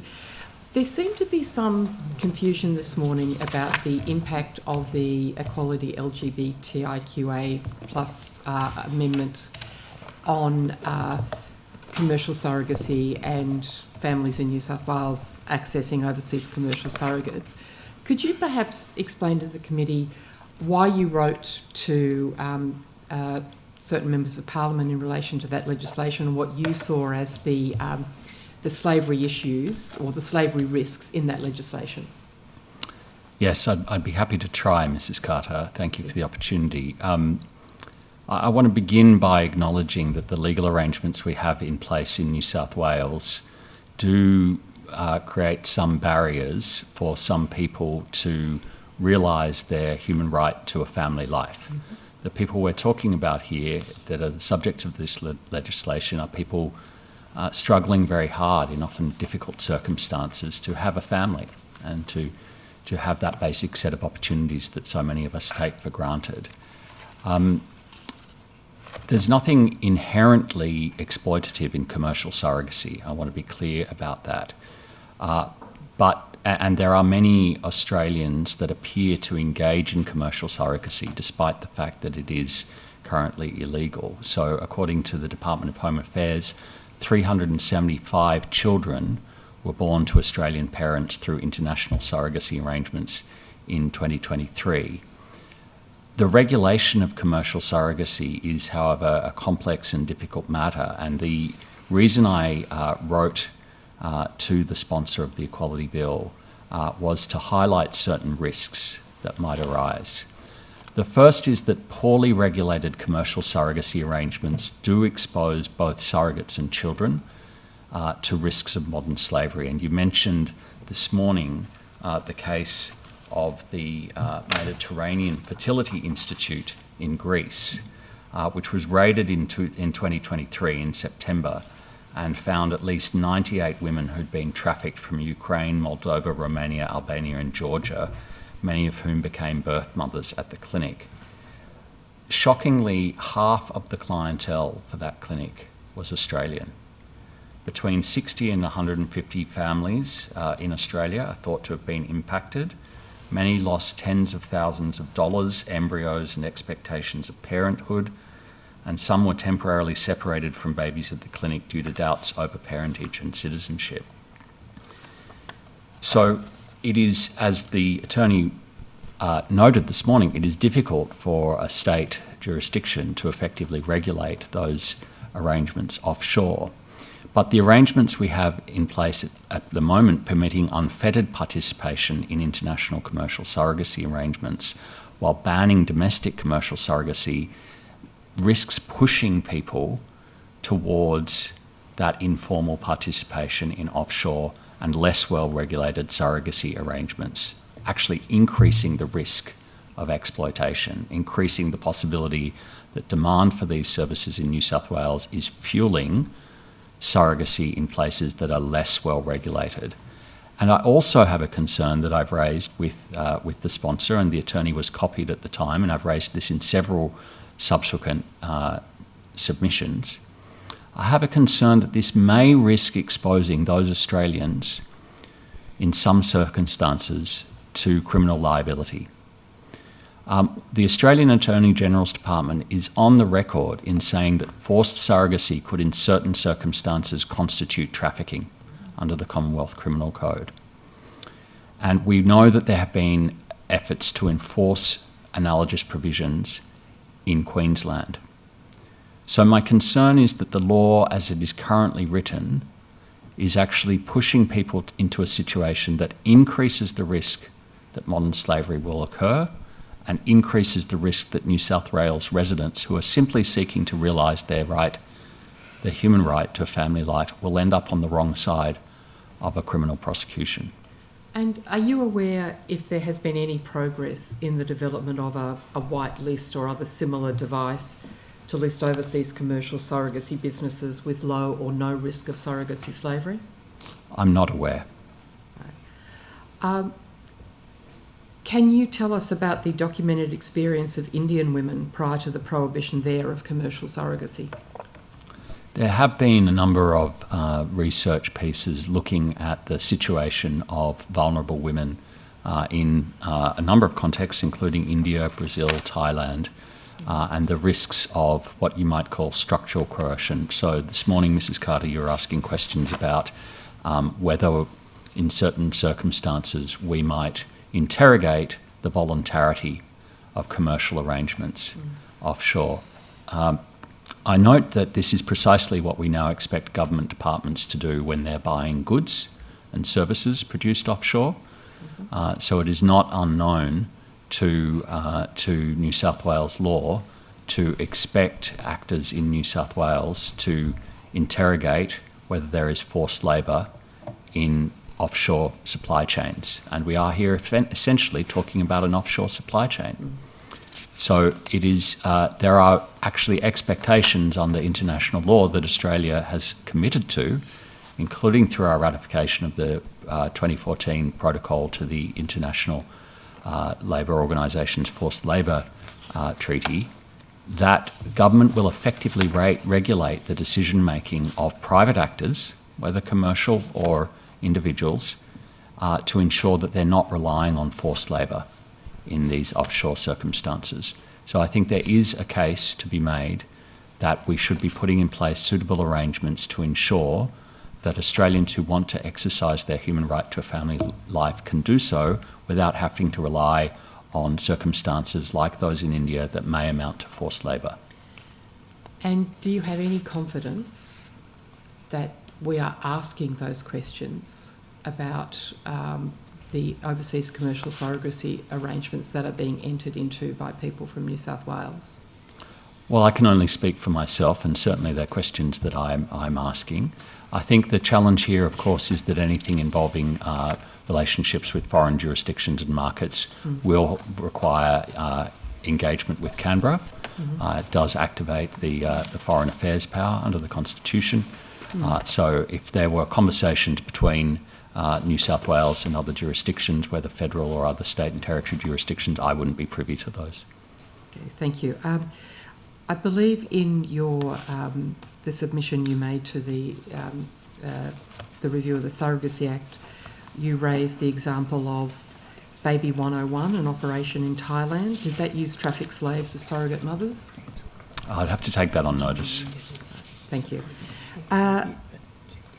Has there been any progress since the release of your first report on making compliance with your guidance on reasonable steps mandatory by issuing a procurement board direction, or is this still on hold pending work on other social aspects of procurement?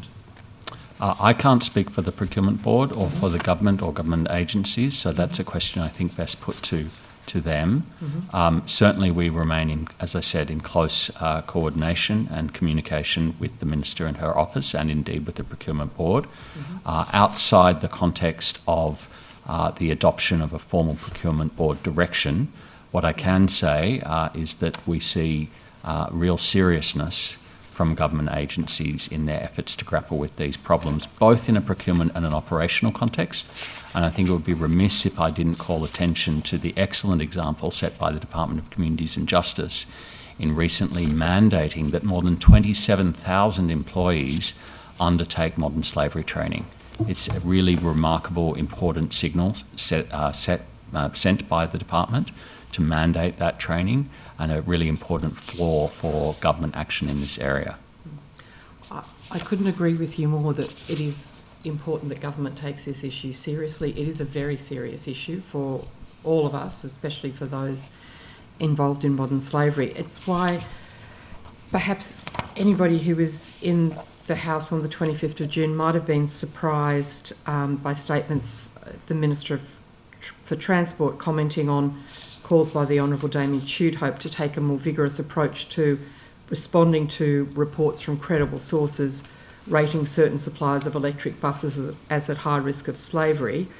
And the Minister for Transport characterised this position as extreme and argued that he was advocating to move beyond reasonable steps in the Act, and continued, and if there is any risk of cobalt or lithium, those products should not be purchased. But the trouble with the position advocated by the Leader of the Opposition is that cobalt is used in every mobile phone, laptop, tablet, Bluetooth headphone and electric toothbrush. And then continued, I say to his colleagues, do not agree with this extreme campaign to rule out every toothbrush in the state. Anyone who wants to fire up their electric toothbrush should shake in fear. Can we do more to stop slavery in electric bus procurement without threatening our dental health? I will leave the dental health question to the relevant committee and to someone empowered to speak on public health issues in New South Wales. But what I will say is that we will have a report submitted to the Parliament, I hope in the next 4 to 6 weeks, which looks at the steps that have been taken by government to address these issues in the electric vehicle context. And we will also have a more forward-looking report later in the year. What I might say is that, of course, it's not only in the procurement area that we can respond to credible allegations of modern slavery. And if the Chair will permit, I'd like to table a document. I did bring multiple copies. This is a document that shows the steady increase in the number of presentations to our hotline, 1800-FREEDOM, over the course of operation of that hotline. We are now at a point where we are carrying around 25 cases incomplete at any one time. We have a very clear impact in the area. We're seeing essentially a doubling of presentations of forced labour and modern slavery matters as a result of this hotline. And this is another area where I think engagement by the Parliament, by this committee, by the government in months ahead to ensure that this hotline is adequately resourced. It is a statutorily required hotline and has been to date funded purely out of the internal resources that the department has kindly made available to support my work. There has not been any specific allocation from the state budget papers to support this statutorily required helpline, but it is having a very credible impact now in this field, and this is another area where I think beyond procurement, government can make a considerable impact. Conscious of the Minister's observation this morning that every agency always wants more resources, and conscious that one can always spend more resources, is there a current need for your office to be better resourced to be able to fulfil statutory functions such as the hotline and other functions that we are asking of you? Yes, there is a very clear one. So, for example, with this hotline, at the beginning of this year, we had to take the difficult decision to move from a 24/7 reporting arrangement, which is very important for vulnerable workers who may be, trapped on the factory floor or in the fields during working hours. We had to move back to a business hours reporting arrangement. A message can be left after hours, but the reason for that was simply that we have only 3 of us, myself included, who part-time work on the hotline. We didn't have the resources to pay for anyone except myself. I don't receive, because I have executive pay arrangements, I don't receive overtime. We didn't have the resources to pay for other staff to take matters after hours. So I was taking all after hours calls, and it became unsustainable, frankly, from a matter of burnout. So we don't have enough personnel operating this hotline. We can't meet demand at the moment. We have not advertised the hotline particularly widely, and yet you see on the page in front of you a very steady increase in the number of cases presenting to us. So if we were to properly advertise this hotline, the demand would likely go through the roof, and we would not be able to adequately support the people coming forward for support and assistance. So there's certainly a need for a deep dive there. It's a matter we've brought to the attention of government on several occasions now, including through new project proposal applications for funding, which have not met with favour. Thank you, and thank you very much for the important work that you're doing. Ms. Hitter, if I could ask you a couple of questions. When we spoke last time, we were speaking about panel lawyer work and community legal centres. Can you update us on where that issue is at? Still under consideration, Mrs. Carter. Okay. Is there a date for when the consideration might be finalised? Yes, it is. Hopefully, in the next couple of months, we should be speaking in more detail with the sector about that. Great, thank you very much. And I'm just wondering, we heard this morning, and we've all seen the reports that ALS is unable to service the clients in the bail division matters, and they're anticipating that they're sort of turning away about 300 clients a week, and that appears to have fallen to you. And I'm just wondering what impact the new bail division is having on the legal aid workload. Thank you, Mrs. Carter. We are carefully monitoring the impact on legal aid. As you suggest, we are picking up those matters and transferring them back to the ALS where appropriate, where the client would like to be transferred back to the Aboriginal Legal Service. So we are monitoring the cost impact of that and the cost impact of the bail division more generally.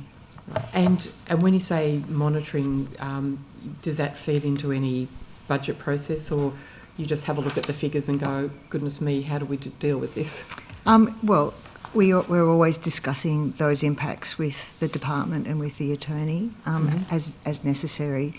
But those matters are, of course, things that we look at throughout the course of the year. The bail division has only effectively just started. It only started in July, so it is pretty early days yet. Yeah. The closure management plan for the community justice centres recognised that there was a high level of cross-referrals between the CJCs and Law Access. I don't know, perhaps again it's too early to judge, but what impact has the closure of the CJCs had on the workload of Law Access? I would need to take that on notice, Mrs. Carter. Okay. But certainly I know that Law Access New South Wales were prepared for the closure of the community justice centres and had done some work to make sure that people who needed assistance following the closure would get assistance from Law Access New South Wales. Yeah, okay. Yeah, if you could take it on notice, and we might even come back to that next estimates as well, because it'd be interesting, I think, to watch, the knee bones connected to the thigh bone, see how it all works. Yeah. Certainly. Okay, thank you very much. Do you want some, or do you want me to keep going? I've got a couple. Yeah. Mr. Cocaine, I just wanted to, before you go, just thank you very much for that graph. I just wanted to clarify, because it's been an interesting spike in a couple of them. I think it's like that January, February this year, and then again more recently. Are you doing any work around what has led to a sort of increase in inquiries, any of the trends or anything? We've done some work. The short answer, the working hypothesis is when I'm in the media. Oh, okay. or when I'm present in an area where we know that there's a cohort, word gets out. Sometimes there's a little bit of a lag. It's very much word of mouth driven, access to this particular service. So we can furnish other data, if that would be useful, on notice that breaks down, for example, the types of that'd be great. offences we're seeing. For example, we see a lot more forced labour, debt bondage, deceptive recruiting matters than present to the police. That's not surprising. Many of those victims are likely, for one reason or another, to be reluctant to come forward to police, whereas we do not, in our service, see a lot of forced marriage cases. We haven't sought to encourage reporting to us of forced marriage cases because we don't have specialist child engagement capabilities, and I'm simply not resourced to do that. So it would be, frankly, dangerous for us to encourage too much reporting from that quarter. And there are other specialist services such as My Blue Sky and Anti-Slavery Australia that already do a very good job in that space. And do you actually have a budget for, I suppose, an education awareness campaign? We do have, within the budget that we've been kindly granted by the Department of Communities and Justice, we do have some money earmarked for advertising, but that budget, we receive $417,500 OPEX for my work across the office entirely every year, indexed for inflation. So that has to cover everything from our telephones through to travel, through to any engagement work we want to do at all. So, to be frank, we get a lot of earned media, I would say. And I suppose this is probably more to Ms. Tipple. Is there any advertising campaign that's done from a government perspective in relation to the Commissioner's work? Not to my knowledge. Yep. Okay, thank you. I've got 19 seconds. Just seeing if there's one that is short and sweet. There's still 4 minutes. Oh, is that? Oh, we've still got 4 minutes. You've still got 4 sorry. minutes. Oh, okay. Yeah. All right, then I will move on to just in relation to the Justice Link breach. Yes. I just wanted to understand the data that was accessed. I know there was ADBO, minors, any others? It was a large... If you can just... No, that's fine. I just don't want to go off script here. Just bear with me.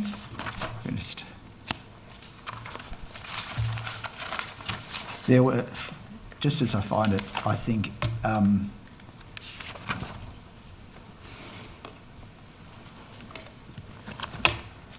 8,000...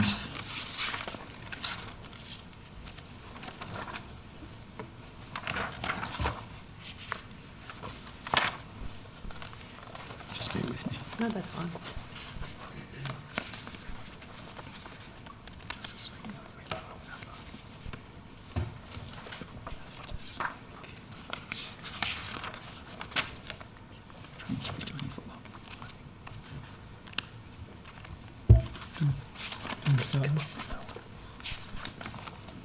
Here we go. So there were 8,700 restricted documents which were accessed.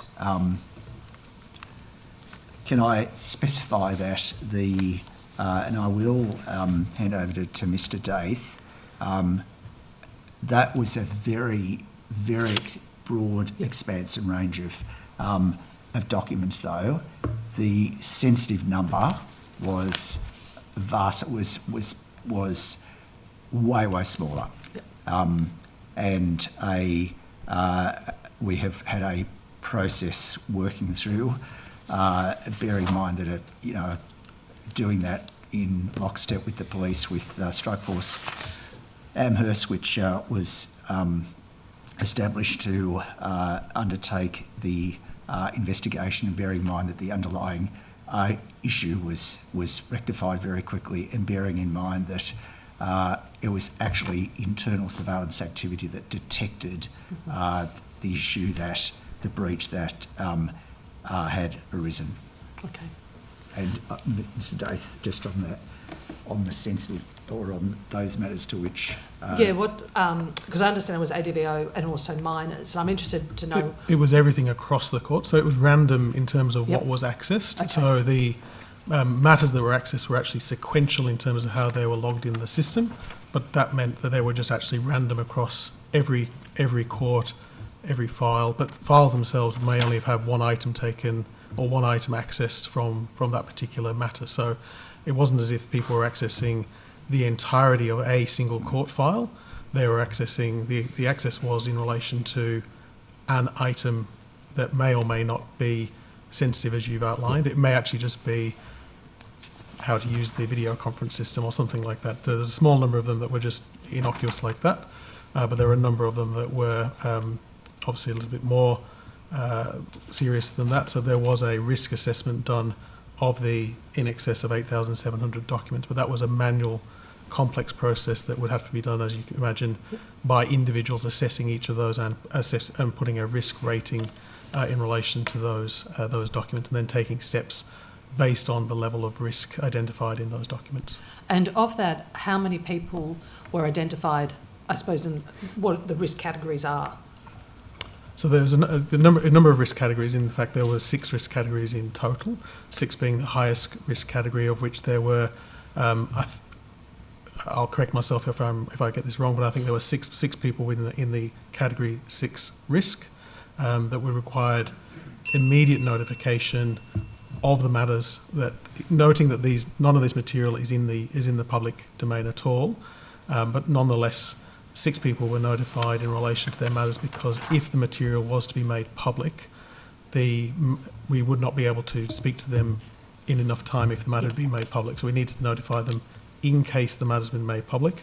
And again, stressing none of this material has been made public, and a person related to this is currently before the court, so I can't talk about that aspect of that. And I'm happy we can go back to it after the break. Sure.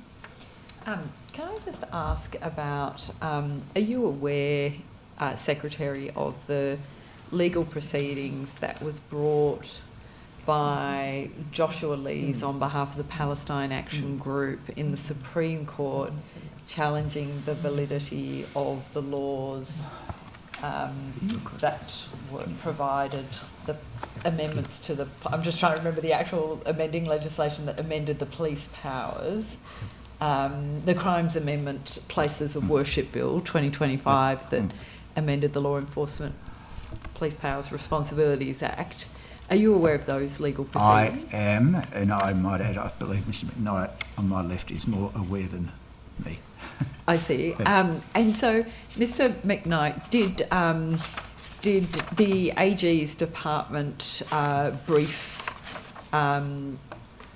external solicitors to represent the state of New South Wales in that matter? Do you recall? Oh, I would have to take that on notice, but it would surprise me if that was briefed beyond the Crown Solicitor's officer. Yeah, I'm certain it was probably Crown Sols. Yes. And so, just in relation to that, who would have? Was that yourself who provided materials to Crown Sols, or do they just kind of operate themselves in defending that matter? Yeah. So, look, I'd have to take on notice the details, but typically they'd act on the Attorney General's instructions in a constitutional matter like that. Yeah. And so was that you that provided them the assistance in preparing their case? The Crown Solicitor? Yeah. The Crown Solicitor would have prepared the case themselves. Did you have any input into the preparation? Me personally, no. Yeah.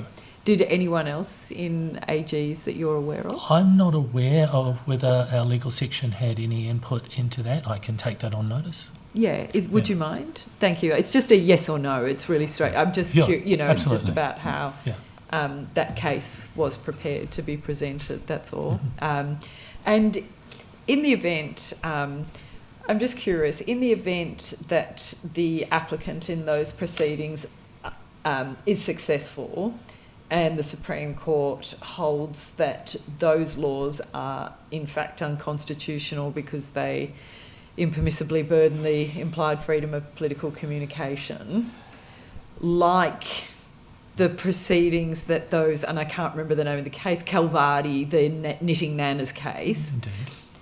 Would it be normal for the AG's office to then advise the AG to actually amend those laws rather than just a note in the... Like, what would the normal procedure be? Well, that's a policy matter for government to consider, but... So it is? That's how that's viewed? It's not a technical matter that a department would actually have a practice or a procedure or a view on? No, that's a policy issue. So in terms of the Attorney General's department, if a law is declared invalid by a court, that it's then a policy matter as to whether that law stays written on the legislation website. Perhaps it's a court, the legislation website. If I can speak in... sorry, that you had a particular question there. Yeah, like I think it actually boils down to the legislation website. Yes. Okay. And I think I understand your question. And so the publication of legislation.newsouthwales.nsw.gov.au is a matter for the Parliamentary Council's office. That sits in the Premier's administration. I think sometimes Parliamentary Council would put a note on the legislative site, but you'd have to ask them what their normal practice is. But they wouldn't of their own motion amend the law as Parliament has passed it. And would it be normal for... Sorry, I realise it's the break now. I suggest that you hold these over until your next line of questioning, because it's in the break now. We are in the break. Let's have a break and we'll come back to it. Well, we were thinking of an early night, but never mind. Let's have a break. Let's have a break. We'll have a break. Sometimes we try because we want to get out earlier, but it's okay. No, it's fine. Big discussion, to be honest. I just want to thank you, Dr. Cocchiane, for your evidence and understand that you're now leaving. Thank you very much. Thank you.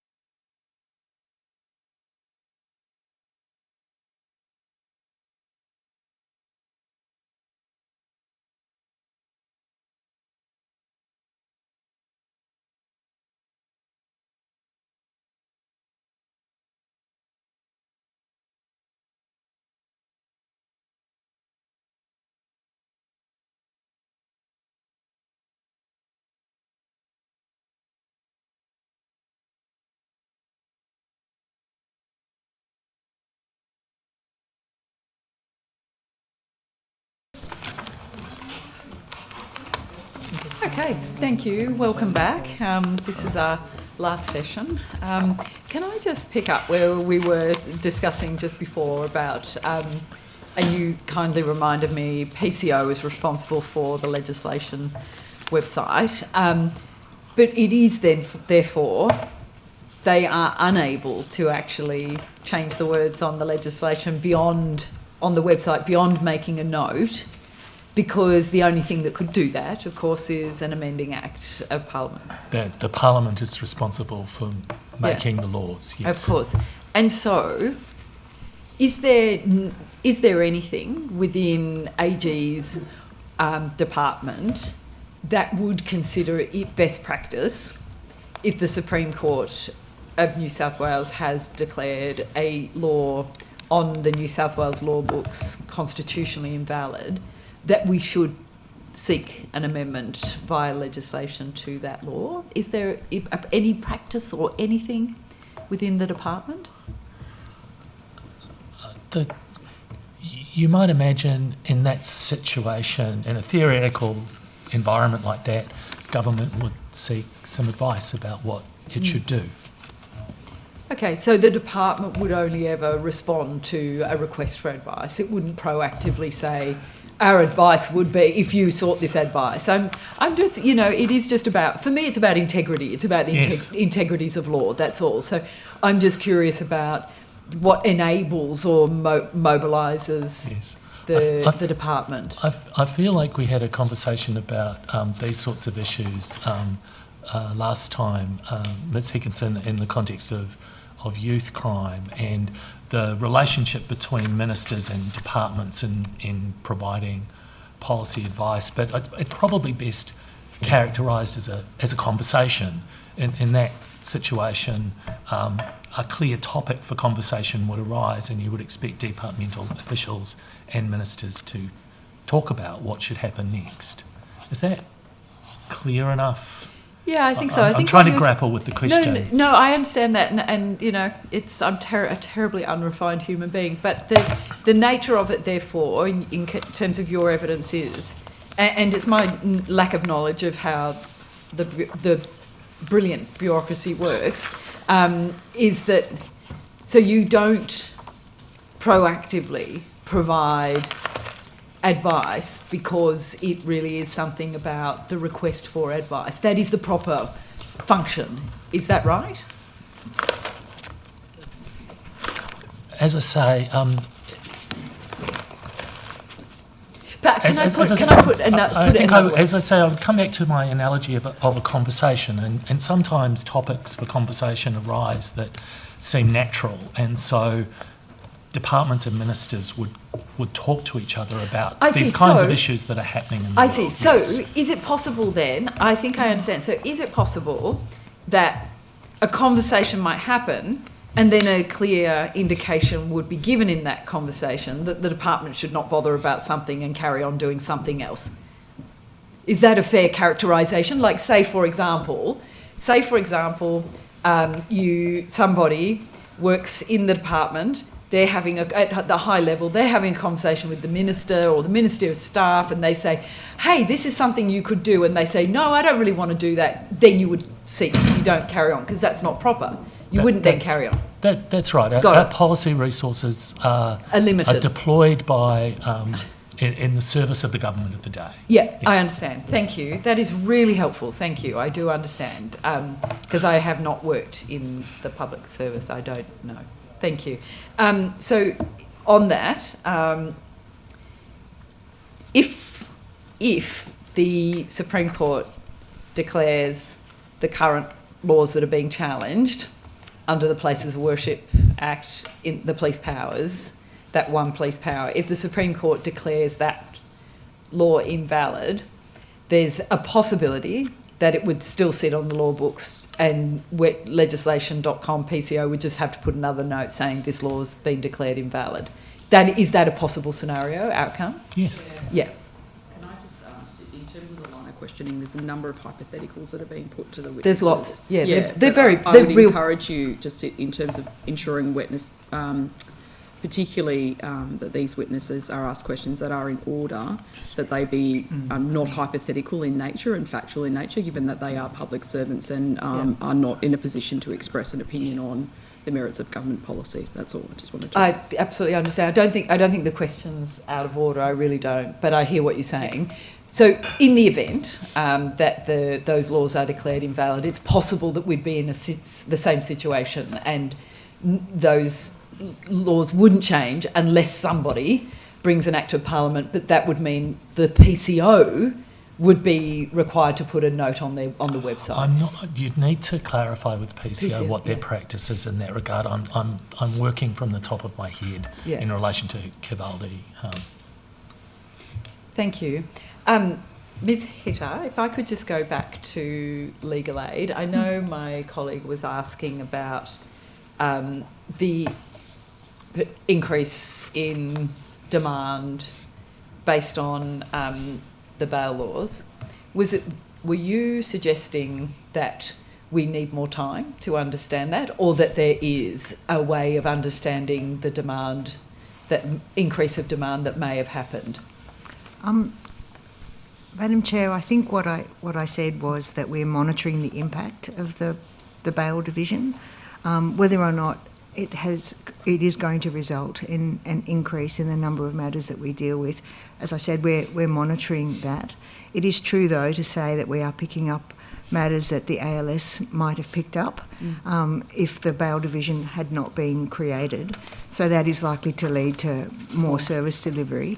But the offset of the bail division in other areas is hard to understand at this point because it's only been going for a month or so. And do you anticipate that that more expertise will be built in a more select group of legal aid lawyers as we're operating the bail system? I think our lawyers are well versed in working in the AVL system because we've been using AVL, and particularly through the pandemic, for example, AVL was much more prominent. So we are developing, and we will continue to always develop more expertise in working with an AVL system. Sorry, my question was not so much the AVL, but more now, will a more concentrated group of legal aid lawyers be attending to bail-specific matters as opposed to more spread through a court list, so to speak?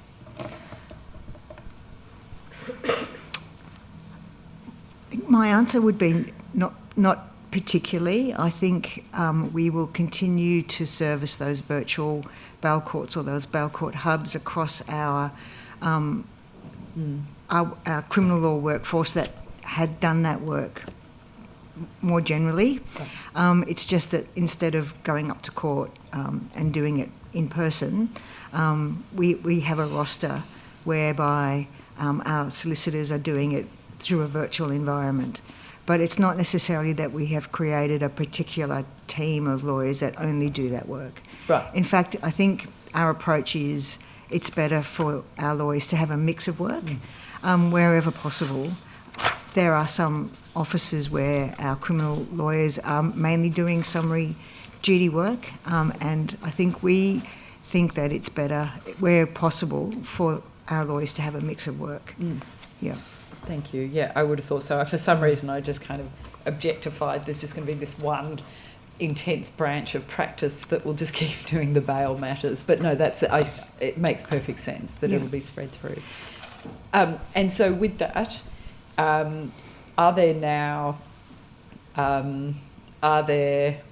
has there been capacity inbuilt for ALS lawyers to be working more closely with legal aid lawyers? Because obviously their clients will be the ones being serviced for bail, but not the substantive matters that are being dealt with. Is there something that is happening in terms of that capacity, or is it just relying on the ordinary lawyers are great and they work closely together? Which is true. Which is true. Very true. Absolutely true. Yeah. Absolutely true. And the relationship that we have with the ALS, particularly in our local offices, is pretty good, I think, on the whole.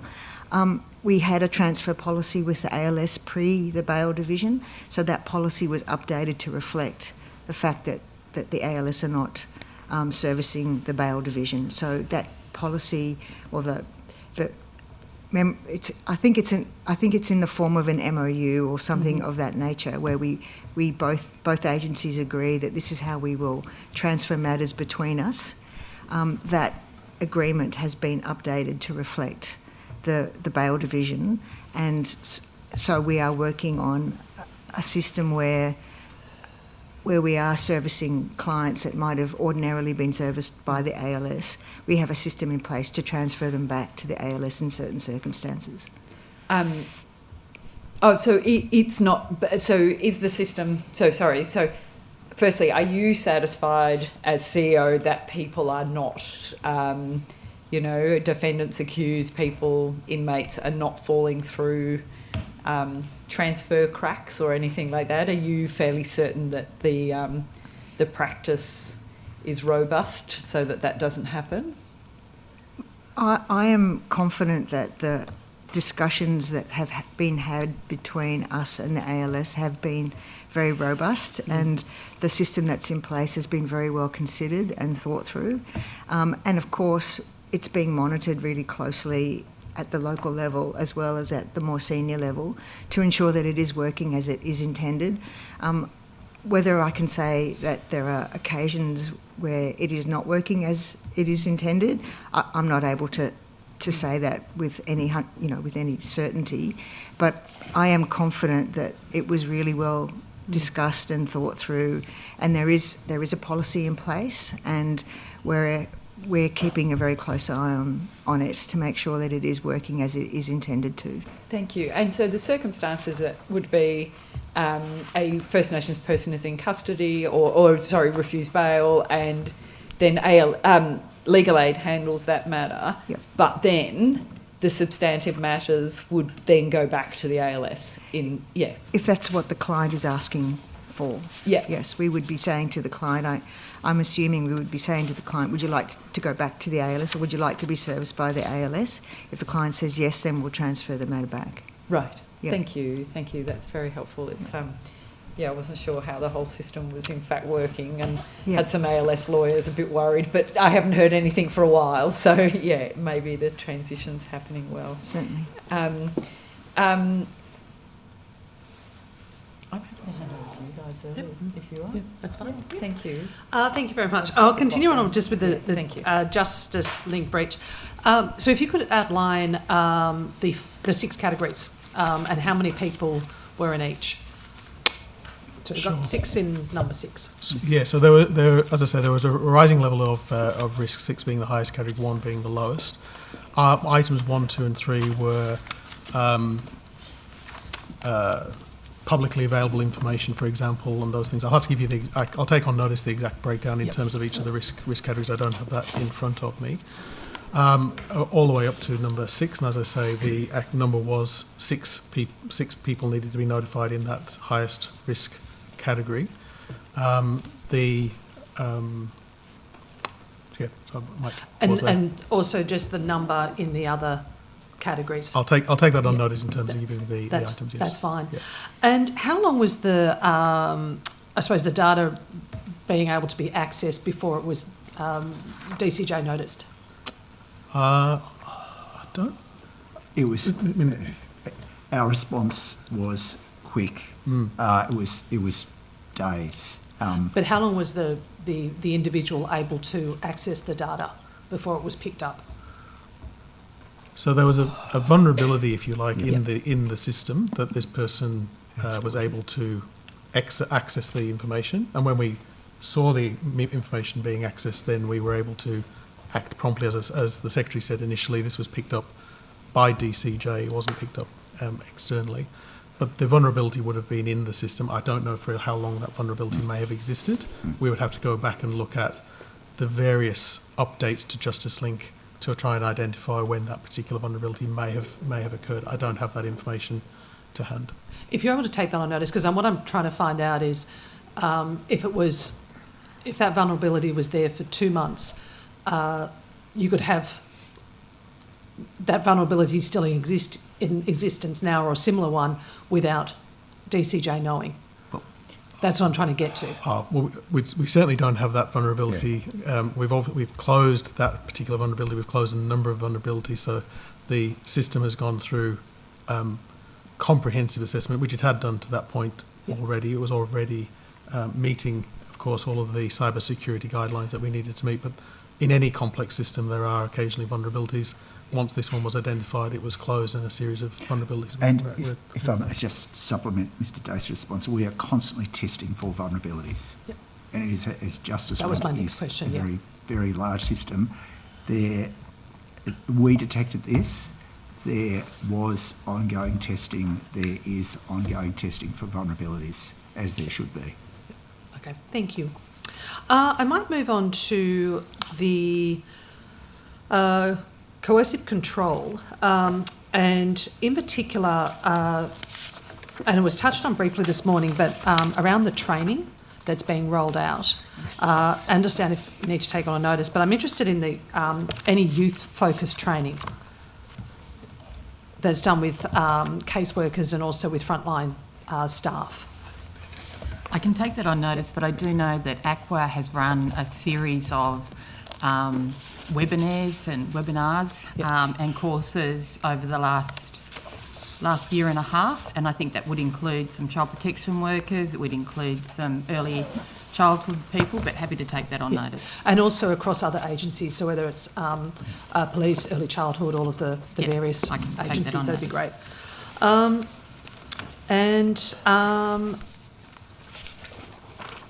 In relation to the July report, the coercive control report that came out, I'm specifically interested in the targeted community education campaign that was conducted. Hello, Sue is always very busy in estimates. The targeted community education campaign on coercive control that was targeting particularly, different cohorts, but particularly for children and young people.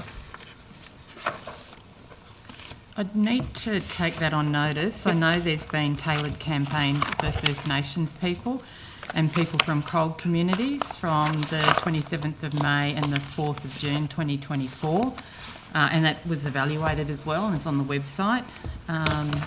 Just seeing if it's in my notes.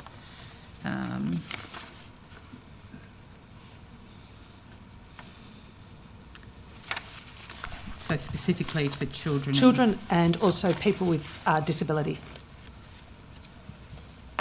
And if not, if there are any planned. Yeah, I'll take that on notice. That's fine.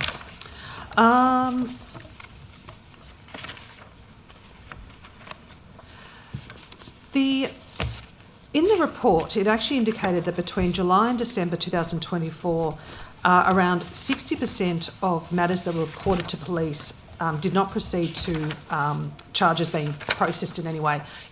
Has any work been done around why that is? Or is it just too early to do that sort of evaluation? And happy to take it on notice. Yeah, so the data I have is between July 2024 and the 31st of March this year, 224 incidents of coercive control were recorded by police.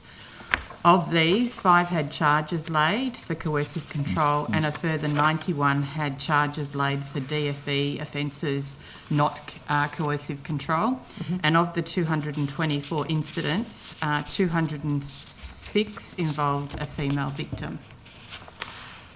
So I don't have the detail on, I think of the 5 charges, 2 were proven, 2 are currently being considered, and 1 was proven.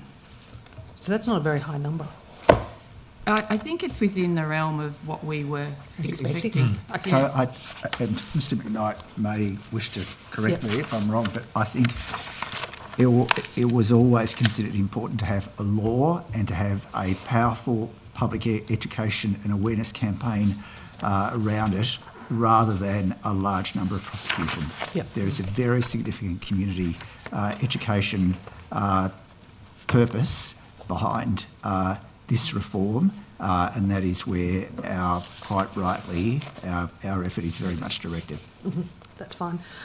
What's the average length of time for a coercive control investigation? We would need to take that on notice. Yes, that's fine. And actually, yes, Ms Gamble is saving me again. It actually is a police, that is a question for the police. That's fine. Well, it's next week. Just around forced marriages, interested in the number of reports over the last 12 months of underage and then over 18, if you have that. I'll just see.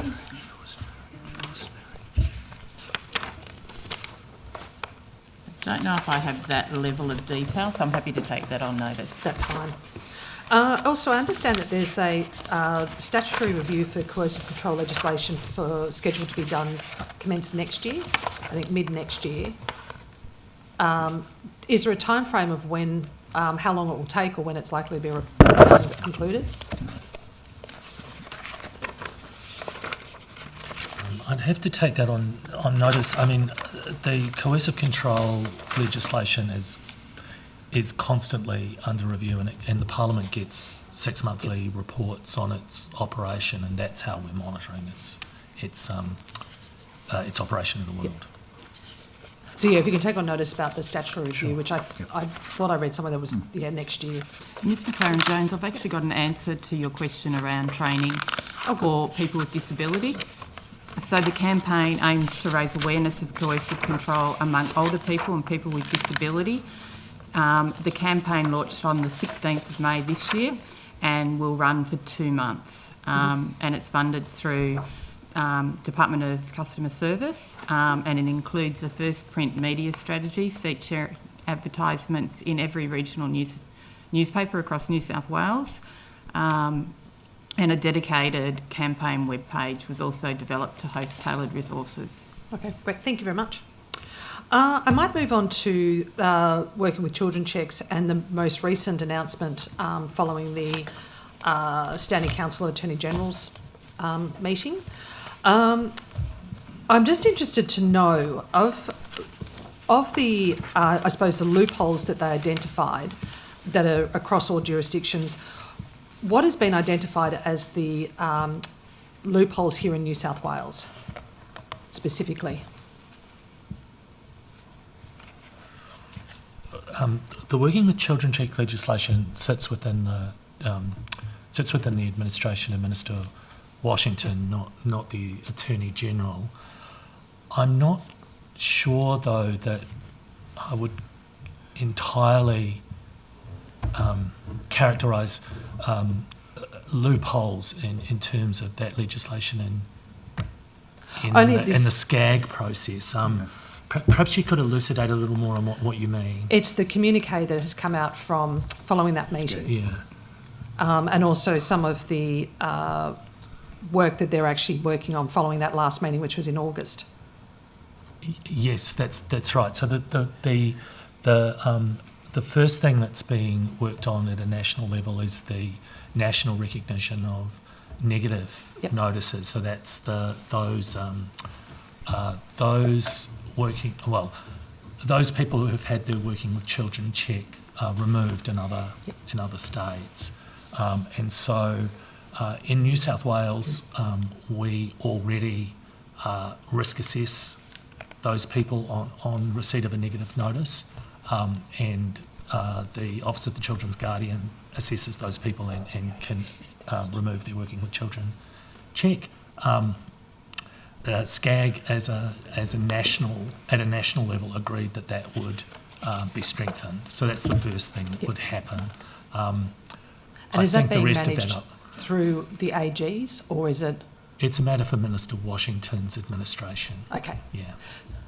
So that would also include the information sharing, even though it came up at the SCAG meeting. That's exactly right. It's a matter for Minister Washington. The SCAG arrangement is because at the Commonwealth level, it's the Commonwealth AG who manages the matter. But for most other jurisdictions, it's ministers for communities and families that deal with it. Yeah.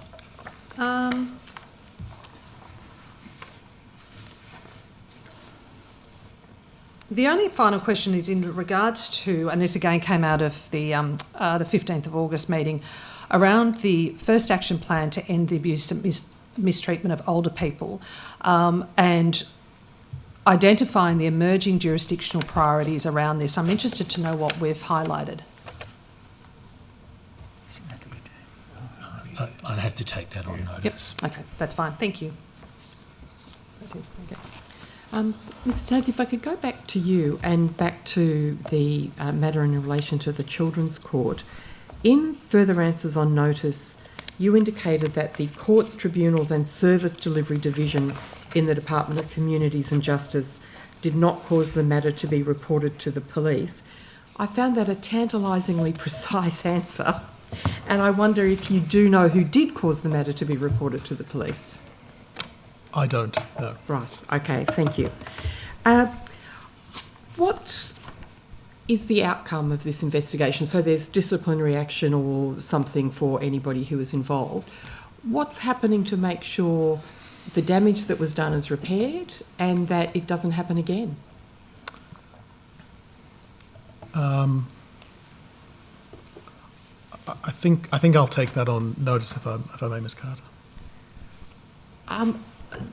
Of course, I just am a little surprised that there doesn't appear to have been some really significant thinking done about how we protect the integrity of the justice system, of independence of the judiciary, of the operation of the Children's Court, but I look forward to getting your answer to that on notice. Thank you.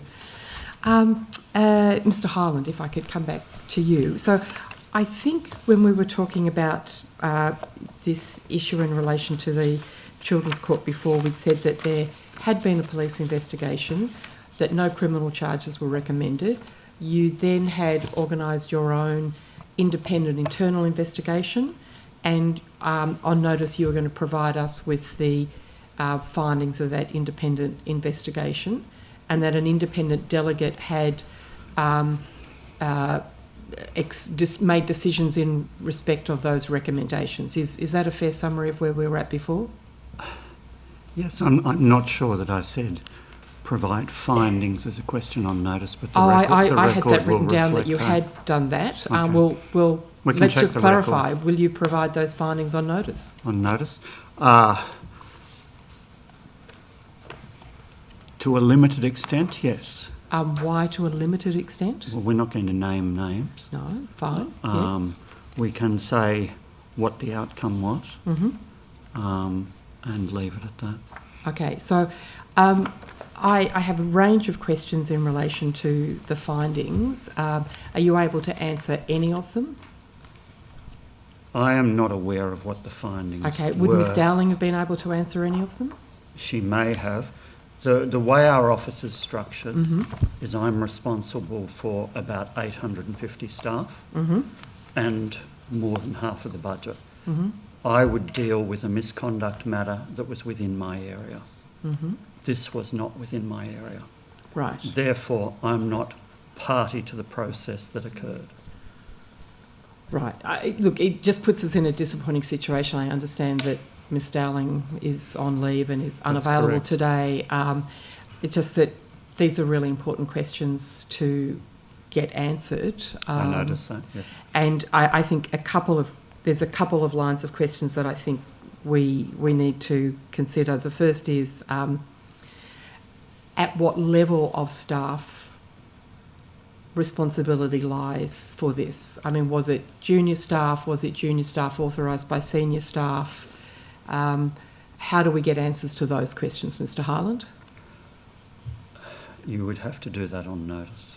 We would have to take on on notice, could you please provide details of any member of the staff of the ODPP who was found to have released information about a children's court proceeding to anyone in the media, and the level of their employment, and anybody they had conversations with who may have been seen to have encouraged or authorised the release of that information? As I've said, we will not be giving names of No, staff. but I've asked about levels. Yes, we can give you levels. That would be, because I think that's entirely appropriate. What internal action has been taken in terms of reminding all staff members of their obligations under the prosecution guidelines?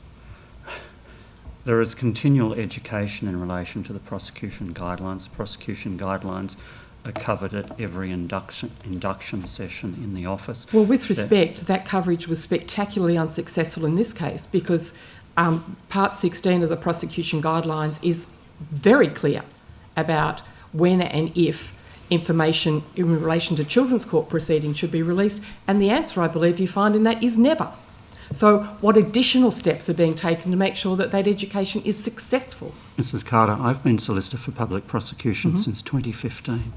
This has occurred once in that time. It's an outlier. There are many outliers that occur in behaviour amongst an organisation. Not every particular piece of behaviour can be picked up. General principles can be reinforced through training. The Code of Conduct is regularly reinforced with staff through their PDP process.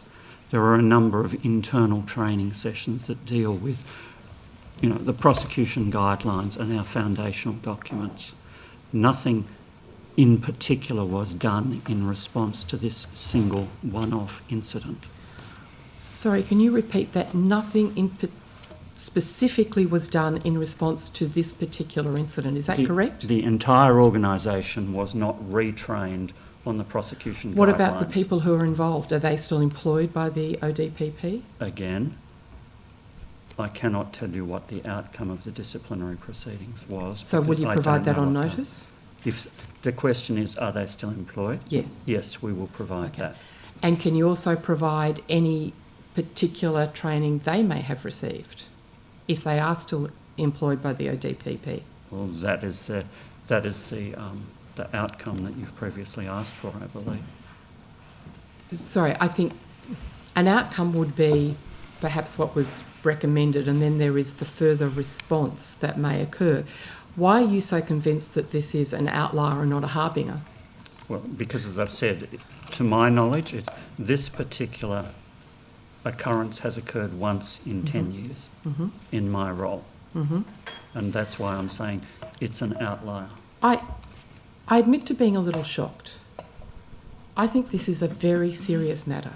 Well, we are talking about a child, we are talking about an Indigenous child, and we are also talking about information in a pejorative manner released in relation to a judge, and that has implications for independence of the judiciary. And nobody appears to be actually thinking about how we proactively ensure that this doesn't happen again. With respect, Mrs. Carter, the police investigated this and found there was no criminal offence. They determined there was not enough evidence, I would expect, to ground an offence under 15A of the Children's Criminal Proceedings Act. But that isn't the only issue here, is it, Mr. Highland? Is independence of the judiciary only impacted by criminal actions? Well, why is this independence of the judiciary? What was the fruit of the release of that information, Mr. Highland? What happened when that information was released? What do you mean, the fruit? Okay, so the information's provided to a journalist. What happens then? In this case, there was reference to the case unnamed in a radio show. And who was named? The judge was named. Okay.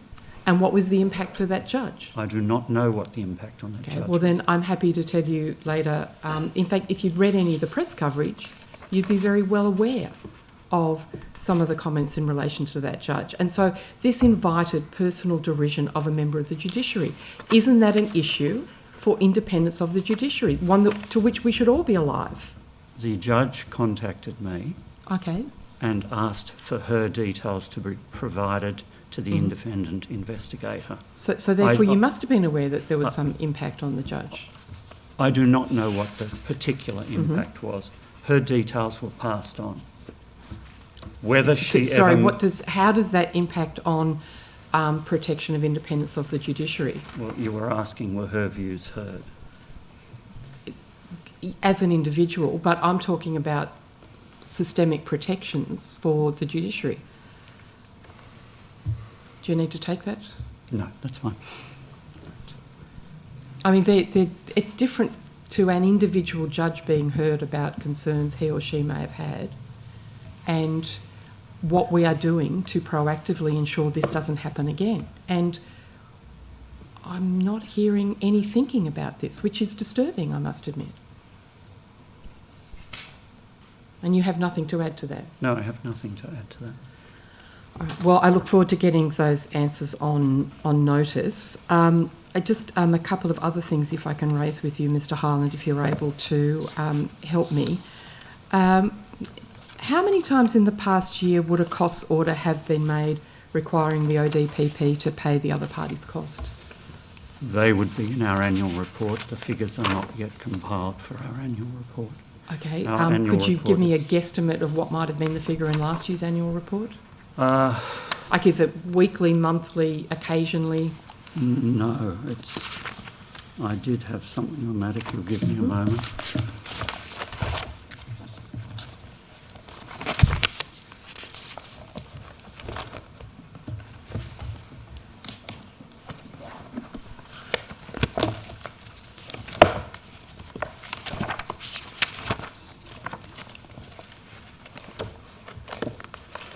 In the annual report last year, it was recorded as 125 orders for costs. So that's roughly 10 2 a month. week sort of thing? Yeah, 2 a month. Yeah, no. 10 a month. 10 a month, okay.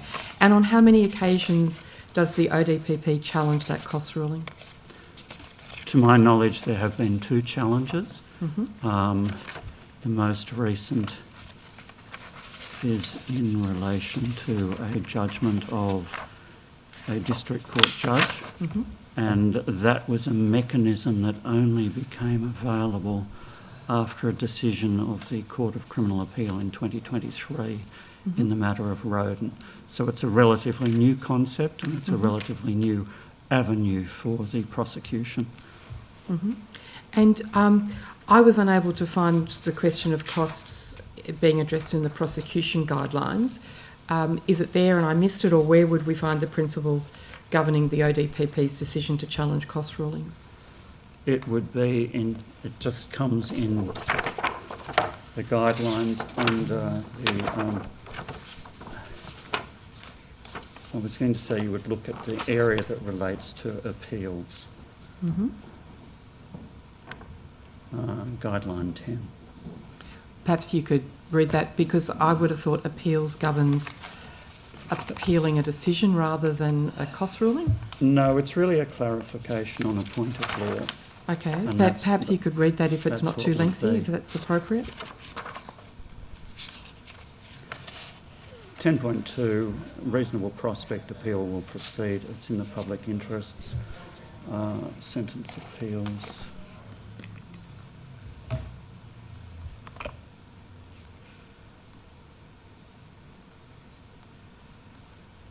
Let me take that on notice and I'll come back to you, but that is the relevant section. Yeah, thank you, because I just must admit can't pick that up I at the skimmed moment. that, but I couldn't see Yeah. costs addressed in that. No, costs wouldn't be specifically enumerated, Right. but the principles would apply. So, what's the reasoning then in those 2 cases, or perhaps the most recent case that's been covered in the press, for actually challenging the costs order? It would be on the basis that there was an error made by the judge in his assessment of costs in that matter. So, not an appeal that there was an error in terms of the judgment, but No. an appeal in terms of the assessment of costs, or what's the error that would be The involved? basis of his order. Sorry, I didn't hear that. Let me just...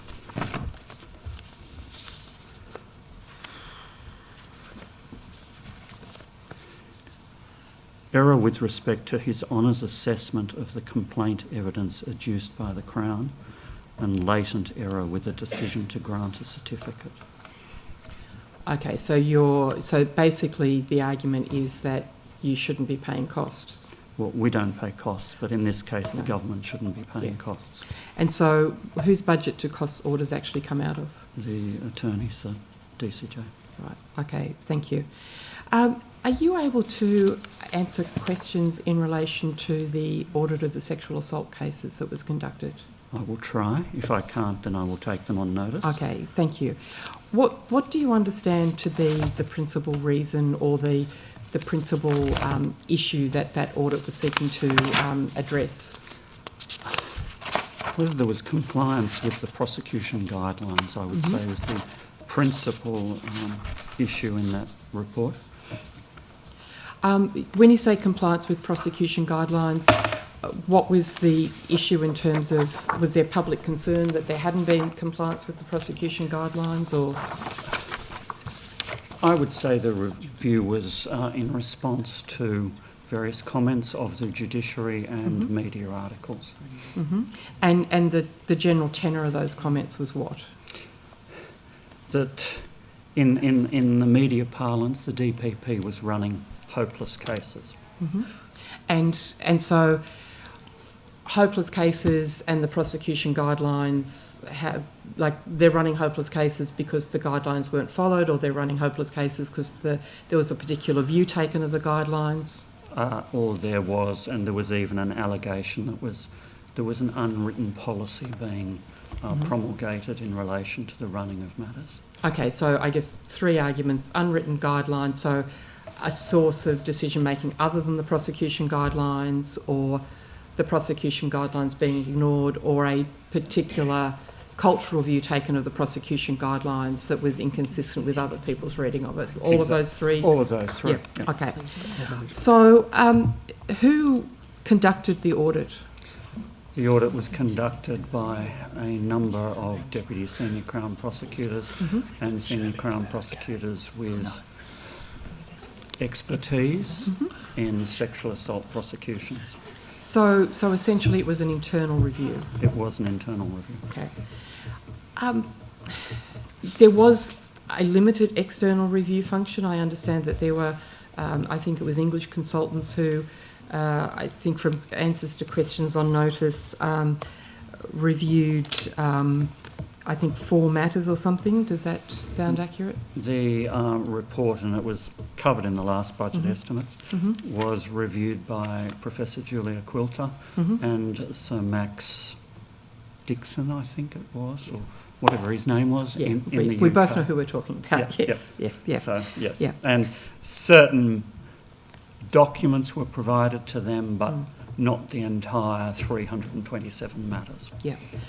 So I suppose my question goes to the structure of the audit. How does an internal review conducted by people who likely are responsible for supervising the decision making about which questions were raised, or who are likely to have trained the people who are making the decisions about which questions are raised, or who were involved in the culture of an organisation about whose questions are raised, how does that internal review actually satisfy the concerns that were raised about the way in which decisions about prosecutions are being made? I think the report went through the various audit factors and compliance with those audit factors. I think you'll also see that matters were not reviewed by the office that they originated from. They were reviewed by another office.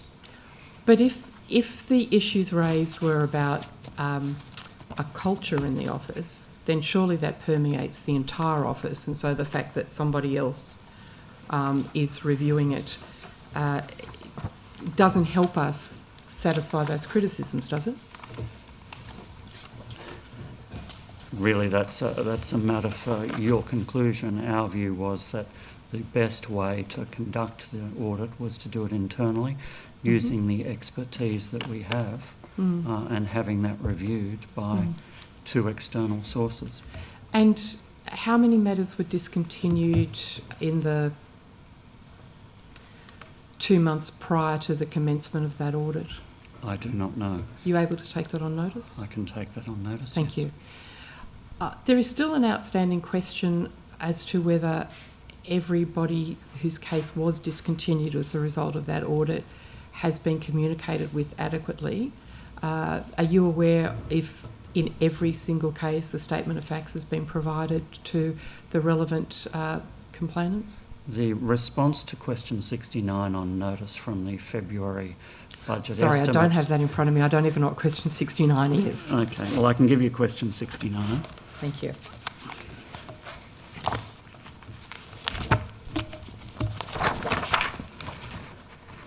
The answer, it was to your question.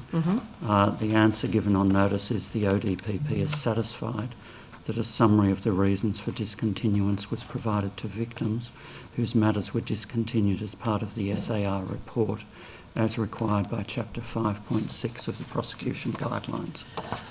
Perhaps I could inform you that I have very different information, and I would encourage you to review the records. Mistakes happen, and in this case, though, if, as I am reliably informed, there are women who were sexually assaulted, who bravely came forward to give evidence, whose cases were not continued. If they have not received a statement of facts, as I am reliably informed, they are victims who are being re-victimised by a system, and I would really encourage you to carefully review the records of what has been provided to all of those women. I don't take issue with anything you've said. What I would ask, and this was asked at the last budget estimates, to advance this question, that we be provided with details of those people, or those people write requesting reasons under Guideline 15. My understanding is that those communications have come from affected individuals and have not received satisfactory answers. My understanding is that that has happened over an extended period of time and continues to cause extreme distress to the people who are involved. I'm entirely empathetic with that position. The two questions, or one question is, the review was for matters discontinued between the 1st of April and the 31st of December. This answer was given in response to matters within that review period.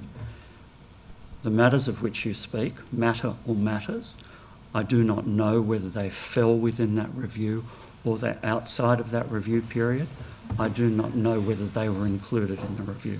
So what I'm asking is, we're more than happy to respond on notice if we know what we're responding to.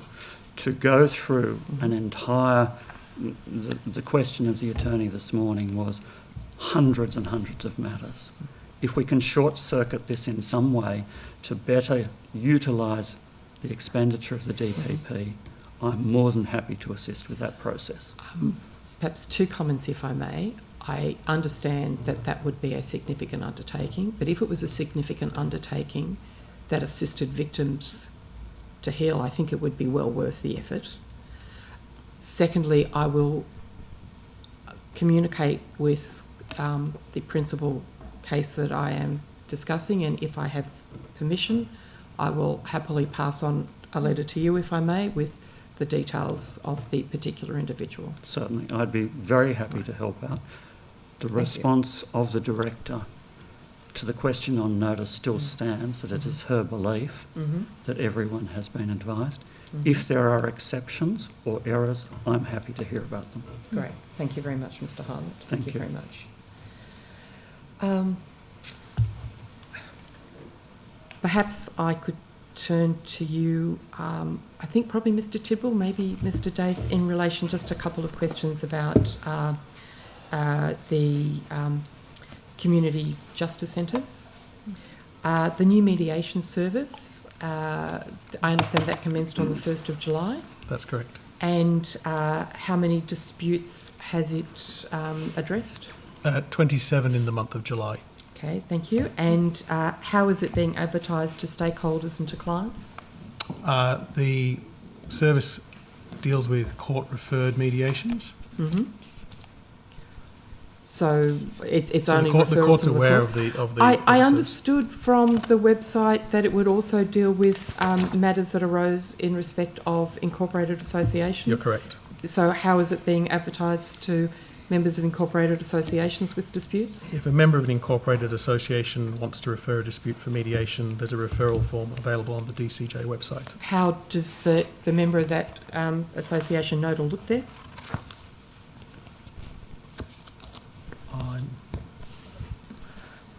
I mean, it's a relevant question, isn't it? It's a new service. The Constitution probably says Community Justice Centre because it probably, if it's the standard Constitution, it hasn't been rewritten. How do they know to look there for this new service? Do you have any plans to advertise this to incorporated associations? I think incorporated associations are a different minister, but I can take that on notice. Yeah, if you could take it on notice, because this affects, I think, a very large number of people in the state. So I think it's important. How many locations does the new service operate? So the previous community justice centres operated statewide. It didn't operate from a particular premise as such. The new service continues to operate, as I say, it takes court referred matters and those matters under the incorporated associations. So if I'm in Boggabilla, how do I access this new what do we call this new mediation service? It's just called a mediation service. Okay. So I'm in Boggabilla, how do I access the mediation service? So if the matter's referred from the court to the department team that organises the mediations will continue to organise mediations as they, in a similar way to which they've done previously. So I'm in Boggabilla, where is the mediation likely to occur? I might take that on notice. Okay, thank you. Perhaps you could also take on notice what would be considered a reasonable travel distance for somebody in a regional area to access the mediation? Happy to take that on notice. Thank you. Have you been able to repurpose the existing investment in the Resolve computer system? I don't have any specific information on that, so I'll take that on notice. If you could, because I believe last time that was the hope, but what was it? Some millions of dollars had just been spent on that for the CJC? That's correct. Yeah. What's happened with Lotus Notes? In what respect? Well, have they been decommissioned? I'll take that on notice, presumably in relation to this particular service. I'll take that on notice. And what happened to the physical assets held by the CJC at Parramatta Justice Precinct and the Campbelltown Court? I'll take that on notice. Thank you. Who is watching for the impact of the closure of the CJCs on lists in the local court? Well, we're not anticipating an impact on the numbers in the local court. As you'll be aware, the local court deals with the closure management plan indicated that increased filings in the local court were a risk. So who's responsible for managing that risk? I think it was indicated to be a low risk. I don't think, as I say, the CJCs in FY24 dealt with only 728 matters. So is anybody monitoring that potential risk in the local court? We'll continue to look at the local court numbers, of course, yes. Who's doing that work? We do that regularly. Okay. What about who's looking at the impact of the closure of CJCs on lists in the Land and Environment Court? The Secretary and myself have regular contact with heads of jurisdiction, including Justice Preston, the Chief Judge of the London Environment Court. And that issue would be picked up at those meetings? We regularly talk about filings. We talk at each meeting about the workload of the court, and he has raised, no head of jurisdiction has raised any concerns. Okay. What happened to the IP of the CJC? Has it been transferred?